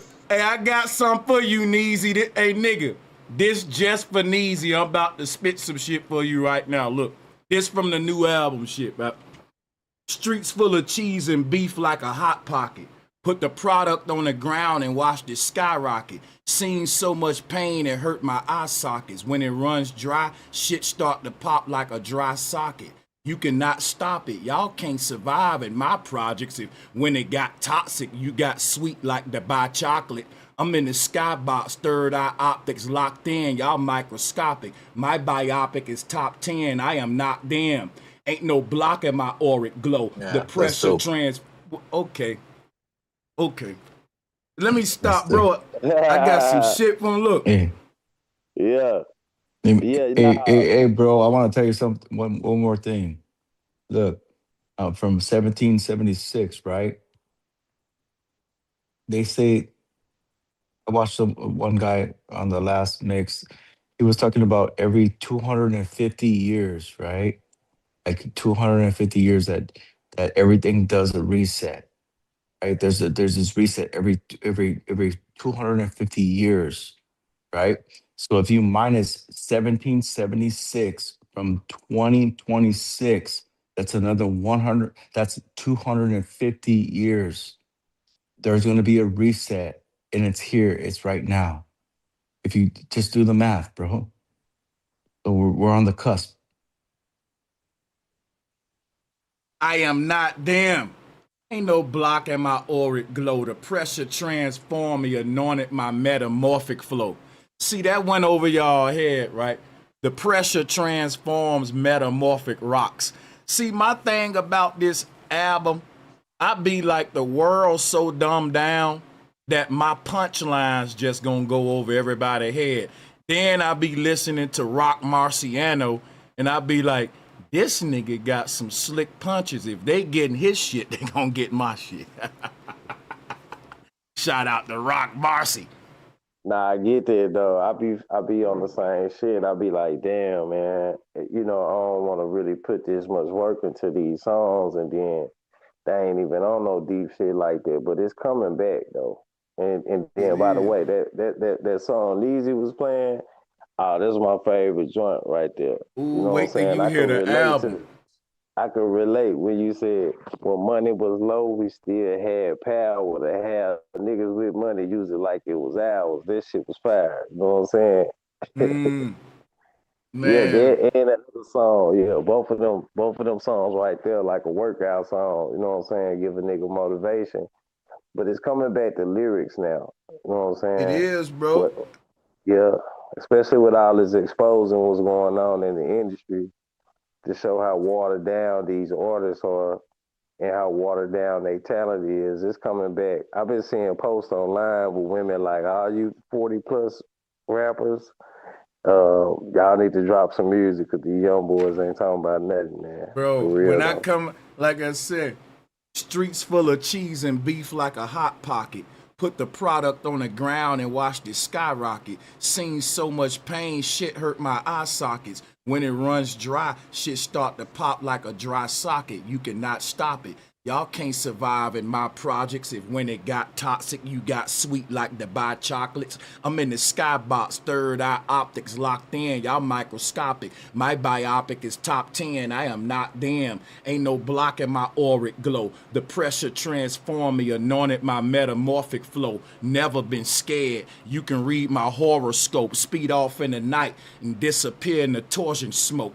A voice of hope even when their words are demeaning and they throw shade and try to block, but my light keep gleaming. My fire never extinguished. My inner chi defeat demons. Indigenous freemen never fall, but times I be leaning. You know about street dreaming while sleeping on sidewalks. Dope boys giving out turkeys with jive talk. When it come to these vibes, I paint a visual like Isoft. When it come to my pride, I let you down, and that was my fault. And with life comes pain, and we don't ask for it. Cash rules show these youngest the symbols, or they'll crash for it. Moving fast with the work in the dashboard. Heard your subliminals. You took a shot, but it hit the backboard. Fire, fire. It's just some light shit. Niggas Yeah, said yeah, moving yeah. fast with the work in the dashboard. Well, yeah. I caught it. I caught it. Yeah, I'm finna fuck with this music. I'm finna mess with this music, man. You know, I just been taking some time working on another little project, but I'll be done here in a minute, man. And I'm finna get with this music. I've been checking out the beat store And you know what I'm saying? But you took a lot of them off that I had like some songs in my head too already, but I wrote them down though, so you know what I'm saying? Yeah, I got some shit wrote to some beats you get or whatever. Yeah. Man, listen. This new album, I'm so excited about it because I kept motherfuckers waiting on this shit so long that this year I got to put some, bro, I got to put some out for sale. Because if I put this album out, my people going to support it, buy it, and I know a lot. Bro, my music playlist is my most viewed playlist. And sometimes I be like, damn, nigga, I'm a teacher. And then my music playlist is like the most played damn playlist. People be like, I don't fuck with the flat earth, but you can flow though. Yeah, go on, man. You know, I'm finna put some music out, man. At least, you know, you should go on and do that Flat Power album. You know, I'll contribute some music to it or whatever. You know, we'll get the promotion down, get some features from some real ones. You know what I'm saying? Bro, I gotta get Shamar Daughtery, man. I was stupid, bro. Trackmaster's producer sent me a beat, bro. I'm so embarrassed to tell y'all what I did, nigga. Damn. I was like, I can't flow on this because I ain't from St. Louis. Nigga, I should have forced something on that shit. Matter of fact, if I can find it, I need to get that beat, nigga. That's crazy. You know what? I'm like that too. I done did that a couple of times. It's just, if I gotta force it, then I don't do it. And then people be looking at me, you know, a certain type of way or whatever. I just be telling them, like, get something just, you know, where the energy gonna be right. You know what I'm saying? Because I follow my spirit. So if it don't flow, yeah. But Key, think about it, Key. That's how I was, and I look at it now, and I'm saying that's wrong, though, Key. Because look, if Dr. Dre gave your ass a beat tomorrow, we talking Dre. Yeah. Now, I don't spit on a lot of West Coast beats, bro. But I'm gonna write some of that motherfucker and find a way to get but there. You know what though, too? I done seen situations where that happened. So that's why you always hear those stories like some of everybody done ran across some of everybody on their way coming up. So, you know, you just find a way to work your show. If you ain't really feeling it, can't nothing stop what you got coming to you. You know what I'm saying? So as long as you keep working, bro, and then just keep putting some good shit into play, it's gonna come the way it's supposed to come. So you might not supposed to got that beat from that person. You know what I'm saying? But you still gonna do what you gonna do. You know what I'm saying? You know what you made me think about, Key? What if I blow up? What if I blow the fuck up and get big off that Dr. Dre beat? And now everybody, they don't want to hear me on nothing but Dr. Dre beats now. Yes. Hey, shout out to my nigga Neezy. Man, hey, Neezy, man, salutes, man. Hey, I'm sorry, I didn't mean to cut nobody off, man. All right, man. Salutes to y'all family. How y'all doing, man? What up, Neezy? What it do? Man, salutes from Houston, Texas, man. That's just, hey. H-Town, man. That's my second home, man. H-Town. Yes, sir. Shout out to you H-Town. over there out the Beltway over there, Yo, you feel me? One of my friends I grew up with, man, he coaching them Texans out there, D'Amico Ryan. D'Amico, you friend with D'Amico? What? Man, listen, when we used to play football when I was a little boy, we used to play something called hot ball. You throw that bitch up, whoever grab it, ain't no teams. Whoever touch it, you run to it and you get it. But D'Amico, what you know about that hot ball, bro? We used to play that. We used to play that shit. D'Amico used to have everybody scared to fucking pick the ball up and shit. That nigga been hitting hard and shit since he been big old cue ball head. No lie, bro. Hey, man. Yes, sir, man. Yeah. That nigga got them Texans looking good in Houston, though, bro. He doing a good job with them. Yeah, he trying to bring the team back and all that. But you know what I'm saying? I man, Sanchez, all jokes aside, you know what I'm saying? I've been listening for years, man. I'm talking about like a decade type. It's like, man, you have just that reaction right there just said Yeah. how much you've done for the community, man. Like you've brought knowledge and just understanding and like peace, you know what I'm saying? Like the fact that you've created a platform for people to be able to discuss debating topics, that means a lot, man. And it's just like I appreciate you. I appreciate you, man. That Hey, real talk. Neezy, I appreciate you for the video you made and sent. Cause look, I literally been procrastinating this album, man. And listen, that it gave me the motivation, bro. I'm about to quit being so much a perfectionist too, man, and just put this shit out for real. Hey, look, man, probably from a producer to a rapper. I produce, and I've been on your show before, and I done played some of my beats before. You know what I'm saying? Like, hey, do what you got to do, and I ain't gonna lie, I'm here. Yeah. Producer to a producer, producer rapper. I mean, you're an artist, you're not just a rapper. You know what I'm saying? But you know what I meant.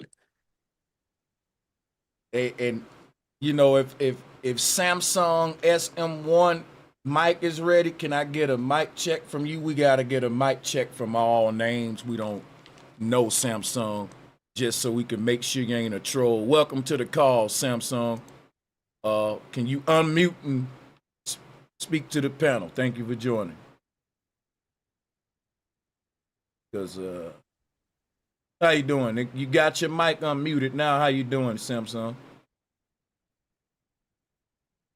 Samsung SM, can we get a mic check? Okay, we got him up out of there. You taking too long for me. Cause you got the mic unmuted and you ain't saying nothing. We can't do it.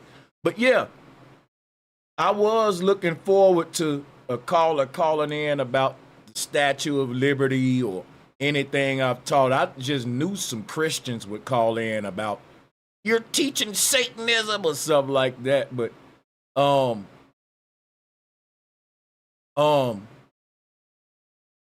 it's a lot of people got a lot of spookism about Statue of Liberty. But this image right here from my Facebook, I'm just showing y'all, like, it's so, and I'm not trying to, right? I'm not trying to fucking toot my own horn.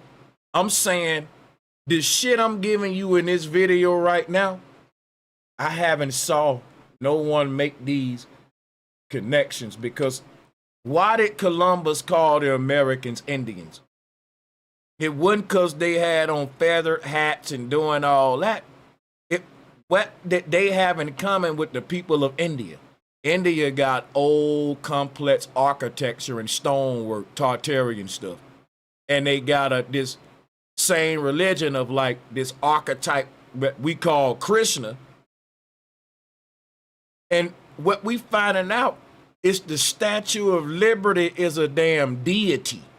It's literally a symbol and an archetype that was there to let the Tartarians know about their Kundalini energy and about the seven heavens, the seven spikes on the head, the crown chakra. Like, that's crazy because it shows you that when the Statue of Liberty was built, and I'm guessing around 200 years ago, I'm just guessing. At that time, people weren't Christians. They were whatever the Christians was before this Jesus white guy with the, crown of thorns. And this would have been like the crown of thorns, like the Statue of Liberty had.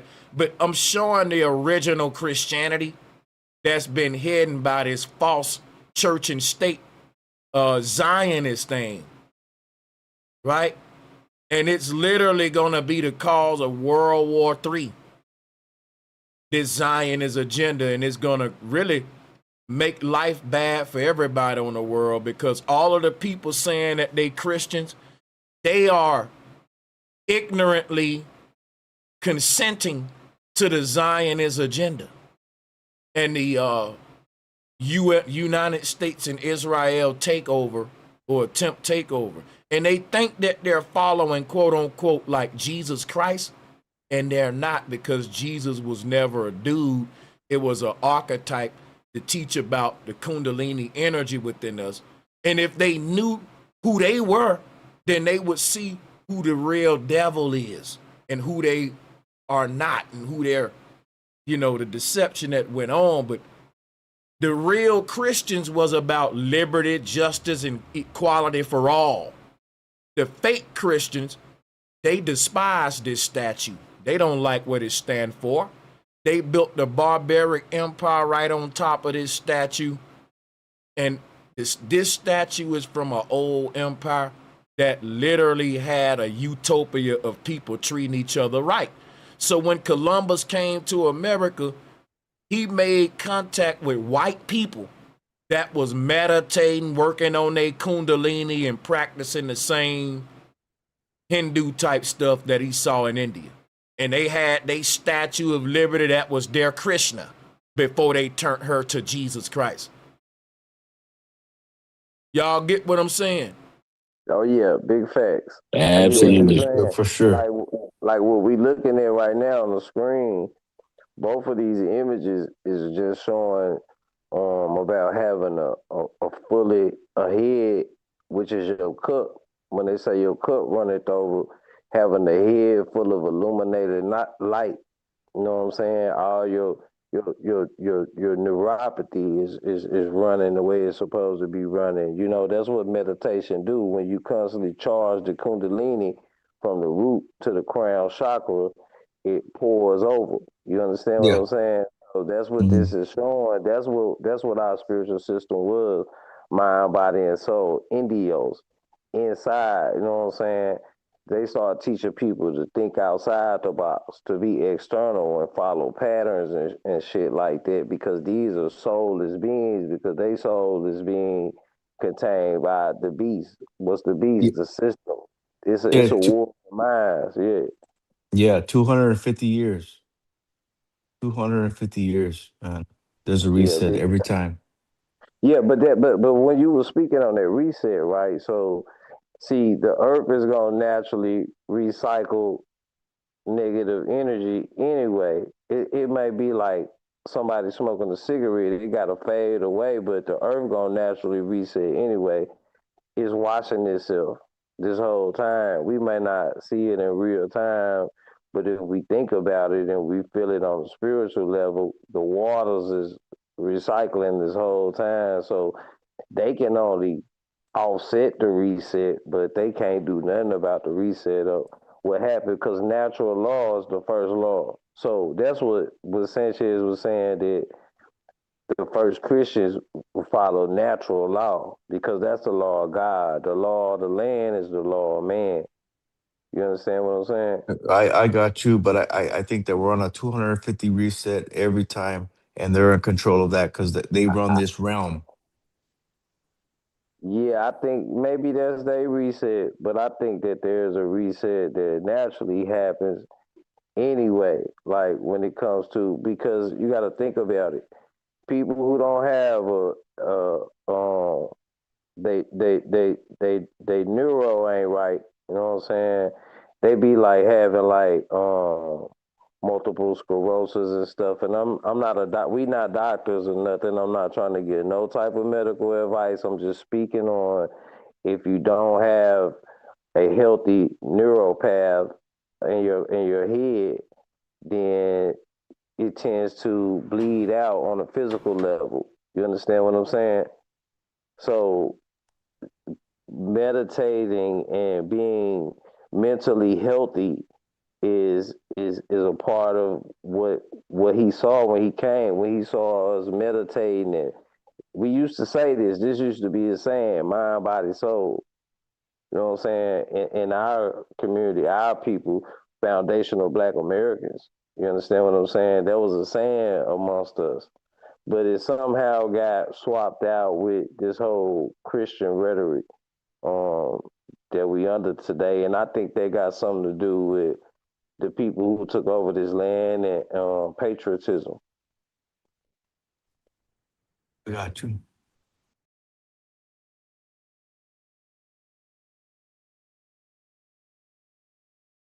A lot of people was saying, like, where was black people in Tartaria? I think that what we're calling the Olmecs and all of this stuff, I think a lot of this stuff where we was intertwined with white folks over here. People say there was no white folks in America prior to like Columbus and all. See, that's wrong. I think all color people had already been to all lands already. The earth been here so long, man. And the Statue of Liberty, I think that is about anywhere from 200 to 300 years old. And I think that the white people that built the Statue of Liberty are not our slave masters. Those were the white people that was here with our ancestors, living in harmony with them. They was all wiped out together. So you got white Christians and black Christians today who don't know who they are. And we come from those white and black people and Hispanic, all the people that's at the bottom right now, because the only people at the top is Israel, the Zionists, you know, these Zionists and the people who sold out to them. It don't matter about color. The way that the world gonna be, you either for Israel or against Israel. And that's gonna dictate your social status, not even your skin color or nothing else. You can be the blackest man in the world. If you pledge your loyalty to this system, they're gonna fucking favor you. But the people that oppose it, them gonna be the people at the bottom. I'm telling you, it's like China's social credit score. It ain't never really been based on skin color and race, because there've always been an elite class of black people at the in that top 10%, billionaires and all of that. That's a fact. Hey, bro, Hmm? can you do me a favor? Can you look up the 250-year reset? Yeah, but let me say this real quick.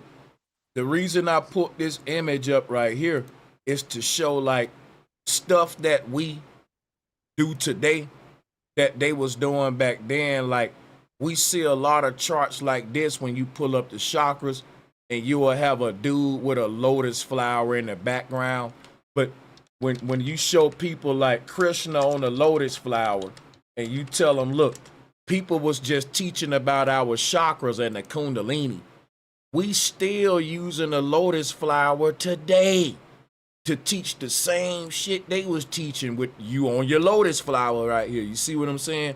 So I just wanted to show people that, because a lot of folks will be into like chakra healing and chakras, and they'll be like, oh, I don't mess with Hinduism. No, you got, I'm like, bro, this what they was teaching. That come from them. But let me, I was just making more parallels.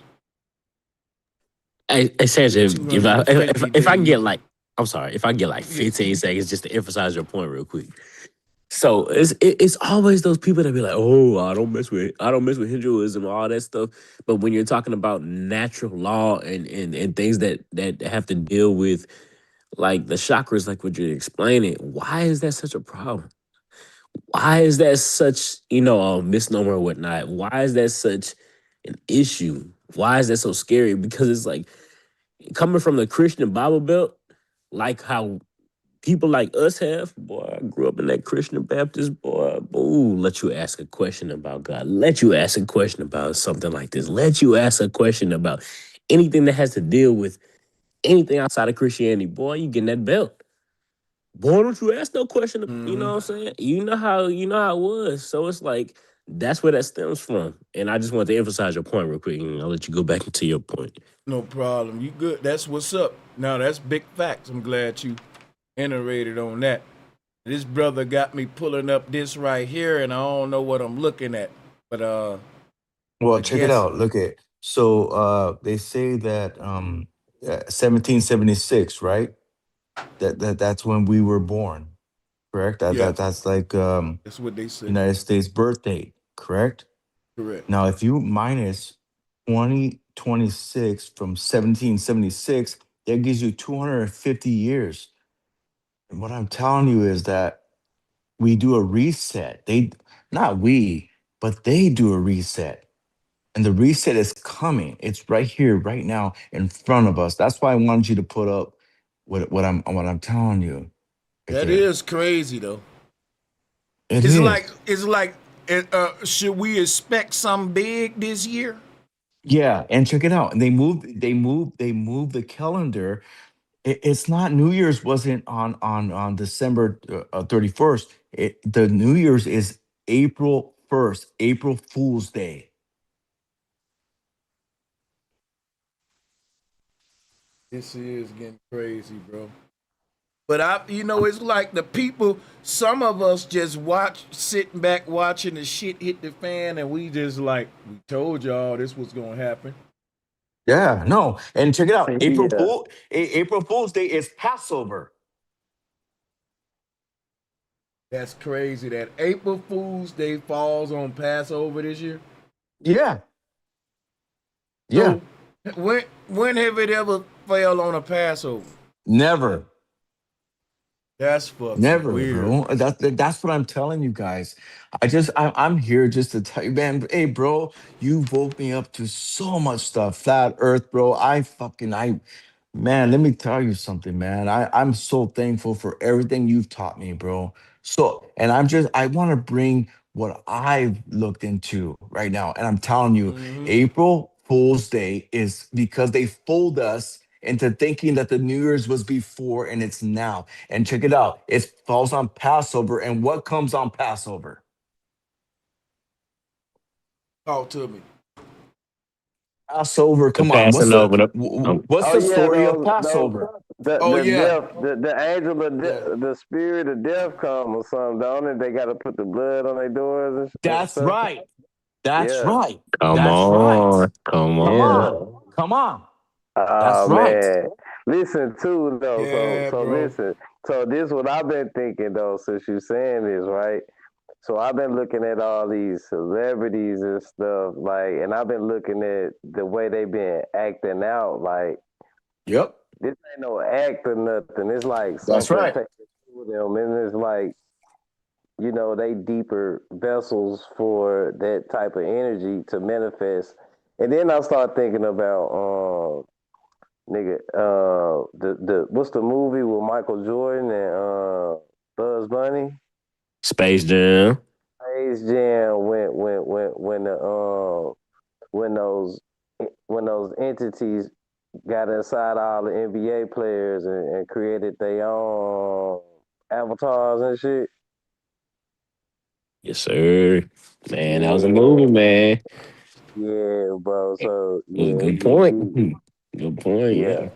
yeah. It's the same thing. We seeing it, but it's like, I don't know why people like really can't recognize it. You know what I'm saying? Because they being distracted by other news and shit. When it's all That's right. spiritual. That's right. That's right. Yeah, It's all a game. It's all yeah. a game. The puppeteer aspect. Yep. Yeah, it's all spiritual. You know what I'm saying? The spiritual currency is worth more than the physical currency. So if a person can find a hack, this is why they got brotherhoods and stuff. So they can find hacks to get the physical currency, so they can spend most of their energy on trying to get the spiritual currency. Yep. It's all an iPad goat, man. I'm telling you, it's all there. It's all right there. They put it there on purpose. It's gonna Absolutely. happen at April 1st, bro. April Fool's Day. I'm telling you, we're the fools. We got fooled to thinking that the And New I'm gonna Year's was tell back you- then, but it's now.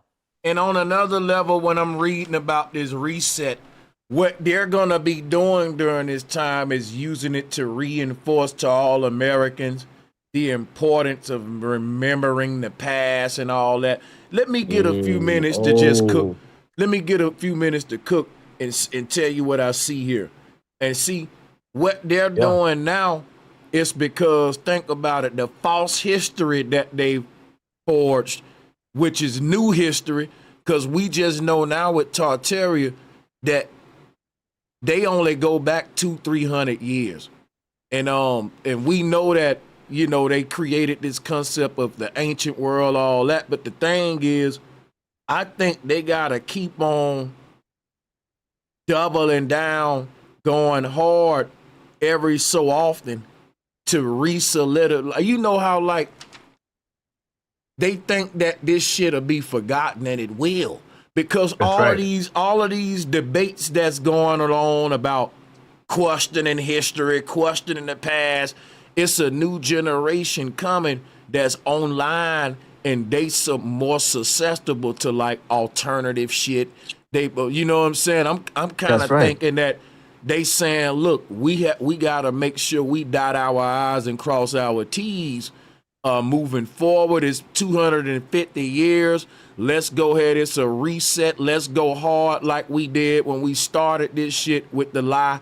And let's make sure that we have a conscious period every so often where we double down on this lie, because we can't just leave it up in the air for the lie to just stay going. We got to make sure we plan like, you know what I'm saying?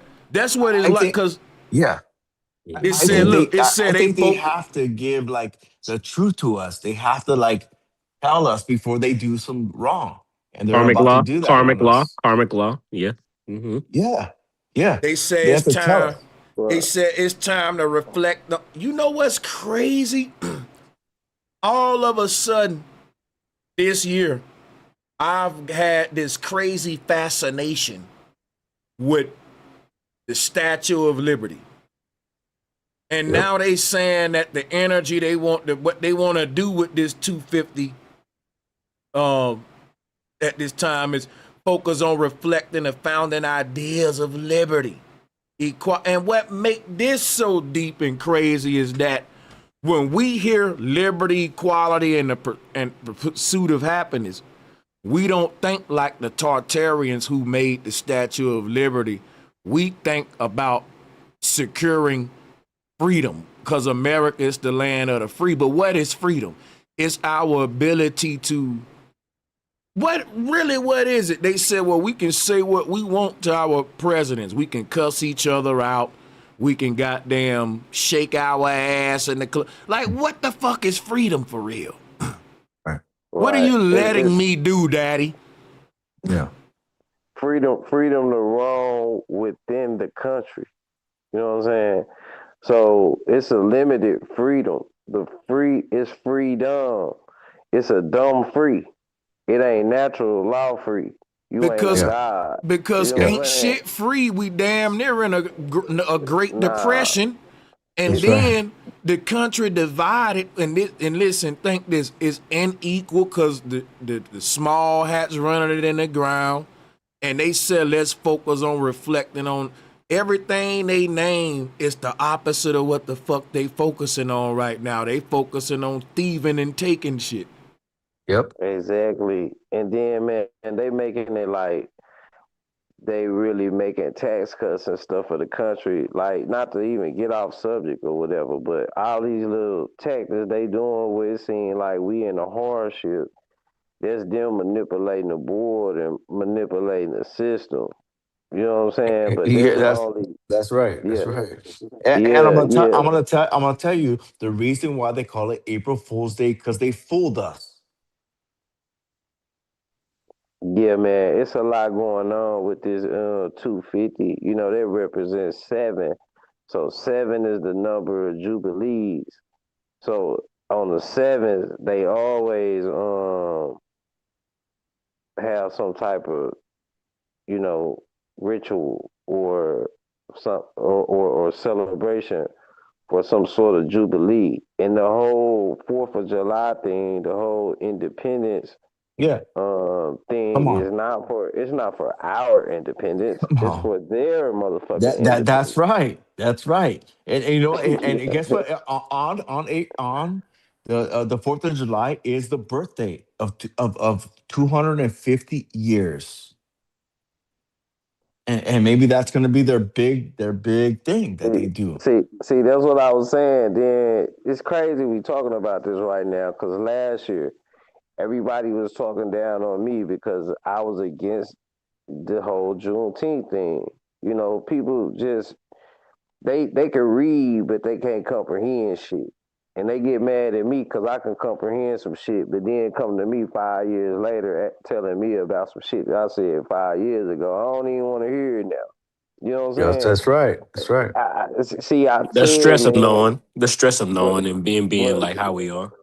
don't y'all remember last year when they was talking about Black History Month they was making a connection with Black History Month and July the 4th. Yep. See, that told me that they think we some pussy ass. Oh, excuse me. You know what I'm saying? Excuse me, bro. They think we some clowns, and I don't like that. You know what I'm saying? Like, bro, like, you know, the way that they focused on things and the way they got us thinking they focused on things. Look at all the people who out here, bro, like supporting this narrative. Like they got a white brain in their mind and they out here thinking they doing something for indigenous people or so-called black people or even white people who just tired of the system. It don't matter what color you is. You understand what I'm saying? These motherfuckers is poisoning the air, That's the right. water. Yeah. You That's know what I'm right. saying? Yep. And the food, you know what I'm saying, testing us like primates and shit, you know what I'm saying? Monkeys and shit. You understand what I'm saying? So, man, you know, once we can get this in our mind, once we can be being woke ain't shit. Being woke is just the start of this shit. People Yeah. think they woke and they think that's it. No, once you wake up, then you got to become aware. Because Hey, if you in your bed and there's a pot on the stove burning up on the kitchen, you can wake up, but you cannot smell this shit or hear nothing or whatever. You got to wipe the shit out your eyes and then clean your ears out. You know what I'm saying? So you can see, smell, and hear some shit. You got to become aware. That's the next stage. That's what I mean by comprehension and reading some shit. That was a great analogy, brother. That was a yeah, great man. analogy. Yep. Yeah. Yeah. I'm just Hey, telling you teasy. guys, man. I mean, April 1st, man. After New Year's, bro. And April Fools is because we got fooled. We got fooled on it. And a lot of it's on iPad Go. I know that you guys, I don't know how you guys feel about that one, but it's I, all there. It's all I there. want to And ask they you, put it bro, there because they put it down on, they have to tell us what's coming before it what's comes. your thoughts, though? What's your thoughts on, But since this was in your I mind, what want to was you say, thinking when you thought this? My let me bad, say brother. one thing real quick. Let me see if Teasy has something he's coming in the call. The flow's still open for smoke about, Lady Liberty and all that stuff, on the topic. Let me say shout out to Cherry, Sari May. Appreciate the love. Music, lyrics is energizing. Thank you. Thank you. Appreciate the love. Hey, can you guys hear me? Uh yeah, we can hear you, Teasy. You got the floor. What's good? You wanted to come up for smoke? I doubt it. I'm just playing with you though. No, I I think just I've been paying attention to the whole stream. Really, man, you've been going in. It's a classic, man. You know, I did have a question about the reset. Brother was talking about.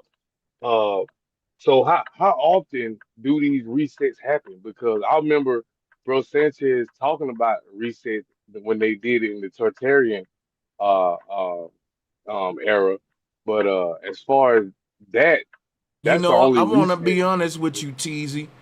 People can say they know how many years in between at a time that these resets happen, but I'm starting to think we wouldn't be able to know if every time they reset they change time and fuck up time and the calendars and Yep. all that. Yep. Yep. That's right. Right. But you know, in Ethiopia it's 2018. So it's like it's like what time are they going by? Like, you see what I'm saying? Because I heard the brother say they about to do another reset. I'm trying to figure out, like, okay, so when was the last reset? Because the only reset that I know of is what Sanchez has been talking about, you know? Yeah, for sure. And so what I've seen is that there's, if you look up every 250 years, they've been doing that for the last like few. So I'm going on that. I'm going on what we're seeing right now with the Lincoln, the Lincoln, the ship that's right there is just sitting like a duck. right there in the sea, and I think that they're gonna sink that thing. Shout out to the chat room. Like, share the video, and if you support the show, we appreciate you guys for all super chats and cash apps. Appreciate y'all. We're gonna keep it rolling for y'all. When they sink that thing, that's gonna spark off the world war, bro. They're about to sink Hey, it. so have you heard of like the 100-year plan type things that they have? Like, is this something that's different from the 250-year resets that you're talking about? I haven't. Yeah, because I see what you're saying, and I was reading what was on the screen, but they also have criteria that's a blueprint for a 100-year plan as well. Like what you pointed out as aligned more with their time, but then I would have to go with Sanchez because I'm kind of iffy even when it comes to horoscopes, bro. Because if it's been months added to the calendar and time's been But you changed know, and stuff like that, we keep doing daylight saving time and stuff like that. Let's keep throwing the time off. We keep playing with. You see what I'm saying? So, I what you think think, bro? I think I think that shit is more recent than we think for sure. I do know that. That's why I never be specific, but I say I think the last reset was anywhere from 200 to 300 years. So if the brother's saying a 250-year reset, that'll be right in the middle and the same thing I'm kind of That's right. saying. So, That's right. It's right there. Yeah. It's right there. And you know what they do is every month it's 28. It's 28 days. 28 days instead of like 20, 31, 32, whatever. So it stays right there in the mix, but it's very close. It's very See, close. you know why I agree with it too? Because I can do a lot of syncretism with that 250. That's 250 right. That's right. 250 represents a quarter, which would be a quota. So you will meet your quota every quarter. You There you understand what I'm go. Yeah. saying? And then at 2 and at 5 in numerology is 7. So the 7 days of the week. Then you make that 7 is really a check mark. You understand what I'm saying? Yeah. So Yeah. yeah, All right, Keith. yeah, I can fuck with that. You know what I'm saying? That 250. That's why I was really Yeah. sticking with You know it what though? because I want to tell you something. It just yeah. it you know what at Passover you know what April 1st Fool's Day. Come on, that's it's all Nah, right you on there. to some shit. Nah, when Sanchez pulled it up, I saw what you were saying. So that's why I wanted to ask you, like, so when you first saw it, what did you think what was your when it struck you on the inside when you made the correlation, what was your thoughts of what was gonna happen? Because I Right, want I want to tell you mine, you know what I'm saying? for me, I was mind blown that the Passover number one, April Fool's Day, that they make a fools out of us for like you know what they caught us, and for it to be a Passover, man, right there, that just told me that we got to be mindful about that date. Yeah. Cause see, once they I think they really gonna try to just enforce us into this police state, and this police state is only to enforce this ideology.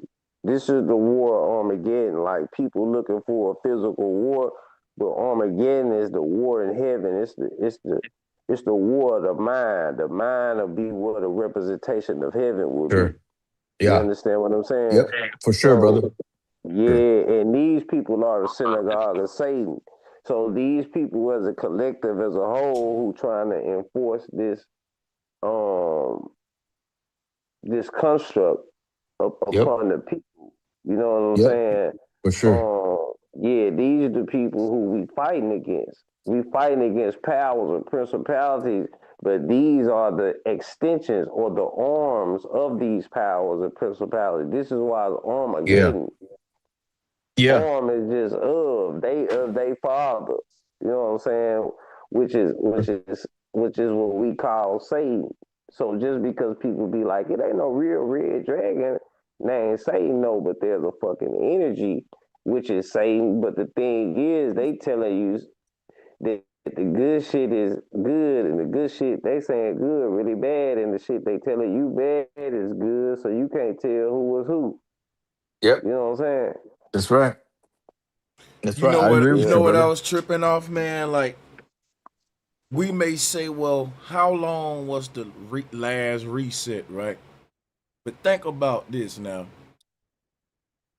Why would so if I reset the earth and there's new people who don't know shit, I can reprogram them. They like an empty brain type shit. And all the babies that's after that reset, that's a new that's a blank canvas. Now, why would I lie to them about how old shit is? Like, what would be my reason to say, hey, man, this building right here, it's thousands of years old if it's only 200 years old. Okay. Why would you? And I'm going to tell you what my theory is. My theory is the fake church, the Roman Empire, when they came over here with the reset 200 to 300 years ago and wiped out the original Tartarians and the people who was here, the structures that they squatted in and claimed, they had to make them older than, because when we, if 200 years ago would be like when this country was created and shit, 17, like Yeah. 200, you see what I'm saying? Hey, 1776. It'd be, hey, you know what you so, saying, Sanchez, right now? so What you saying? Oh, my bad. I didn't mean to cut you off, yeah, I'm bro. about to make my point. Because look, what I'm saying is this right here. If they just came over here and squatted on this land after reset 200 years ago and claimed architecture that ain't theirs, they need to rewrite a new history on how they end up with that architecture, and that new history can't date to the same time they founded the country. So it took them thousands of years to tell they lie. And that's why they created the concept of an ancient world. Because I'm going to tell you something right now. I think the Sphinx like 300, 400 years old, y'all. I may be tripping, but I'm telling you. Nah, I'm with you on that, Sanchez, because 200, yeah. because look, what you saying right now, bro, is look, so peep this now. So they put these extra years on. Now, you remember that first sign to where it's supposedly this thing that was in Olympus or whatever that had the year markings on it. And then we got this in Washington, D.C., this same replica of Olympus. So they put like 1,000 years on this shit. You know what I'm saying? Then they put in the Bible one day is like 1,000 years. You understand what I'm saying? Mm-hmm. So then when we look at our ages, if we do our ages on a 9-month system, then that means we older than what we is. You would turn 1 years old at 9 months instead of 12. You understand what I'm saying? So psychologically, what this does is make you not be able to be on point with how mature you are. You understand what I'm saying? This is psychological programming and shit. This psychology. You know what I'm saying? This spiritual programming and shit. You did what I'm saying? Yeah, I got you, Key. And No, I'm just to with you. piggyback on what you're saying, you know, if we went by the 13-month calendar, we would actually There you go. be young. If we went by the 13-month calendar, which is the original calendar, we would actually be younger than what we really are. That's You see right. what I'm saying? So they That's they right. kind of like they kind of like Can I ask sped up y'all a time. question? What Go ahead. would the 13th calendar months be named? It's a good Good question. question. So look, check it out, right? And this is some shit I'm kind of an expert at. I'm gonna pull out the research for y'all right now since we here doing it and we on a think tank. Yeah. And I'm gonna give y'all this. This gonna really bring y'all minds to another paradigm. If it don't, you can let me know. Let me see. So the original calendar, right? Find this for y'all. I did a whole pull it up, right? Let's pull this up. So here go the flat earth map.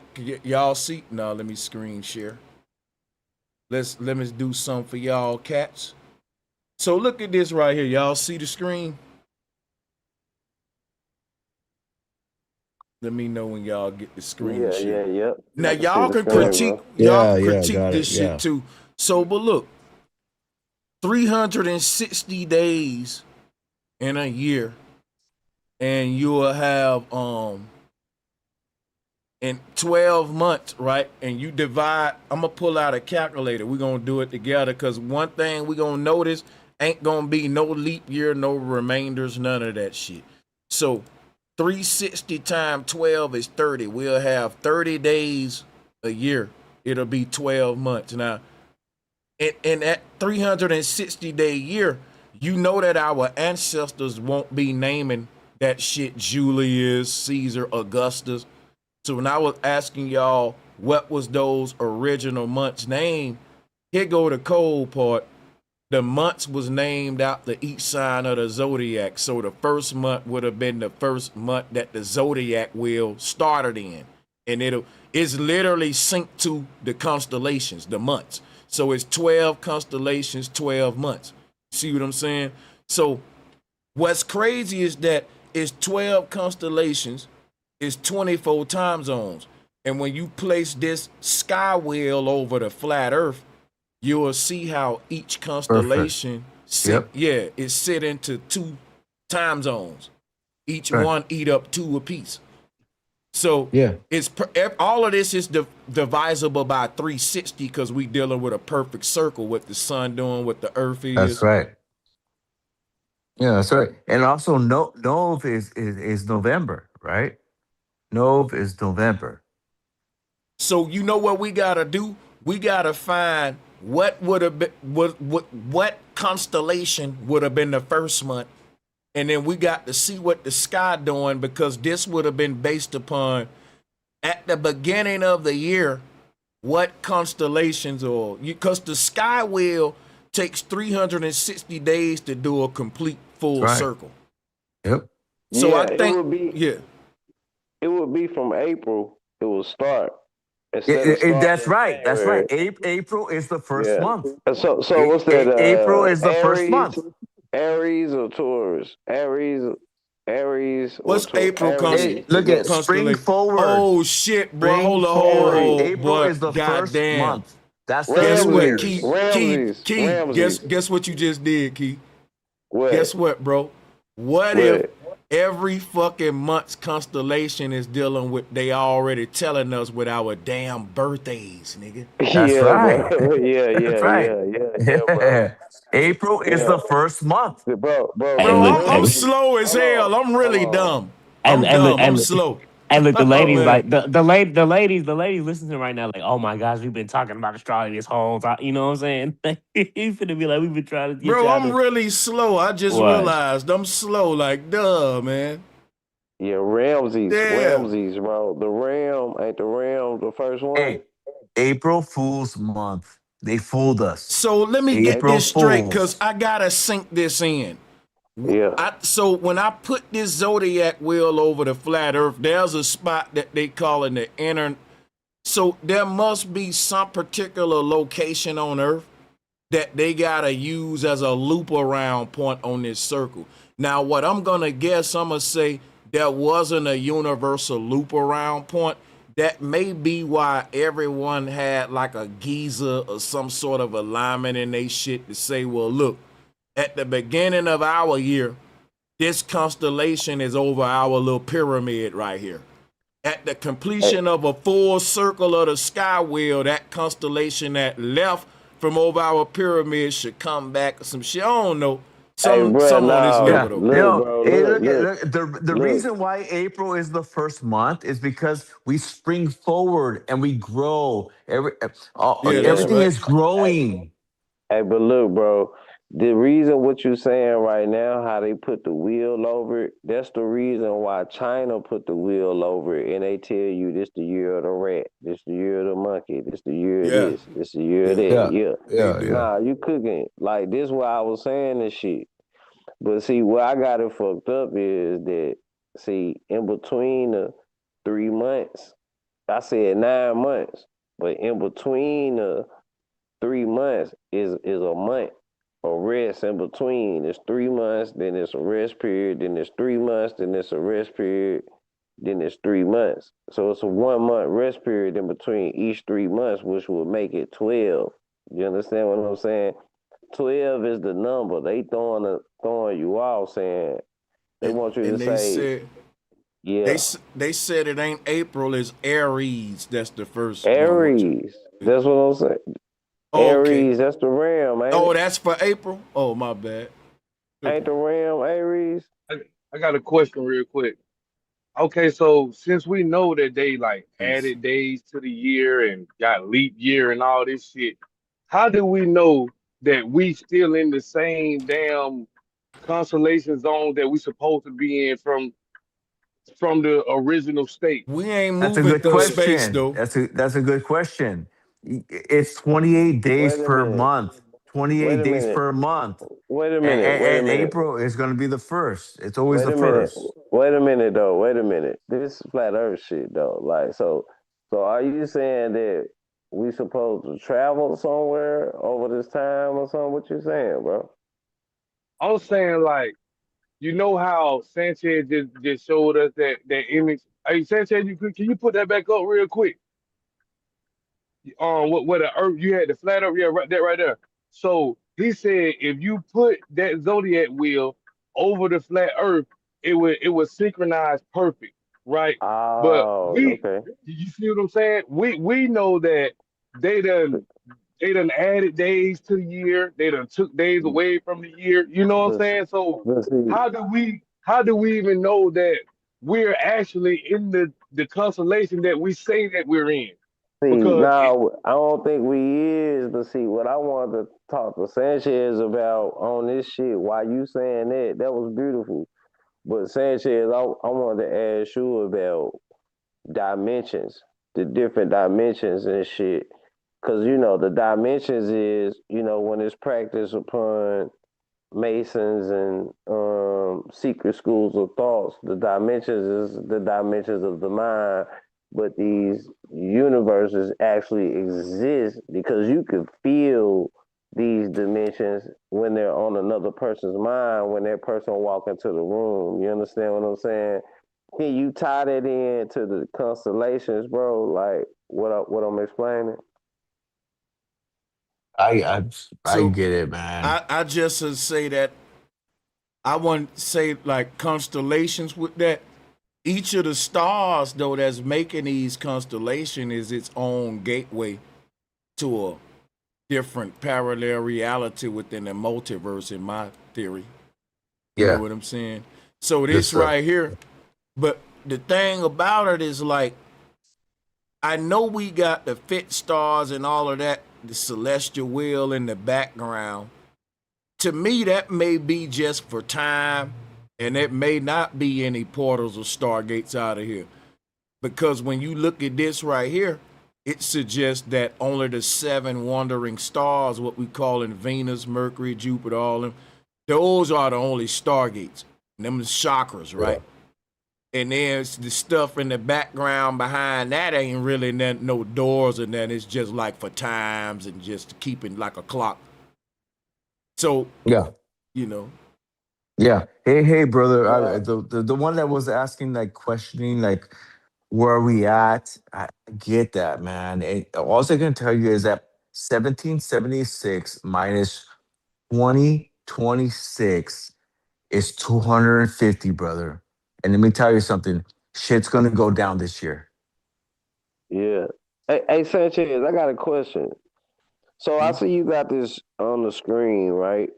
So now I want to ask you your perspective. Do you think that these other worlds on this image are natural, that this is a part of the process of this simulation?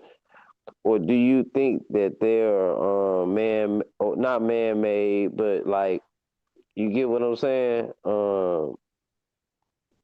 As far as when it comes to dimensional type of things, because there's a lot of things that's not physical that are interdimensional. I don't think a lot of people understand what interdimensional is. I know you do, but you know, just sitting back, listen to you too, and then also having similarities and explanations when it comes to points.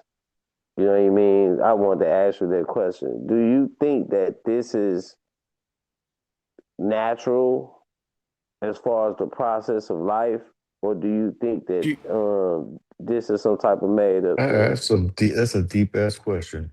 So the thing is this, I think we got to redefine the word natural, because for so long I thought natural was the trees outside, putting your foot in the grass. Natural is going to the beach and inhaling the breeze in your lungs. Natural is, you know, me eating a salad versus going to McDonald's. But then when I read, the more older I get and think about, we're really in a simulation. What's natural? Nothing in a matrix or program. So a person may say, look, well, I'm a vegan. Well, I went to the beach. Like, this may sound like I'm giving some hopeless give up type message. I work out every chance I get. I walk, all that. But what I'm saying is, I think all of that, just because think about this. You have these guys that sit around all day meditating, monks and gurus, and they only focus on nothing but the spiritual. Like, they don't have a damn fitness routine. They don't seem to, you know, I'm just saying, like, you got some monks that are actually desecrate their own body, harm themselves just to exalt the soul. You know, chain themselves to the wall and shit for years, starve themselves and stuff. But the point I want to make is, what's natural inside of a computer program? Because I think that using the word natural in a simulated environment becomes what's called that'll be an oxymoron. Or Yeah, I agree with you. I think really, and this is my strange mind. Maybe. And I think what we trying to say, strange mind. Okay, I think we looking for what's original and what's synthetic. But we may say what's organic and what's synthetic. Right. I agree. And the only thing, go ahead. My bad. Oh, I'm sorry, bro. My bad. Go ahead. But I put this up to show the only thing that would be real is Asgard. Asgard. Yeah. So, like, when we say heaven, that's what I was gonna say. So to think about my statement, after you just explained that, the only thing natural in my essence of a person, of a soul bearing being, you know, a life filled being, I gotta think, like, you know, the only thing natural would be like it would have to be a spiritual abode. You understand what I'm saying? So this is a totally unnatural place, and I don't think people look at it like that. You had to snap me back into reality just then. I think a lot of people don't understand that they're not the body. They are the energy that's possessing the body at that particular time, or they're supposed to be possessing the body unless they give access to something else. Yeah. And that's what I was saying earlier. It's an energy. It's like a song on a radio that's playing through my radio. Your soul is like a song. Your body is like the radio, like a receiver of a signal. It's just an instrument that's used to transmit your soul from a higher realm to a lower realm, no different than a radio station transmitting me a song from their station to my car. So The real radio station that's broadcasting the song would be Asgard. And the signal that's coming from Asgard is called life, and it has been broadcasted in every human's avatar. And when the signal is stopped or interrupted, we call it death, and you just fade away from here. You're a digital broadcast, a hologram. Hey, Facts. Sanchez. Hey, Sanchez, real quick. Well, I got a question for you. Man, you've taught me so much, brother. I appreciate you so much. Much respect. I want to know, like, what do you think? How do we get to the next level?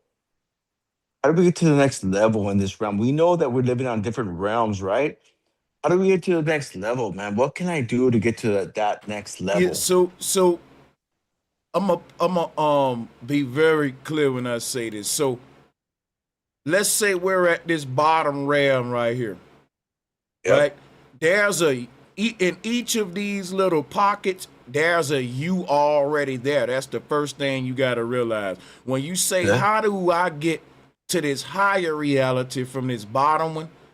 You got to Yeah. align your behavior with the dude's behavior up here. See Yeah, this but what if I'm a see fuck up? this see this?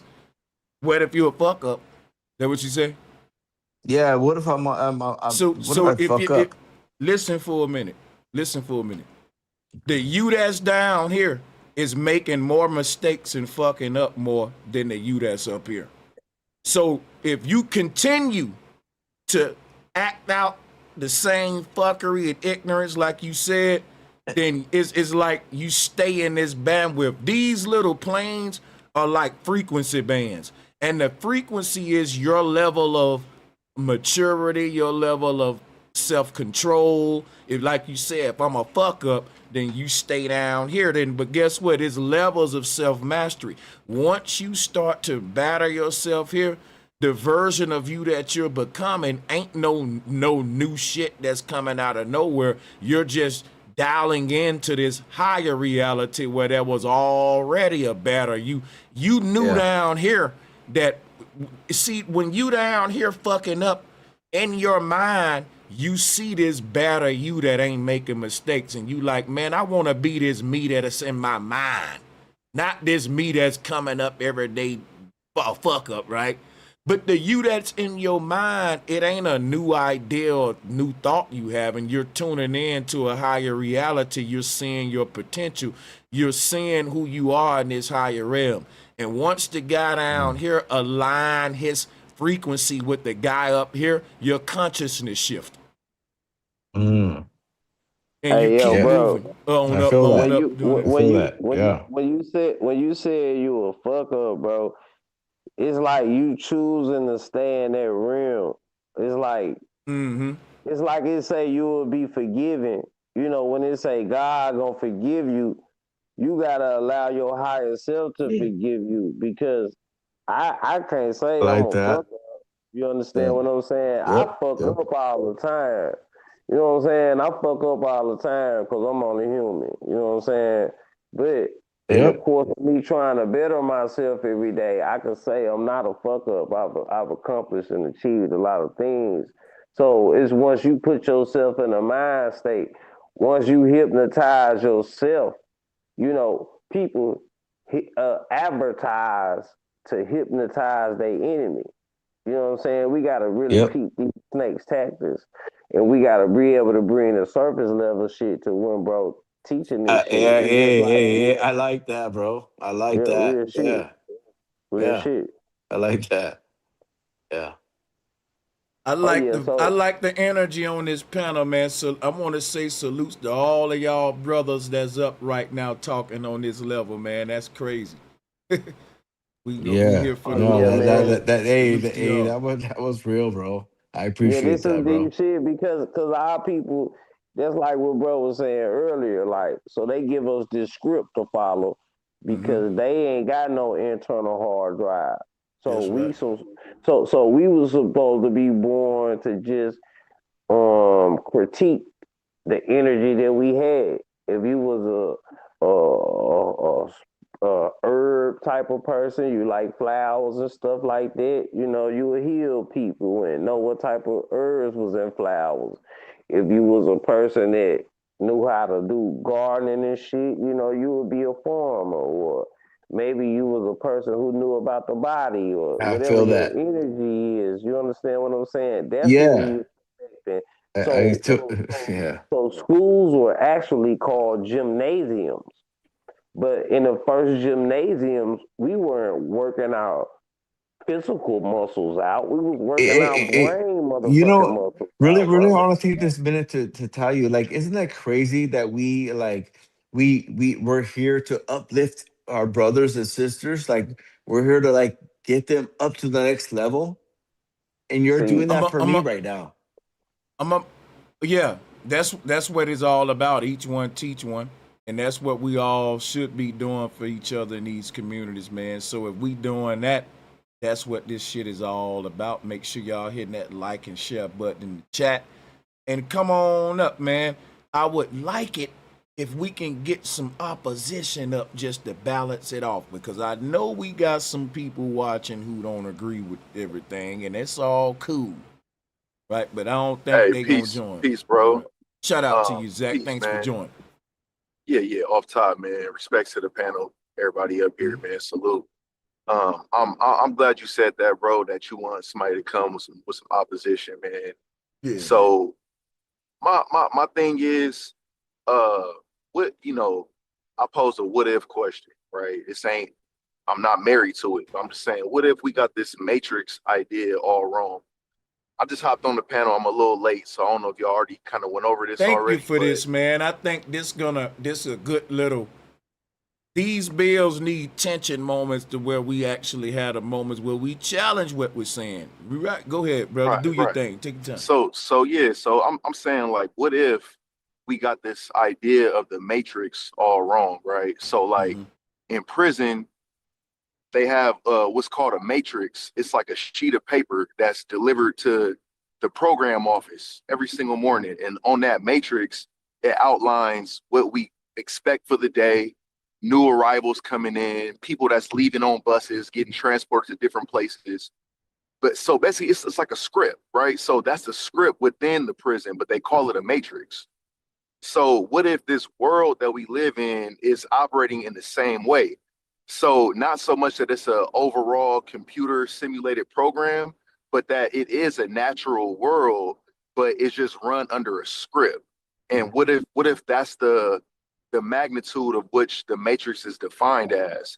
Because I got a watch this. question Like for you. the Because you but let me just tie it to this real quick, if you don't mind, bro. I just want to tie it to one point. do you think? So the reason why I say that is because it's kind of hard to deny chemistry, like how properties interact with other properties, right? So if we was just living in the computer program, why is it that if I drink bleach, I'll die? Why is it that if I eat too many calories, my body will gain weight? let me Shouldn't all holler that at you, just bro. kind of be okay? Yeah, go for You it. Yeah, gotta yeah. let me go in. You don't Go think ahead. if we made a Earth-like simulation right now, which they saying they can do, and uploaded you into it with Neuralink, and we can basically copy and paste all of the physics and laws that govern this reality into the Earth-like simulation in the computer for your avatar and the computer to experience. You don't think if you touch a hot stove in a computer simulation, your avatar hand ain't gonna burn? Listen, let me tell you something. If you're playing Street Fighter and you ain't in the game and I kick your player, you don't feel it. But if I upload your consciousness into the Street Fighter game and you're the player, bro, you gonna feel that kick. It's just facts. And guess what?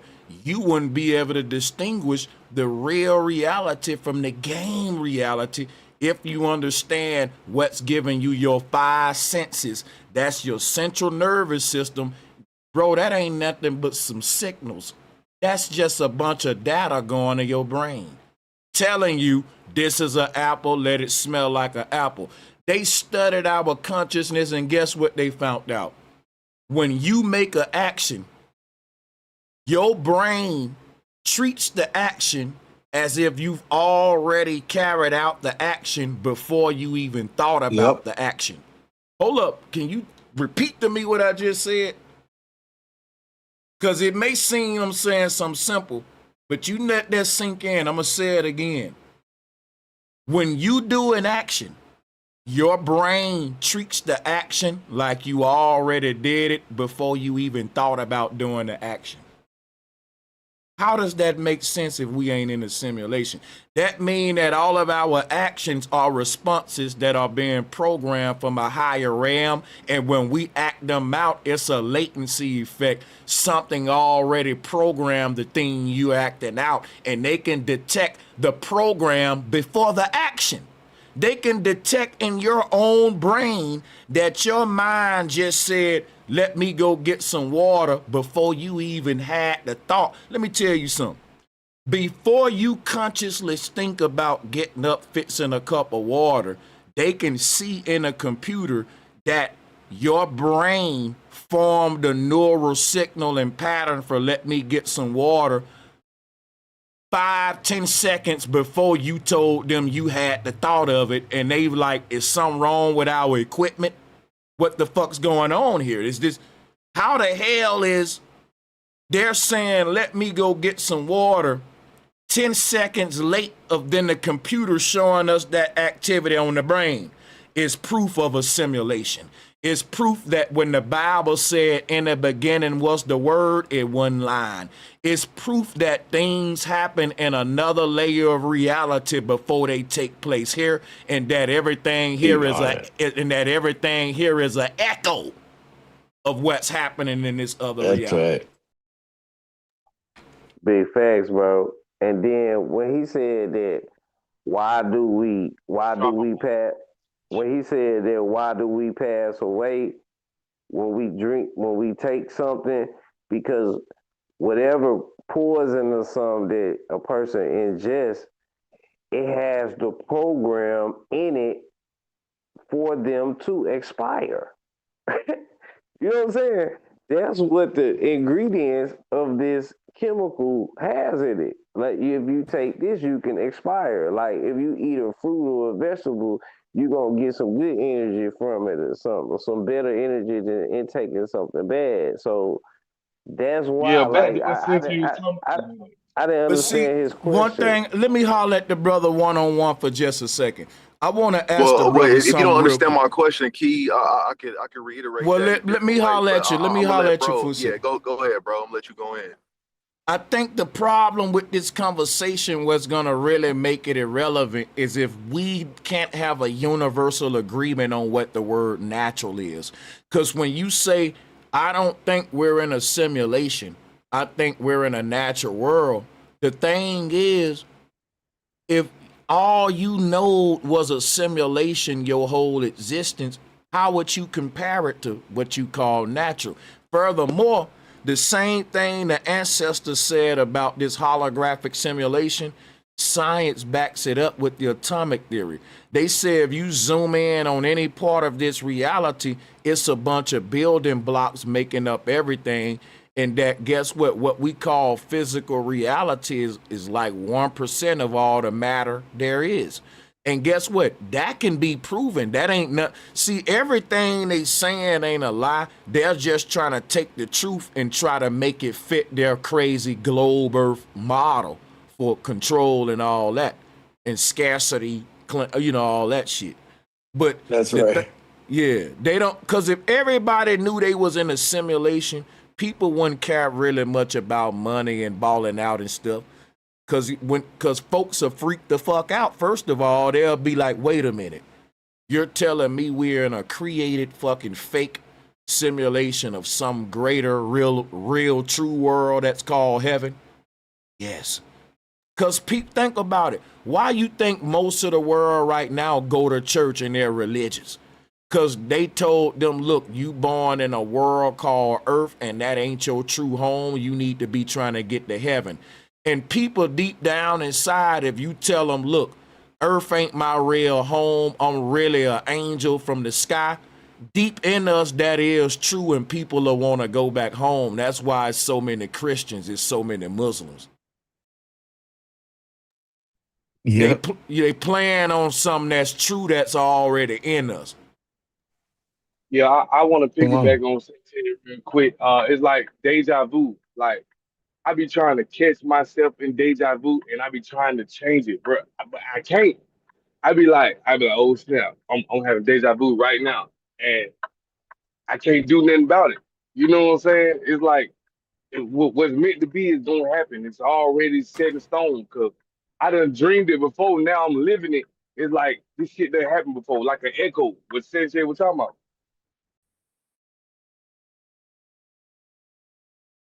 Yeah, for real, bro. Like, think about it, right? The person Yeah, nah, that's I feel it. Mhm. Oh, my bad. Go ahead. Yeah, and then Y'all go ahead. bro, I wasn't like saying I wasn't feeling you, just not trying to feel you. I just was trying to get clarity on the position of your question, and I got it. So it's all good.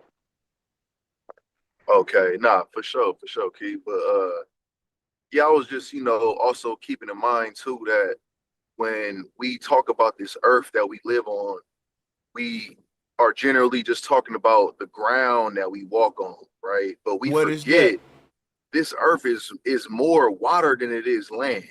So you mean to tell me that the whoever made this simulation made the oceans as big as they are and everything that live in the ocean, So and so then made the lesser of the world the land that we live on? let me break some down to you, bro. I want you to pay attention very closely to what I'm about to show you right now.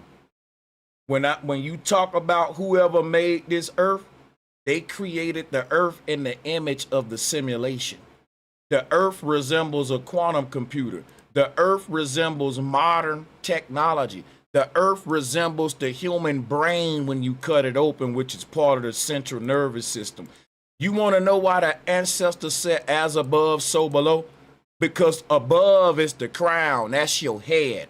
Now, I want you to look at this image right here because I'm getting ready to show you something real quick. Hold on a second. Let me find a better one for you. And I'm gonna take my time with this, bro. I don't wanna rush this with you. You asking good questions.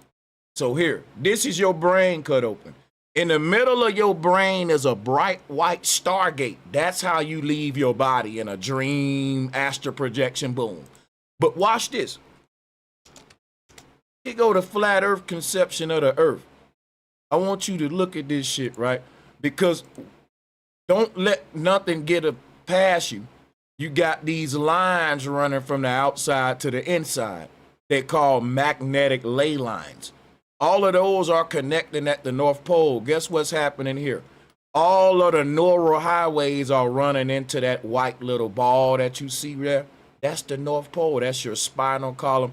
That's where all of your consciousness climax at.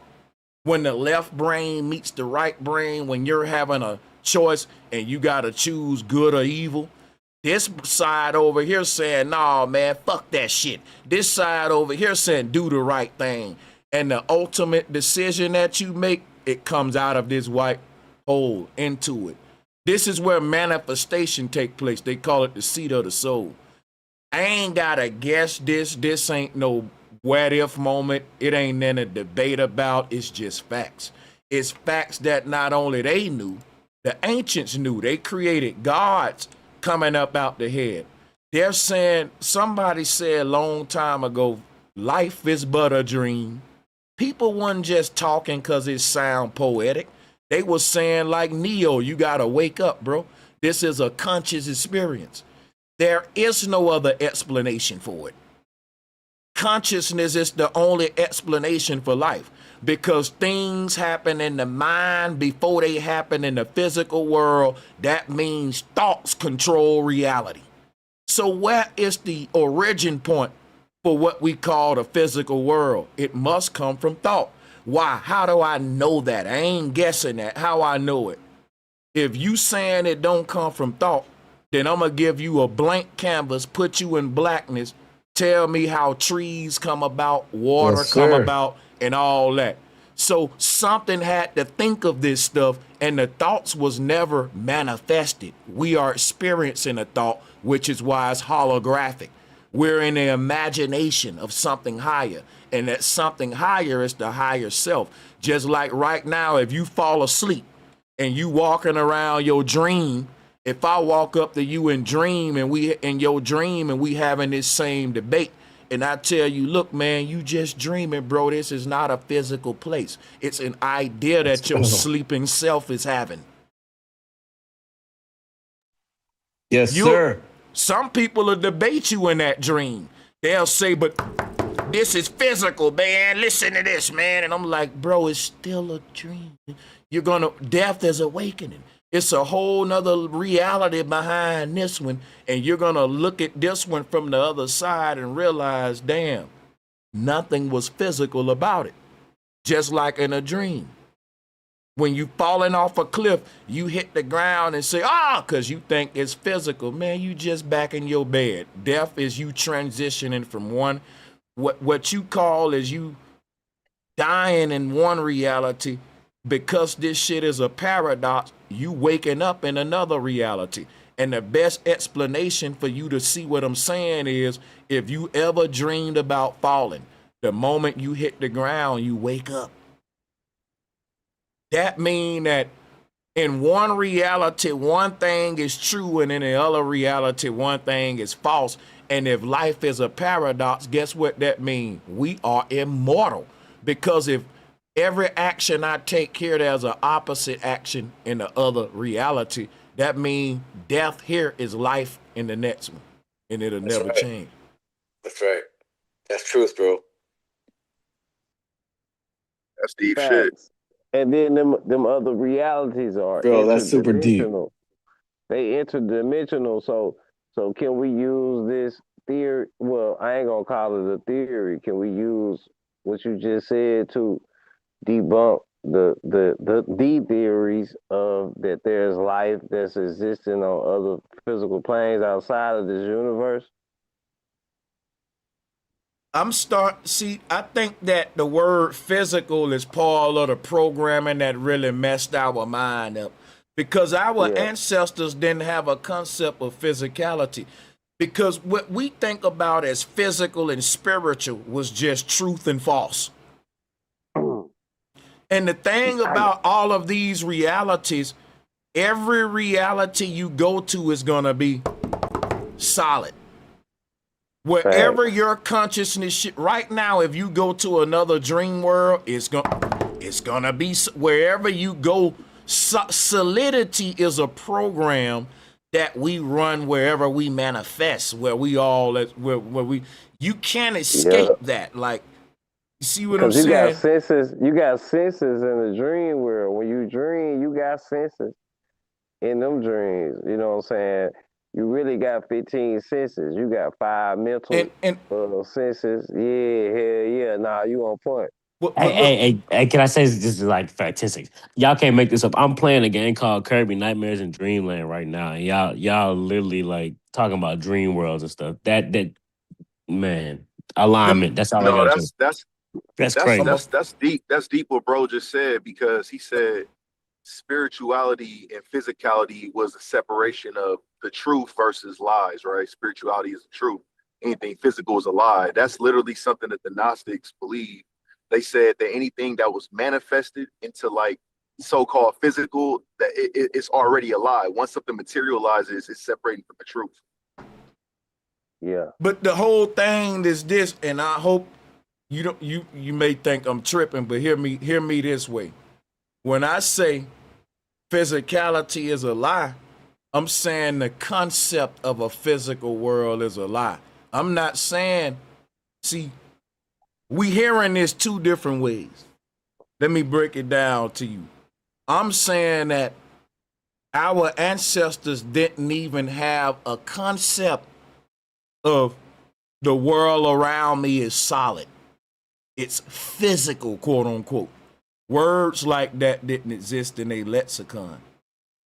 See, because the ancestors thought that we were ghosts and that the world around us was a hologram. See, the ancestors would have told you what Morpheus told Neo in the Matrix, and all of the scientists would have disagreed with Morpheus.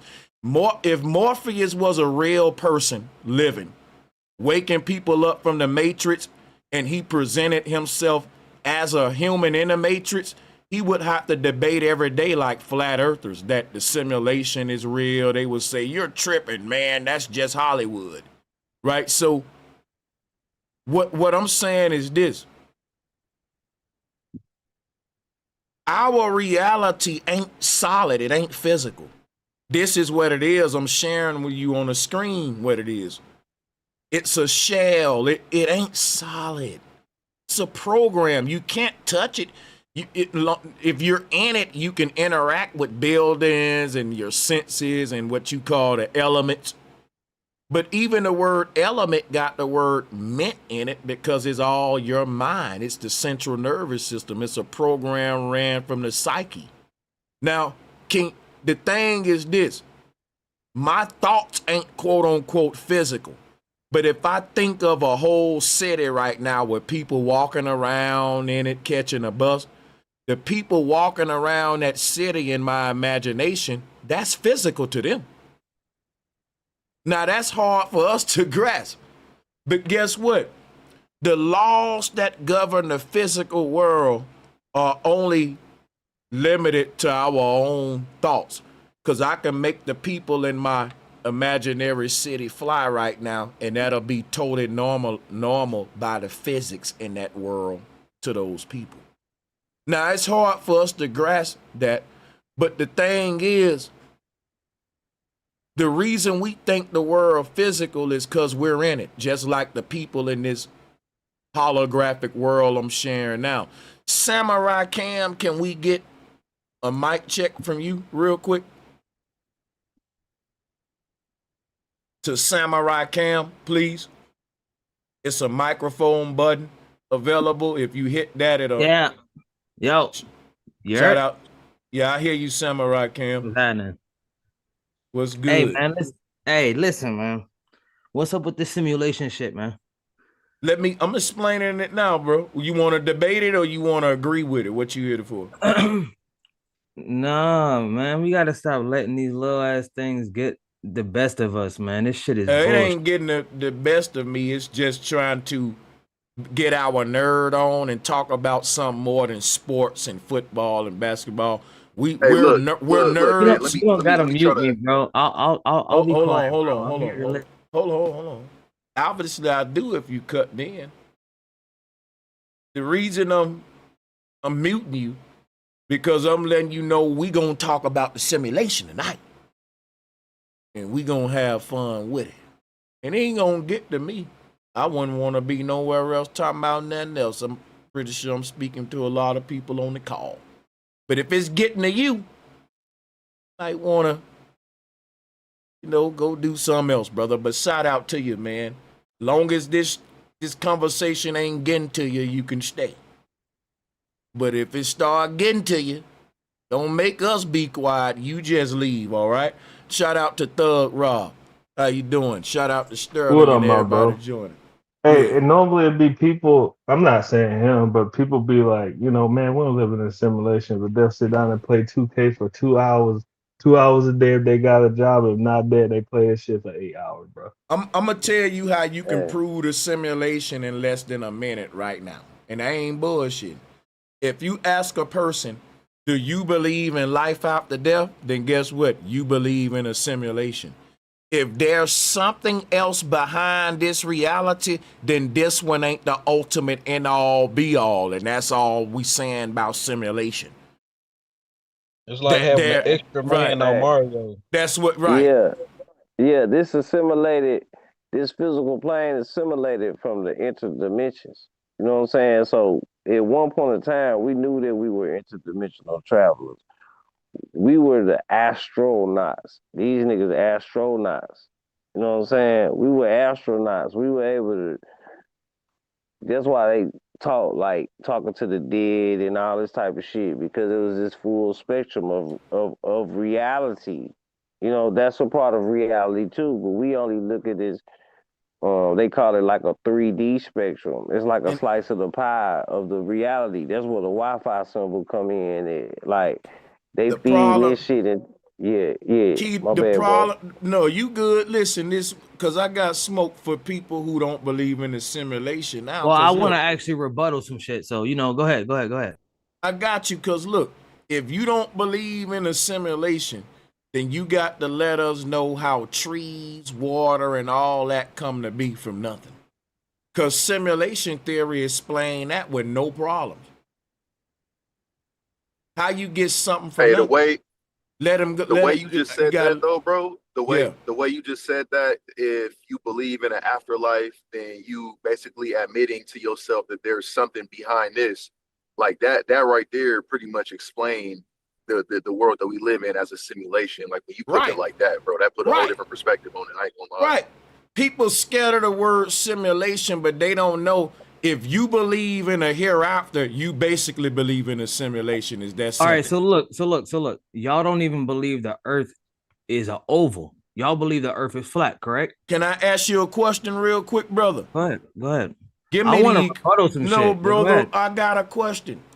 Give me the equation for gravity right now.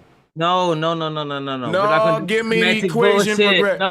If you want to come on my show and change the subject to flat Earth when it ain't about that, I gotta make sure you qualified to even debate your globe. If nigga talking about the simulation, stop muting me, nigga. If I know, nigga, let me put you up out of here. Get him out of here, bro. He just came to Get cause his ass dissension. up out of here, man. We don't need that energy over we here. ain't with that. He can get I got a question, Salute. He can get his chili cheese nacho eating ass up out of here. Hey, bro. Nigga, with that fake rah-rah, that online rah-rah, man. Get up out of here. He said nigga so hard, bro. That shit was crazy. Yeah. But yeah, man, we ain't on that, man. You know, we talking about the simulation, and which will prove the simulation is the domino effect, the spiral of life. You understand what I'm saying? The components are already there when it comes to the elements. Once you place these elements together, you got to place them together in your mind first. Even when you get ready to construct the building, you got to do the blueprint of this motherfucking building first. You can't just start building some shit and you understand what I'm saying? So the blueprint of a building would be the spiritual breakdown of this building. This is spirit, the spirit of this building. The mind of this building is what's gonna be going on inside this motherfucker, but the actual building itself is gonna be the body, this mind, body, and soul, all over again. Everything is built on this construct, the 3-body problem, like that shit they came out with, mind, body, and soul. You know what I'm saying? Mystery God, come up. Mystery God. Yeah, they can't debate this shit, man. You know, they can try, man, but you know what I'm saying? That's why I said it's different type of flat earthers. Y'all coming up here thinking that we like some niggas that just think that the earth is a pancake and y'all want to make fun and shit, nigga. That nigga got mad because I just asked him to give me the equation for gravity, though, bro. But he want to come talk to a nigga about some flat earth shit. When we ain't on that, we on some spiritual shit. You know what I'm saying? But this type of flat earth and flat power, the spiritual shit come with it though. You know what I'm saying? Because it's the whole, when we say micro macro, you know what I'm saying? We can relate the universe to our spirit. We can, or our soul, whatever you want to call it, and then we can relate as above, so below. You can relate the earth to your body. You know what I'm saying? So I know what somebody's saying when they talking, you know. But he then also too. Go ahead, bro. Go ahead, brother. No, I was gonna say he couldn't even regurgitate what his teacher told him, yet alone go into it deeper. I guess he probably didn't even make it. He ain't even make it past the 8th grade talking like that, bro. What the fuck? Salutes to Sister My thing too is I just want to build with the brother Sister off Betty. the simulation. Because he said Bro Sanchez said earlier, if you was to zoom in on the things that you consider solid, nothing is actually solid. It's just all like molecules, like kind of vibrate. Yeah, like everything is vibrating. Compact, but this is the thing. Everything vibrate at different frequencies. Of the parallel. If a wall, like a brick wall, is vibrating. If you punch it with your fist, it's gonna feel solid. But if you zoom in, it's just vibrating at a certain frequency. But Man, if you was to I change was the playing frequency, but basketball and I got hey, but hit look, watch so this though. hard I seen Watch particles. this, bro. If you watch this though, if you change the frequency of your hand to match the wall, guess what you could do? Push your hand right through the wall, proving that ain't nothing really solid, like how bro said. I ain't even So just my that. I thing did prison is, time. So I I left the have a Yeah, prison question on cell, that. went in hey, listen though. yeah, I mean, your mind can help Just a, do a lot of stuff. Trust me, man. I left the prison cell, went through the motherfucking, just walked out, and then woke up, and I was like, it was like literally at that time too. But yeah. man, hey, bro, Sanchez, I want to just give you a shout out, man. I've been listening to you since since the little short clips you were doing back in 2016. I was going through like a divorce, and everybody's like, "Oh man, watch with that flat Earth stuff, man. You become gang stalked." Man, that was the best thing that ever happened to me because the motherfuckers they try to like keep you away from the truth, and nothing but the truth, the whole truth. That's what we need, And and you see, know what I that's mean. how So I that. appreciate that, man. But see, that's how you know who got the truth or not, because people will say like, "Stay away from this, stay away from that, because this can happen to you, that can happen to you." Guess what? Right. And then I'm they'll be confused. like, well, this was a whistleblower on the news. So you Right. You telling you me like the you black tell Alex Jones. you telling me that the dude with the truth is gonna be promoted all in front of us, Man. and then you talking about stay away from that because them people they're Right. getting like the That's why I'm people who they censoring got the truth, not the ones they pushing. That's yeah, you like crazy. the black Alex Jones and shit. You the black Alex Jones over here. No, Before we Nah, stray dude was too far, talking. I got a I question. got a quick question, yo. I You got know the I got a guy who was question just real quick. talking about frequency. The guy who was just talking about frequency and the wall and thing. I have a question on that. Like, how come we could go through water? Like, how we hand could go through water? Like, how we match up with water? Like, water is the only thing we hand could like go through and stuff and thing. You know what I mean? So I guess we nah, had water. Oh, Hey, bro. you talking to me, bro? Water ain't the only thing we go through. Or the air, the oxygen around us is not. It's not nothing, bro. It's something. Like everything is something. Yeah. It's all consists of certain properties. Yeah. So, Yo, but water just vibrate at a let's say a lower It, frequency. That's why you can pass your hand through water. and look, But this and, what I'm and gonna the everything. same with look. air, and then it gets see the thing. Air, yep. Oh, okay. Air is Because that water. hold on. That Air and water is the same thing though. So this is how Right. they able to send frequencies like text messages and Look, stuff. but look though, Air, you key, know what but I'm saying? key, What but I'm saying? trip out on this though.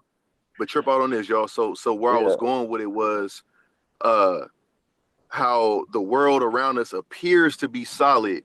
Could it be that whoever created the simulation manipulated us into believing, like they manipulate the frequencies? To Yeah. believe So what? To to believe us, what? See, You everything cut. appears to be solid when it's really not. Right. So when look. they say what? My bad. Damn. I was just gonna say this. When they say the waters above and the waters below, the waters below are dense. The waters above are not dense. This the air. The waters they talk Right. about. And then I'm gonna fall back. My bad, bro. But see, now Everybody's look. brain bubbling and shit. We about Watch to this, like bust right? a freestyle like the Wu Tang and But shit. that's what I'm telling them about the. Hold up a second, Motorola. That's what I'm telling them about the law of density, right? Just like he explained with water in the air, the ocean is below, the air is above it. That's the law of density. Now, water and air is the same thing, but it's water in a different form or a different state of matter.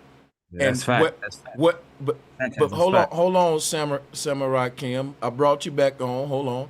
The Nah, salute reason, to you, bro. You be saying some fly shit here and there, but I just want to rebuttal. yeah. So put him back out till I'm finished. So what I was saying was this: what we can learn from water being the same thing as ocean and atmosphere is what our body is to our soul. Your body is on a lower level because it's like water, it's like ocean. Your soul is on a higher level because it's like atmosphere.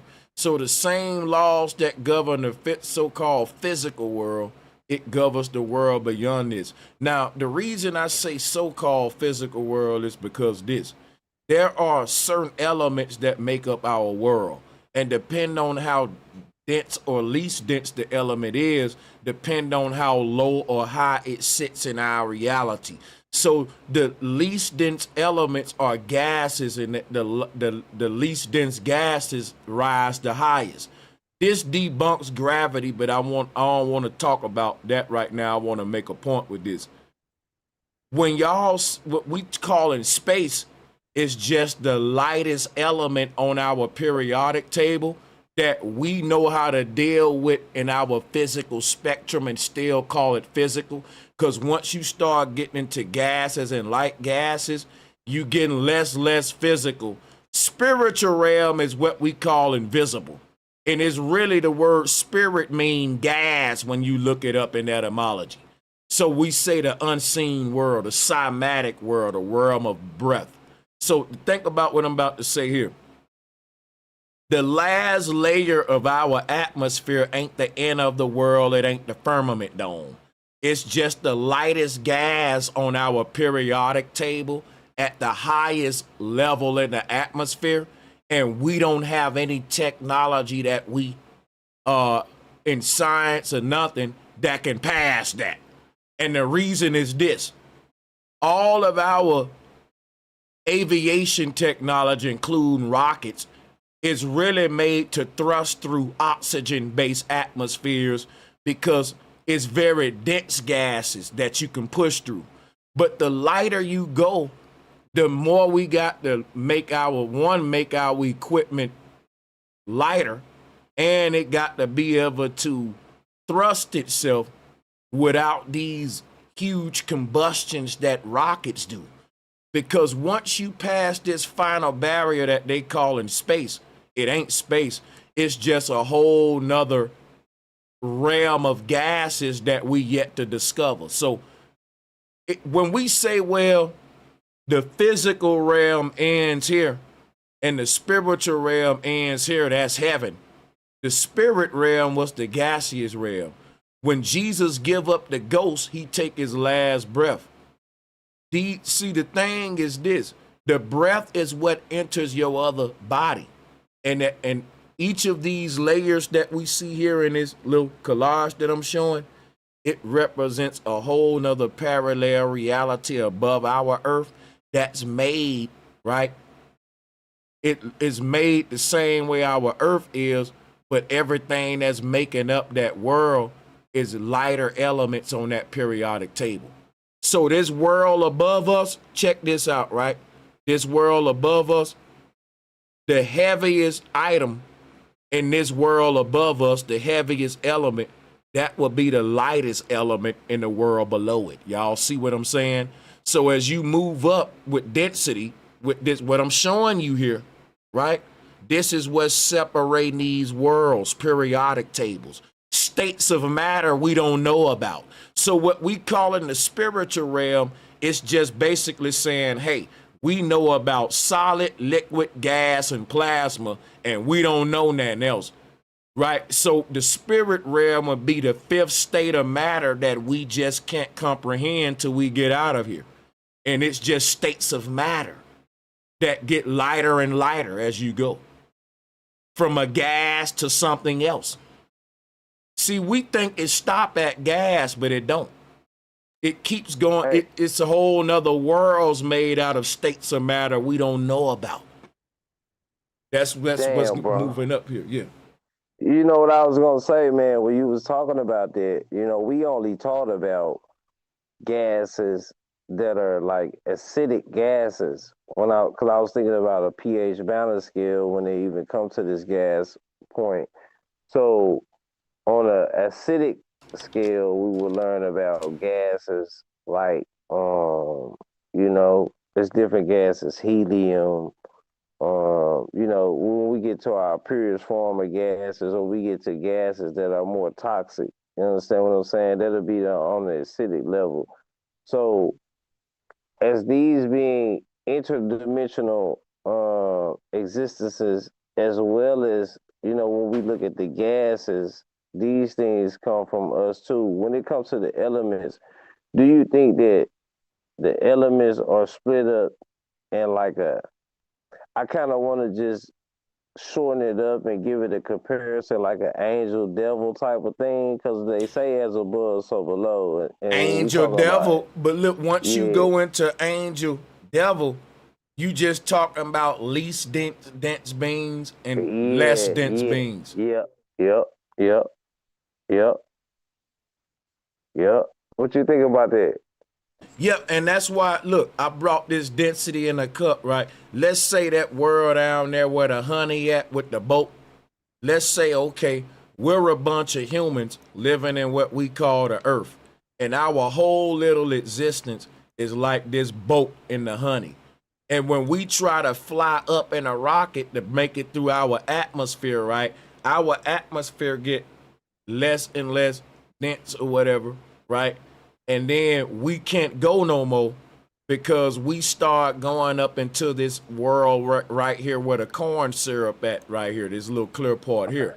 So my thing is, it ain't that it's Van Allen belts or firmament domes. It's pressure gradients and medium transitions. And basically, if we don't know what the next state of matter is above our world, how do we build any technology to try to break through it or anything?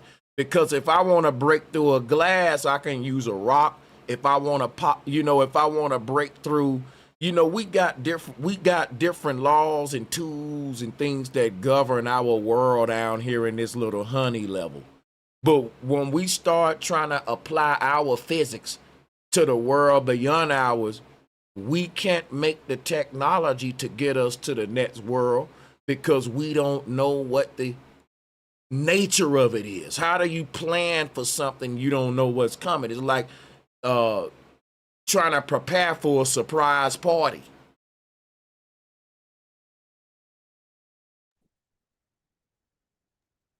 Right. No, that's So facts, bro. that's That's why facts. I fall back, my bad.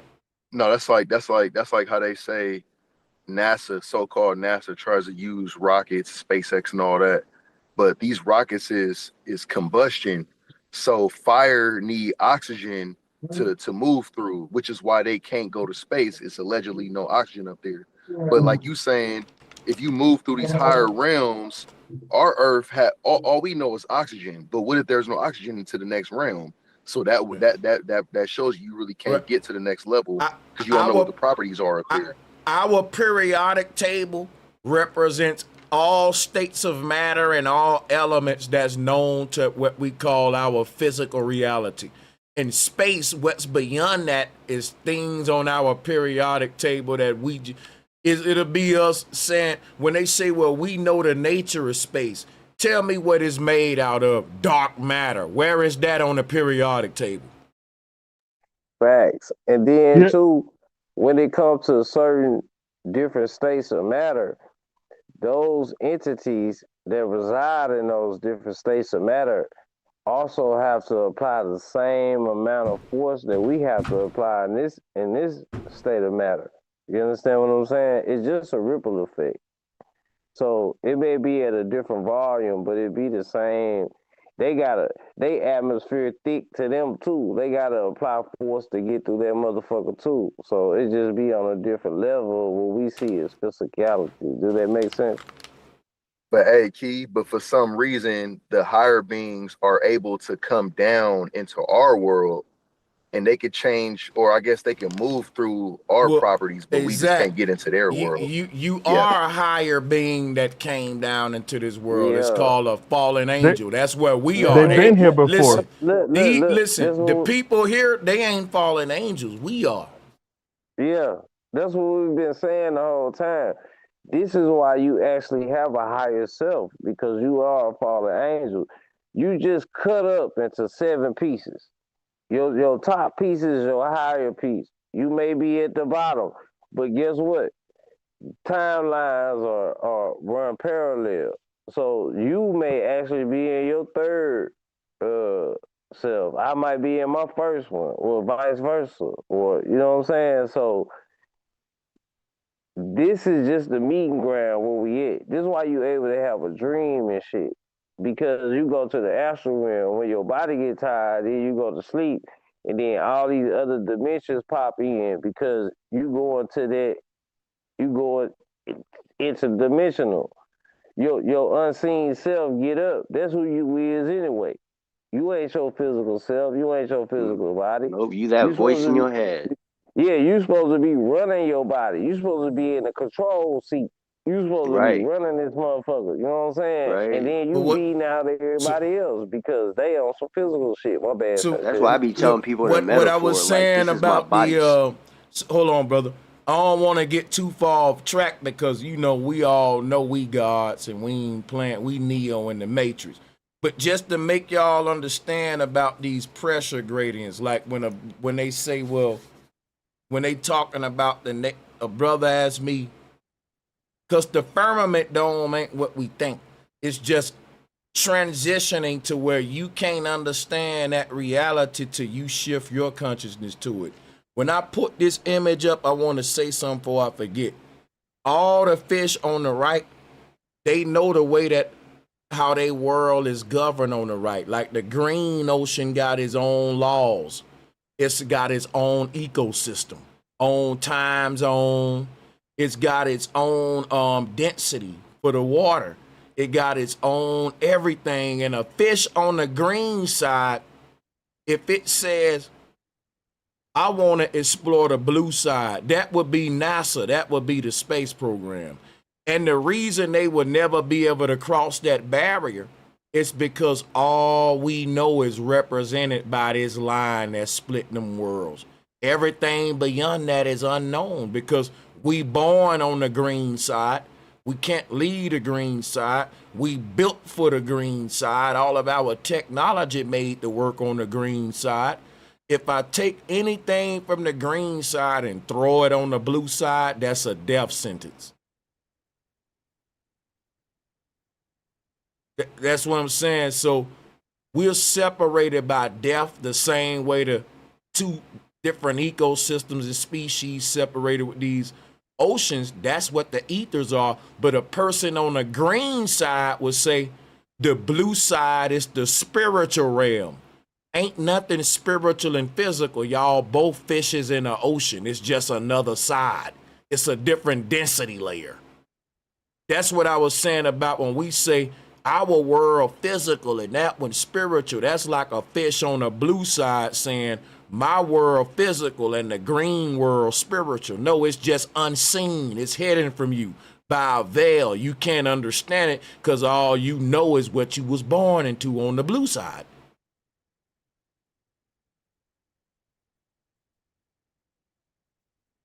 Your very biology is built for the blue side. I So wonder what would happen if you start taking buckets of water of the blue and pouring it over to the green and vice versa, and you start mixing the compounds. you What know would why? happen? Nothing will happen. Because the rule, I'm going to show you why nothing will happen. The law is majority rule. For you to turn the blue side to the green side, you got to put more than half of the water on the green side and the blue side. We'll wait. That'll take you. That's impossible. You're talking Real moving shit. oceans now. Real shit. That's why it's split the way it's split right now. See, we talking about medium. You know what I'm saying? When we get to talking about these different type of waters. So like when we was talking about the different type of waters, like we got the different dimensions are inside of you, but the other you is bigger than your body. You just might not know how big it is. So it rises above you, which would be your aura. So once you tap into that and you can start filling up your aura energy, man, and you can start tapping into these waters above. This is how these people sending text messages, radio waves, and you send thoughts and stuff. Like when somebody thinking of something, you feel it. That's why you be like, yo, when somebody walk in the room, yo, the tension was thick in there. You know what I'm saying? It's because you feel what was on their mind. This the ether. You know what I'm saying? So when you could tap into the ether, you know what I'm saying? You know, if you can start imprinting things into the ether, this is like, I don't want to get too deep off Let me into give a that, but shout out. Hey, Deep Dub exclusive, man. I really appreciate you, bro. Sanchez, as a truck driver, I really appreciate your dedication and most importantly, helping me get through this shift. Flat motherfucking power. Appreciate you, D Dub. Thank you for being a member too. Key, when you say tap into the ether, I'm gonna let you land your plane. I don't know if you was landed, and I'm gonna build with you, but you stop that tap into the ether. You know, is what we need to do. Tapping into the ether. You know, when you can tap into your interdimensional planes, you know what I'm saying? Because we astral travelers, so when like these people who deal with these secret societies and stuff, the only physical thing that they really have on you is not even physical. Is in a mind. I got a weird ass theory, man. I said it before, I'm gonna say it again so it can go down and I can put it in history. And don't crucify me for this shit, because there's weirder theories out there. Somewhere in me, I believe that the fishes on the green side of this ocean, they exist on the blue side as a different version of themselves. And that, and watch this, right? and what I'm saying is this: just like we say there are parallel realities and worlds that won't mix, that are parallel to each other, but you already in that parallel reality, and when you die here, your consciousness just shift over there to the next ether. What if that's true for the fish in the ocean? I'm saying, what if all these different oceans that won't mix are parallel realities to the fish? And when a fish die in one ocean, its consciousness pop into its other body in the other ocean until it complete its Hindu cycle like we do and go to its real base. Maybe it's a fish swimming around in the base reality and eating, and it got to go up the stairway like us. Because they make us think that the animals don't got spirits and they don't have a cosmic journey like us. But that ain't what the ancestors taught. They taught that everything with a soul got to climb the stairway, and it has a and guess how I know that's true? If you got dogs, they dream just like you. Your dog be running around chasing bones in his sleep and shit in its other body in another world. Yeah, look, essentially, what you saying right now is like why they had the totem poles and stuff like this. So people be trying to make that like extra demonic, but nah, it's like what you saying right now. Like this is why people had such a reference to like dogs. It wasn't because they was like praising dogs or whatever. It was like because dogs had a certain purpose too. And back in the ancient Egyptians times, they used to reference Anubis because Anubis would guide them to the afterlife. Like that's where man's best friend came from. You know what I'm talking about, right? Because Anubis, you saying Anubis is the real man best friends. Yeah. The feather, he weighed the heart. He made sure, you know, if your heart was lighter than a feather or something like that. My brother real deep in that Anubis. A lot of people got a problem with a dog head deity, but they don't get the symbolism, and because it's a lot to dogs. If you study dogs, and you can see why they would have like Anubis for an underworld deity too.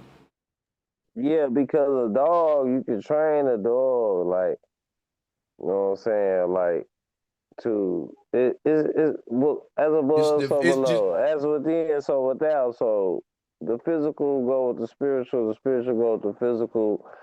I think people just lost the concept of a process with everything. It became more microwave and forget how things act out on the spiritual level. You understand what I'm saying? Mm-hmm. Yeah, but what you were saying about it projecting from one side to the other, I feel like that's what's happening on the earth. You know, that's why we may be able to feel like people who indulge in real, what's so-called demonic activities may have like a higher position on this point. It just be them projecting on this side and us projecting from our side, but if they got us all set on the physical, spiritual, and mental aspect of who we are and what we are, because a lot of people try to figure out who they are, but before you can figure out who you are, you got to figure out what you are first. You know what I'm saying? And especially if we talking ancestor talk and shit like that. So I think a lot of the shit that we talking about, bro, that it just got to be processed in the right perspective, and allow more people to start getting it. You dig what I'm saying? Shit, man, people getting this shit all day. I'm gonna tell you how I know people getting it.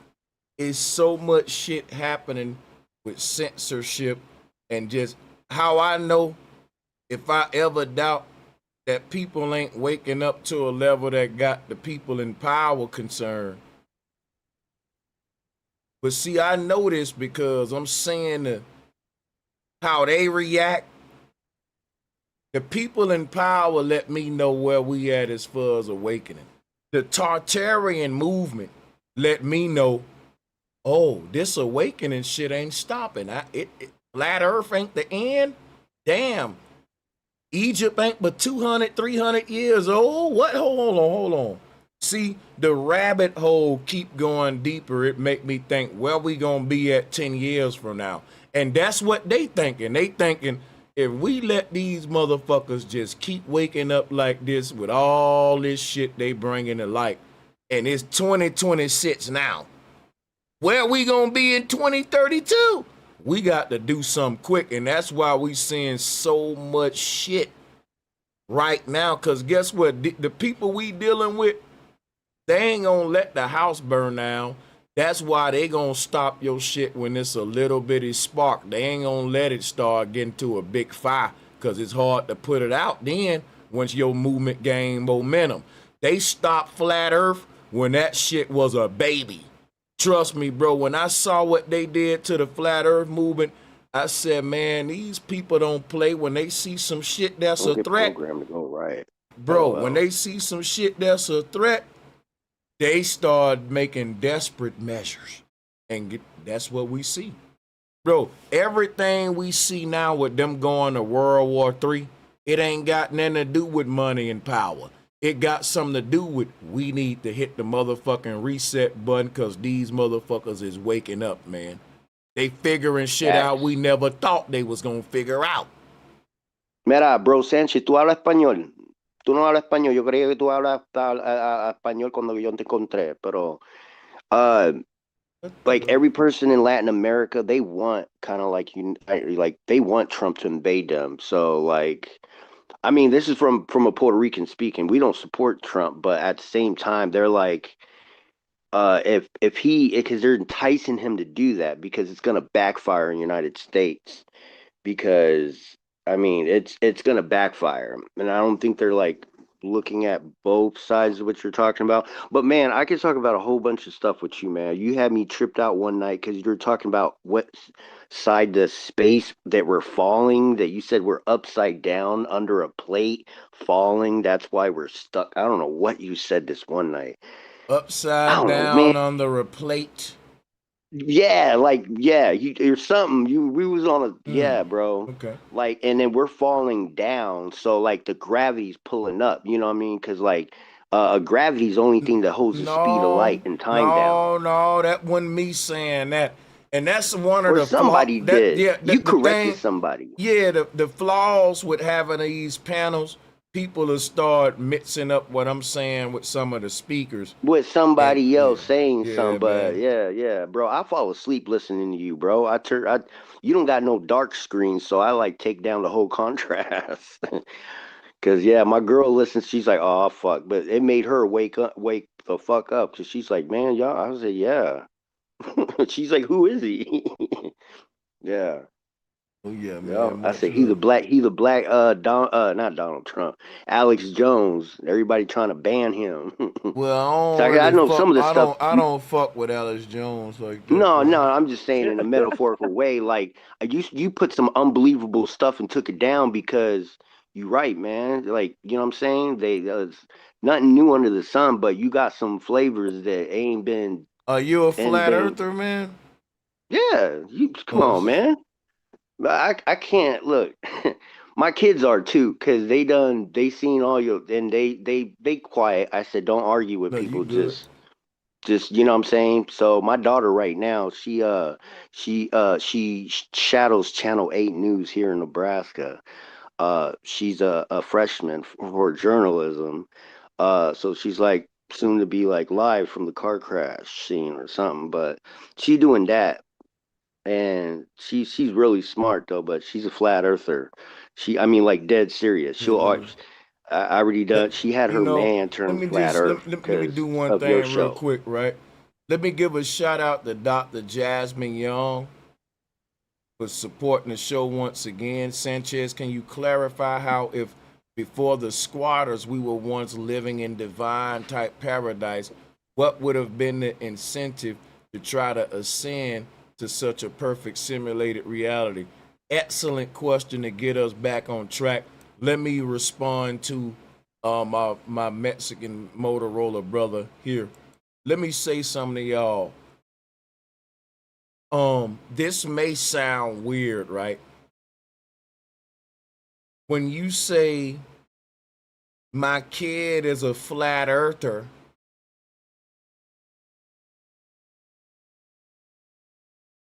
I get worried because what happened is if the kid can't literally get on here and articulate an understanding of flat earth, for example, a person be like, hey, my 3-year-old, no, I'm just joking, right? You know what I'm just saying? My thing be, and I'm not saying you, my brother, I don't want flat earth to become a cult. Because a lot of folks will say, well, I'm a flat earth because the Bible said it. And the thing be, some people believe in a globe because the damn scientists said it. Flat earth is something, if you can't prove, like, it ain't a lazy thing. You got to go and prove it. You got to be able to show me how you know the earth flat for yourself. Per se, man, I'm just riding with the flatter. You ain't a real flat earther, bro. You know This they shit, you lying. don't really, somebody just told you it's flat and you believe them. That's just Well, some belief my shit. daughter Like, had no choice but to be watching the show to go to sleep. You know what I'm saying? In the living well, room I ain't talking or on about the your kitchen. daughter right now. I'm using Right, that right. to But as segue kids into growing up, something else, right? I'm using that to segue into just something else just to keep the okay. conversation going, right? I think it's awesome that Yo, Sanchez. if a person got kids, those kids are in the truth. But what I was just making a point was I've seen some people indoctrinate their kids into what they don't have. So I'd rather a person say, yo, my son is a critical thinker and free thinker. And then, he said, and he got a natural interest in it that he can see what I'm saying is true in that. He's saying, yeah, that does make sense, like helium or Yeah, this, debate it. or this, Try you to know what I'm debunk saying? it. But, You know how I came yeah, go across a ahead. flat earther because I tried debunking you, and then I started going on the website of NASA, and you started doing some. I was sending you some picture, and you were like, "Nope, try again," and I just backed out, and you said, "Where you go?" And yeah, and then I came back in with a different name like a year later. Yeah. And I was like, "Yeah, I Because couldn't debunk and it." listen, I want to just say something real quick. What was the concern? And I'm not. Please don't put this on yourself. You just brought up No, some. You're awesome for bringing that up because it allowed me to go down another avenue that I probably don't go down a lot. Parents, don't don't make your children flat earthers. Let your children just be children. Because when I was a kid, when I was a kid, just want to be a kid. You know what I'm saying? But what I was just basically saying, don't force it on them, oh right? no, my daughter was Let, interested in the conversations that you was right. That's what having. I'm saying. Your So yeah, situation is she golden, man. never Right. forced into it. That's why, I'm gonna stop talking about it I now, listen to because the reggaeton and she more, hates reggaeton. yeah, So because the more I talk about it, the more I know you probably think I'm talking about no, your you situation. good, But man. yeah, I was You just like I said, man. I was just like I was like everybody else, man. I didn't want to accept it. I was like, nah, F that, bro. Y'all stupid thinking the earth. Like, what? Man, I Yeah, said, that's hell how no. it This was. is an easy defeat. Nope. I got embarrassed and No, ran with my pants down. And whoever got a name called Parallax, that's the first. That's crazy. Y'all be going in with these flat Earth names. like Parallax, check. Hey, parallax. and Yeah. one thing. When it came to like flat Earth, it was like I had a question because like pilots, the gyroscope on the plane when you're flying, Yeah. does the gyroscope deviate at an angle where it's constantly at a downward angle the entire Nope. flight, or does Nope. the gyroscope Nah, stay? You know Straight what I'm saying? down. Right. And nah. that was always a question I had because when you're on a plane, it doesn't feel like you're flying at Watch an this. angle. Watch this, bro. Let me show you something about the gyroscope. The Bro, gyroscope, listen, the gyroscope hanging straight down. And if it's hanging straight down, guess what that means? You flying parallel to the earth. You know what? You see what I'm saying? Now look, watch this. If I tilt the nose of my plane, the gyroscope it's gonna fall backwards. If I climb up, it's gonna go the other way. You see what the gyroscope doing? So look, if the gyroscope already tilted, that's confusing. If I'm so that mean I'm already nose diving for my gyroscope constantly nose diving on a globe, which gonna confuse me when I'm actually nose diving and while I'm nose diving. It's weird, man. hey, you saying some real shit because like I've been on a lot of flights. I've been on probably like, man, I ain't finna say no Hey, I'm number, gonna but fall I've back been because my on, phone's gonna look, die and I fly out tomorrow. So I'm gonna listen to y'all, man. Y'all have a good night. hey, peep this out now. When they tell you that the plane is flying at, if you get up to 10,000 feet, you know what I'm saying? Most of them be like 5,000. Depends on how far you going to how high they gonna go. If you ain't going that far, they ain't gonna go that high.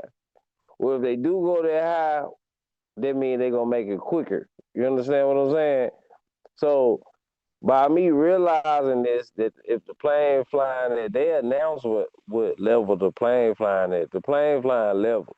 So how you gonna tell me that the Earth got a curve to it? And if I'm flying for 3 hours and I fly straight for 3 hours on curve or nothing, did it automatically curve by itself? I mean, the universe is curving me while I'm going straight. Do that make sense? So that's what they try to apply gravity to say that this will pull down. Like, you understand what I'm saying? And that's false, bro. You feel what I'm saying? Most definitely, and I was honestly, I was gonna, and what I said was just to emphasize what Brother Sanchez was saying earlier when he was talking about how he doesn't want people to feel like flat Earth is a cult. This was my curiosity. Just all right, how are y'all gonna say the Earth is a ball, but when we're on a plane, I don't feel my body because you know when you're taking off of your land, you feel your body shift or whatnot. I'm not. You would feel your body at a constant deviation, like an angle. You would feel like you're at a slope if you're going from A to B for hours. Like you would feel like you was on a slope. Like it No, you feasibly just feel didn't the make sense. plane. When the Yeah, plane start going down, you feel it. When it start yeah, going up, you feel it. You know what exactly, I'm saying? Because they exactly. gotta elevate through different variations of the atmosphere. You understand what I'm saying? So it may be like rough patches, what they call turbulence. You understand what I'm saying? And now it's nothing in between this turbulence. It's just the shit that you can't see is a little bit rougher in that patch. You understand what I'm saying? So yeah, nah, that plane ain't moving. That bitch staying level. If it's at 10,000, it's at 10,000. If it's at 8, it go to 8. This how the Exactly. plane fly by itself. This how Exactly. they able to put it on autopilot because they able to just say, okay, we going straight for this amount of hours. Now, 10 minutes or 15 minutes before that time come up, it's like an oven. So the timer go off and it say, okay, now it's time to hit the exhaust and shit, so we can start declining in the atmosphere and shit. We gonna go from 10,000 feet to 8,000. Then we gonna go from 8 to 5. You understand what I'm saying? Because Exactly. you landed now. Yeah, that's how this shit goes. So I mean, And what you really saying? I got a partner that's a pilot, and I can and like that's why that's why I'm like emphasizing all of y'all's points so much. It's like, nah, man, it wasn't passing the smell test for me about the globe. You know what I'm saying? It just wasn't passing the smell test. I mean, but when you get past all the indoctrination, you start critically thinking and use logic. You know what I'm saying? That's when it's like, all right, because you're applying real life situations. Like I'm saying, you on a plane. How is this plane constantly going down like the globe y'all say we are on? But the plane is at an elevation where the gyroscope in the elevation and the altitude is staying at a consistent level where the autopilot can, like you said, Key, adjust to that, and at a certain time it drops or whatever it needs to do. Like Yeah, how is that possible? It's not. pilots don't just fly the plane the whole time. Pilots No, is man. just that bitch. When they get it, I debated a pilot. You know what I'm saying? That was like probably like the only debate I had. I debated a pilot. I was on the plane so much, and I was making videos that I was just telling them like, look, this plane ain't declining. You know what I'm saying? And I done been from different places and everything, even with people saying that there's mountains and stuff like that. They're saying the mountains was the curving. The mountains ain't the curving. The mountains is just terrain that's on this flat plane. You understand what I'm Like saying? you sitting some on top of your desk. And when the thing about that's when I knew the world was dumbed down when people told me, bro, how the earth flat with mountains on it, the same way my desk flat with computers on it. Like if the Hey, earth hey, one flat, you couldn't have mountains on it. Like hey, that's look, it crazy. ain't just flat. It's in depth too. It go in depth too. You know what I'm saying? I got a So, perfect example of that. Like your bed, when you spread your blanket on your bed, it create like little hills. If you your bed in your bedroom you lay on, you spread the blanket on it and it create little hills and stuff. You know what I mean? But the Why bed is would it flat. create little hills? I'm tripping. yeah, No, man. This nigga got some Let me big let me bed. let, Like, let, let me tell you You something, got a right? lumpy If bed, if no, though. if hear you me out. make your bed and it create little hills, you need to sweep it first. You got yeah, shit he up got under some No, there. what bed I'm saying bugs. is, I'm what just I'm saying messing is Some with when bed you bugs. no, hear me out. Just fucking Hear me out. with When you spread your blanket without making stuff, when you just like spread your blanket and lay there, you. Yeah. it creates little hills. It's just like the mountains on the flat earth. What I'm trying to say. Nah, But nah, man, my shit When though. it I when it can comes kind of to flat Earth for me, I when can it see comes to what flat he's Earth for saying on me, the you know, I just go outside. You know what I'm saying? For me, you know, because they teach us that we on a spinning ball, we on a globe, and we spinning through the universe, and everything's spinning around us. And it's like the sun 93 million miles away. It's like if you just go outside, bro, and just observe but you know what you what? looking at. I'm gonna be Mhm. honest with you. I realize at this age right now, flat earth, right, is like me talking to children about how to add and subtract, but I'm a mathematician. It's boring Yeah, yeah, because yeah, what I'm yeah. It is. realizing right now is like flat earth ain't even the fucking like, bro, that's kindergarten, nigga. Once you get the flat earth, you got to go to free energy. You got to Right, go to fucking simulation, Tartaria. So right. talking about Mind, body, flat earth with soul. yeah, we're like talking about flat earth with flat earthers is the most boring shit to do to me. When I get around flat earthers, I like to talk about what you think happened when we die, like simulation. And we know the earth flat. Like so that's what I be on, like to prove flat earthers at all. That's when I go to get sleepy and I ain't gonna even cap. But a lot of times when you be talking about flat Earth, if you do repeat yourself or rebuttal things that you said in the past, but it be refreshing sometimes. You know what I'm To saying? y'all, Like but when I'm you gonna hear tell that, you why. I'm gonna tell you why they're selfish, right? You gotta think, dude. Think of a professor that's been teaching law for over 20 years. He's been debating the best. Like, bro, I've been doing this shit so long that if you want to talk to me about the basics of law, please be a little child. Don't be another lawyer that been through law school with me. Because while we both experts talking about bro, what are we doing? talking about nothing.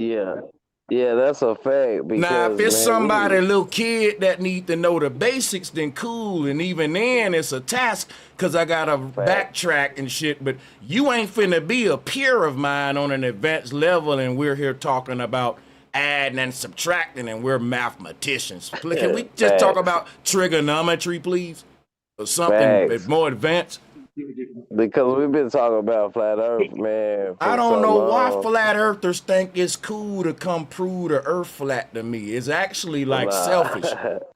That's like a goddamn kid that's walking up to a mathematician like, hey, guess what? 2 + 2 is 4, man, and 6 + 6 is 12, man. And bro, all right, little guy. If you know, No, like if I kind of look at it like, you know, it's the foundation of what we're about, of what we no one consider keeps talking ourselves. about a Like, foundation of the house if they're an architect, though. right, but you They know, start, you know what I'm saying? I bro. still want to know What you're what a trying to blind do? man see in the simulation. What you're trying to do though? You're trying to force someone who, like, I'm telling you, the shit boring to me, bro. I'm comparing it to being a mathematician talking about 2 + 2 is 4, and you saying to a mathematician, but it's important for you to go back and talk about 3 + 3 is 6. No, it's not. No matter how you try to force that, it's not. It ain't. And if all of us know 2 + 2 is 4 on this panel, I don't want to talk about it with y'all. With all due respect, bro, just respect that. I got time. No, I can be doing something else. I hear what you're saying, bro. To you, because you're the professor, No, you're the to me, mathematician. because it's my time and my show, and I'm telling you, we ain't finna talk about it no more moving forward because you ain't respecting my time. No, I ain't talking about that no more, man. You just took it to a whole little Right, field, bro, but okay, I because got you. it didn't have to. Bro, y'all don't see what's happening. Man, this shit, I think I've been on here too long. Hey, let's This shit say crazy. this. Hey, Yeah, we can Taylor. shift gears now. We can shift That gears now. shit crazy, bro. I'm Yo, telling I you, can. respect the people time. Everybody that's watching the show right now know the earth flat. Why would we sit here in an echo chamber and just repeat that to each other when we can be on some deep, raising our vibration higher and inquiring about deeper shit now that we know the little bitty basics, bro? Yeah, I wasn't even talking about that, but go ahead, bro. Yo, That's salute what and I'm much Go talking ahead. love to about, though. Yeah, That's I what wasn't I'm salute even talking about talking that. about. salute and Yeah. much I wasn't, love to everyone on the I wasn't Well, panel. talking. if you ain't talking about that, then you should have been fell back and said, bro, that don't apply to me what Sanchez is saying, but what's good, my bro? See, that was a waste of time then. That meant you was in the way of something that didn't even concern you. I just saw the conversation was extensively on like flat earth and like, I just don't want to talk about that because I know everybody right now That's what here the for panel was some talking deep shit. about. That's why I came in as the host saying, let's talk about something else. Let's get back to the topic, deep shit. Right, let's go. Yeah. Let's go. Let's go. Yeah, cause we is talking about deep So shit. and You the know what I'm sister saying? that sent there in the chat, I was supposed to be answering her. She said, "How can this the shit people on tonight? Like what y'all gotta do is learn. I learned this late in life. Peep vibes, peep your atmosphere." Right? Peep what everybody on when you walk in the room. Don't just talk. Peep the vibe first. Say, oh, they on that tonight. And shift your energy to the room. The most selfish thing you can do is try to change the frequency. But let me read to you what the frequency is tonight. Sanchez, can you clarify how if we were once living in divine type of paradise, what would have been the incentive to try to ascend out of such a perfect simulated reality. See what I'm saying? Now I gotta address that. That's very interesting to go into and is on the topic. The thing about trying to ascend out of a perfect simulation is like you trying to wake up from a nightmare. So a dream don't have to start off as a nightmare. It can start off as a good situation and turn into a nightmare. And when the shit shift to a nightmare, you realize at that point it's just a dream. That's when we say awakening. And that's kind of like what's happening right now. That's kind of like the whole Bible story of the Garden of Eden. Then it ends with Revelation. It's like a good ass dream that became a nightmare. And at the end of the nightmare was awakening, a reset, a new earth, life after death, a reset type of thing. See what I'm saying? So the whole point is this: why would we try to leave a perfect utopia? They call it paradise lost. I think that we didn't leave a perfect utopia in the sense that you thinking. The sister thinking that this earth we're in was once a paradise and that we all left that paradise just to get back to it. And here's what I really believe. I believe heaven is a perfect paradise, and us leaving paradise is us being born in this simulation right now. So a lot of people may think, okay, when I talk about Tartaria and the old world, that I'm talking about the past that was here. But see, these ethers are separated with ages and time and history. Like, if we go back to the past, we going back to Eden. But when we go back to the past, we're leaving the earth now. Why? Because the earth we're in right now is a destroyed, but like, think about this. If you ever watched the Truman Show, right? The little bubble that he was in was just one section of one other big ass world that he didn't know about. And what we're calling the past or the real world is just the world outside of this little bubble. So the past was never lost. It's just that I think that our earth is like bubble wrap paper. And it's got these infinite puddles of parallel realities on it with their firmament domes and shit. And that each one of them represent a point in time where we created another simulation and failed at it. And in that simulation, every one DNA in there, your ancestors' DNA being in there, you got to be born in there too. So when our ancestors copied their self multiple times to create a multiverse, time had to play out in all of those worlds to where their grandchildren gave birth, their grandchildren, and that's how we ended up in all of the parallel realities in the multiverse. So when you born into one, you born in them all. It's a labyrinth.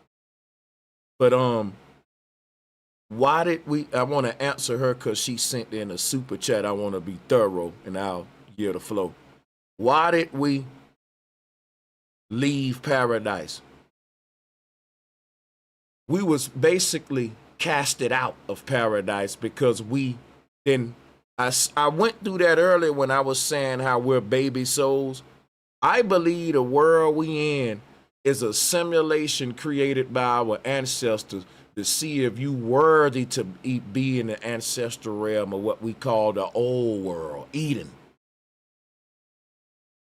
So Eden ain't just a geographic location in the middle of the earth. It's a point in time, and it's time traveling going toward the middle of the earth. You going back to an old golden age. So that's what I was saying. The old world never was lost. I've been telling y'all that. If If we want to go back to Eden, we got to go back to the past. And death is literally time traveling back to when things were perfect. But I'll pass the floor there. So that's why the reason it's like you're asking me, why does an angel got to be born as a human and choose the path of righteousness? Because that's what I went over earlier when you say, well, if we built heaven, why would we leave? The people who earned their way to heaven ain't left. They enjoying it. You left because you got to earn your way there through the stairway that I was saying earlier. So when we say why we ain't in paradise right now, you ain't earned it. That's self-mastery. The ancestors preserved the simulation that we call heaven. It's beautiful. But they ain't letting no fucked up souls in there. So what we in right now is a testing ground, and we got 7 levels of proving before we can get invited into what we call Tartaria or the old golden age Eden or whatever. But yeah, go ahead. Y'all can ask. Bro, I could chime in. Yeah, go ahead. What's up, panel? Salutes to everybody. Long time.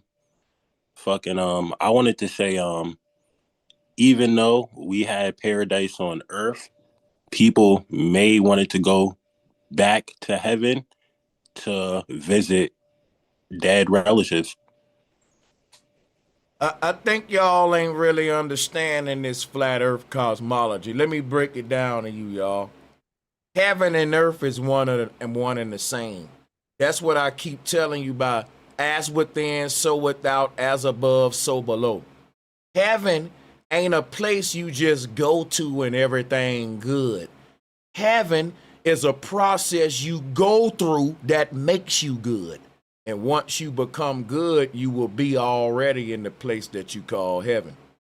And you get that through a series of gradual progressions of battering yourself through lifetimes. When a person say, like, we gotta quit, look, earth is heaven. It's like, think about this. It's a reflection of heaven is the base earth. Heaven is earth. Eden was on earth. Eden is an elevated earth. It's all these, what you call Eden is earth. It's earth at a different time. And when you look at the Mayan cosmos, each of the ethers ain't just stagnant alternate realities. They're different points in time. So according to the ancients, we've created the earth and destroyed it several times, and we forgot when we did it. That's why when you die, you're going to have a nostalgic moment in your other body like, oh, yeah, I do remember this fucking earth right here, man. Just like in a dream, you know who you are in the dream. No one, you don't, like, you know who you are in that dream. You walking around doing your thing. That's your whole other you that you know what I'm saying? So, but let me pass the floor. Yeah, I get what you were saying, but I personally was saying, like, waking up out of the simulation, you gonna be with your loved ones after you wake up type shit. Yeah, you ain't, just like you with your loved ones now. Your loved ones that passed, they ain't going nowhere. They just in another version of Earth behind this one. I'm with you.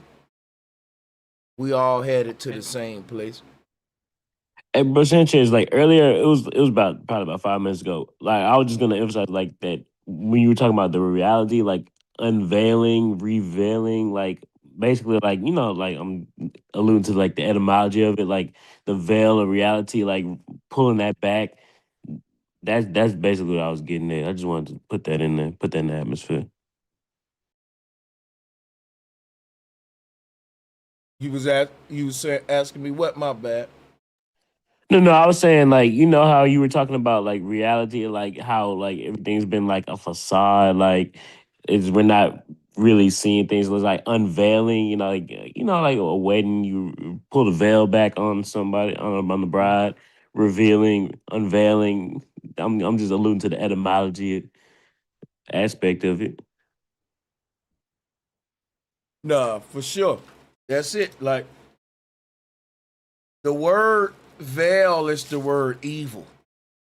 Evil is just a veil of darkness over our ignorance. You know what I'm saying? So that's all really we need to know about the word evil. Is the word vile, veil. Your lower nature is blinding you from the higher self. I mean,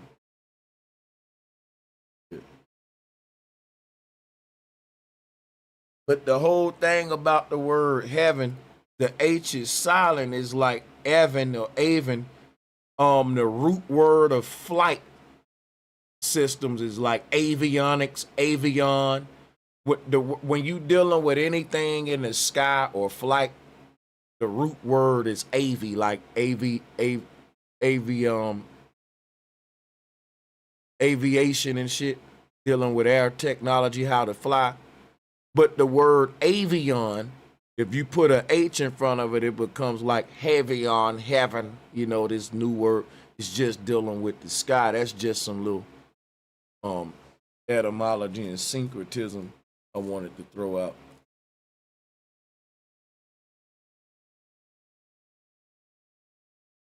I think I view and not dream. But shout out to the chat. I'm going to shut this one down, man. Salutes to everybody that joined. I appreciate y'all. I got to get out of here. Much love. We out. Hey, salute, bro. Much love and respect to everybody, man. Salute. Peace and power. Salute, family, man. Appreciate y'all. Appreciate you having us, man. Oh, yeah. Thank y'all for coming. Appreciate all the love, all the channel members and supporters. I see y'all on the next one. To everyone that sent there in the super chat, I really appreciate the love. And I hope I answered y'all thoroughly. Salutes to all of y'all once again. I don't take y'all support for granted.